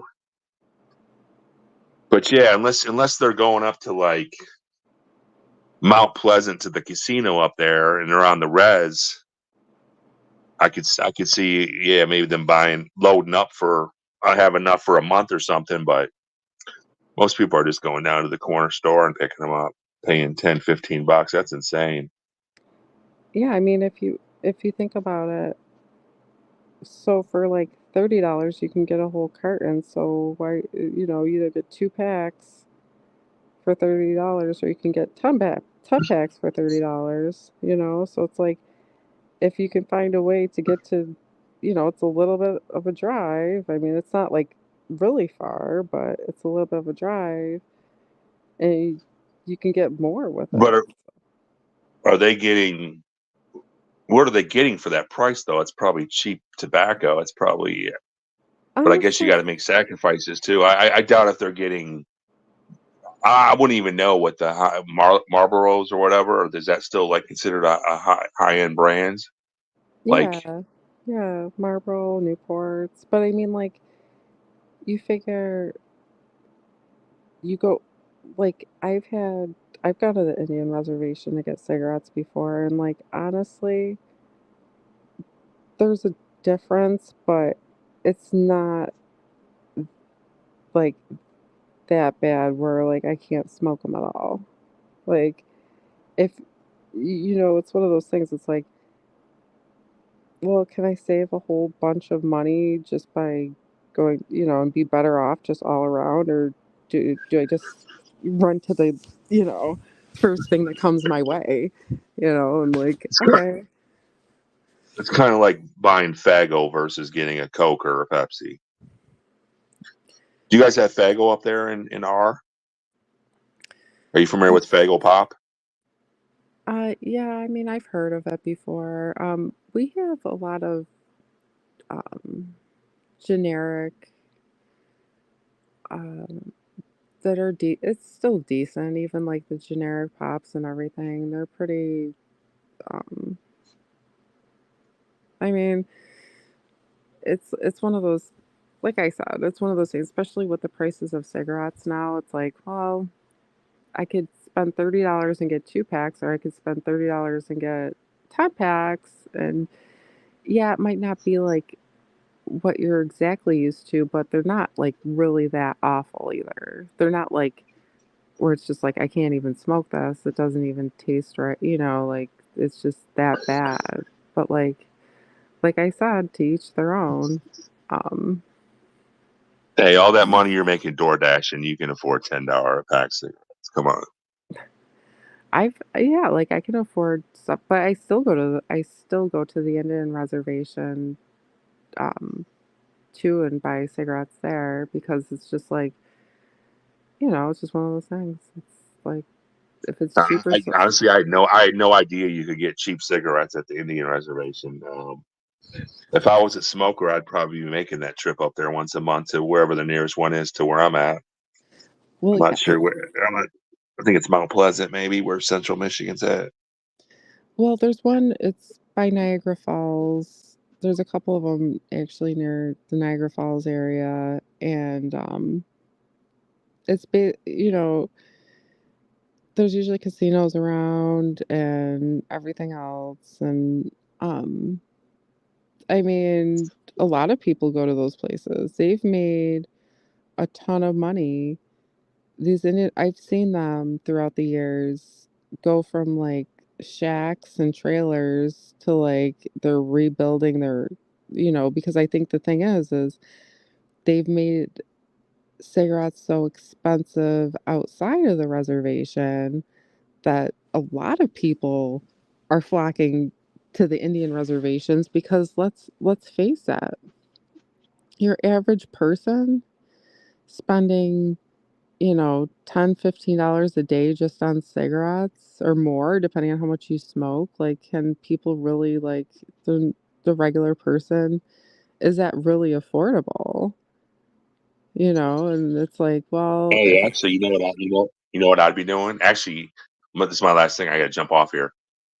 You know what the big industry now in Michigan is, and not just Michigan, but is marijuana, because it's recreational marijuana has been legal now for a couple years. mhm, Do you guys is it legal up in New York State? yeah, yeah. Recreational or just medical? I'm not really up to date with, I'm pretty sure both is, it's legal, um, Oh, I you got think, to know, because you'd see because the dispensaries are all over the place. Big cities, little cities, medium cities. They'd be if recreational weed was legal, there you would have seen the stores in R for sure. I And mean, I mean, I'm not sure, to be honest. I mean, I think it is because like everybody smokes it anyways, like because you can literally like drive down the street and you just like smell it everywhere. So I mean, I'm sure there's some level yeah, but of that I mean, here's the thing. The legal stuff is just like alcohol. It's controlled by the state, so they tax the hell out of it. It's it's way more expensive than street weed, so they're not going to put the street weed dealers out of town. And then now the one nice advantage of the dispensaries is a lot. They got a whole selection of shit: hmm, edibles, flowers, grinded shit. You name it, they got everything there. So you can go. I'm gonna tell you what, we actually do a lot of campaigns again for dispensaries, and it's through the state of Michigan, and a lot of it's don't smoke and drive campaigns, because weed smoking has become so big that I don't know if people actually equate the fact that it's no different than drinking and driving. Like, you get high. I mean, they can hit you with the Dewey with the driving under the influence. So we do allow campaigns at these dispensaries across the state. And I'm gonna tell you what, there's little cities in Michigan that have like a couple stoplights, a McDonald's, a dollar store, a little downtown area, and they have two dispensaries in that city. Like hmm. like I'm talking like a city of like 10,000 people, maybe smaller, and they have two fucking dispensaries in that city. So that tells me that there's a high demand for smoking weed. Hmm. But I don't know. That's never been my thing either. So I don't know too much other than what I do for work, and knowing that those places are everywhere, and they do a lot of advertising as you're driving on the expressways. They have signs everywhere. Get off at this exit and go to this place. You know what I mean? Yeah. Everywhere, all throughout the state. I mean, not only are they employing a lot of people, but they're spending a lot of money advertising. And most of the time when I go to those places, they're pretty busy. There's always people in there getting their shit. So um, there's even one in Kalamazoo, which is like 45 minutes south of Grand Rapids, that's open 24 hours. That's the first time I've seen that. And it's kind of in a bad area down there too. I don't know. Hmm. I'm surprised more of those places don't get robbed, to be honest with you. I don't see too much of that in the news about those places getting robbed. Well, I mean, So yeah, I don't know that area that well. I mean, I'm sure there's always I mean, places get robbed all the time. It's like, yeah, that's what I'm saying. It's just surprising that, and maybe I'm just not seeing it. It just seems like those would be places that people would try to go in there and now some of them are pretty heavily secured. Like they gotta maybe buzz you in at some of the places, depending on. I'm sure the ones in Detroit. With those, I'm on the west side of the state, but I'm sure the ones in Detroit you got to be buzzed in. Because I'll tell you this: when we do those campaigns in barbershops, everyone in Detroit, there's very few that you can just walk right into a barbershop in Detroit. You got to be buzzed in because a lot of shit goes down at those places. oh, They catch someone lacking in there, getting their hair cut, and they'll come in there and blow everybody away just to get the one person. all But right. yeah. But hey, I gotta run. Unblock me. Okay. Unblock me so I can. Are you still door dashing or no? I haven't seen. I don't think I've seen any videos, but I've been real busy, so I haven't really been paying attention the last couple weeks. Yeah, I still make door dashing videos, but I'm thinking about doing something different with my channel anyways, so we'll see. Wait, are you gonna do the cooking in a bikini stuff that Tom wants you to do? Probably not. I mean, I don't think unless if I don't know. I don't think that's really the route that I was thinking of. So, You know what? Hey, you don't have to do. Man, I'll tell you what. Once you click on one of those little shorts of like some like attractive woman, like doing like some normal day activity, but they got like a bikini on or like a bra and like panties on or something, you get bombarded with those videos. It's amazing how many women, attractive women with nice bodies that dress seductively doing regular ass shit are like making crazy ass money on social media that's and nuts. and become famous on social media for just being sexy, I guess you'd say. Jeez. Well, So I'm ending this there might be live. an angle for you. You might have to Yeah. go with the maybe cooking in a like a short skirt and some heels or something. Yeah, we'll see. Could you imagine how many do you know who that Mr. Tim guy is that's got that floats around in the Chosen One chats? Are you familiar with him? Has he ever come to your channel? Yes, Mr. T, yes. See, you wear some heels with like what do they call them when you can see your toes? You know how much money that guy would be sending you through Google or whatever through the chats? Actually, are you set up to get payments on your channel or no? Yes, I Like what? do. I do have Like a the cash like the app. Yeah. oh you Yep. but you got the thing where the one where they take like 40%. Like people like when you're doing chats, can people send you money or no through YouTube? Through super chats? No, because you have to get up. I need more subscribers. I don't have enough subscribers to get super chats through YouTube. So all the donations to my channel go through my cash app. So what you got to do is you got to start teasing your new direction of your channel and do a couple shorts and kind of dress seductively, and it'll probably get your sub count up for you. Get my sub count up, and then you get your sub count up, and be like, all right, I'm gonna do what I want to do now.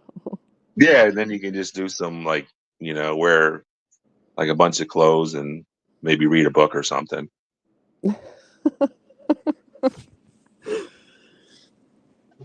Hey, I gotta run.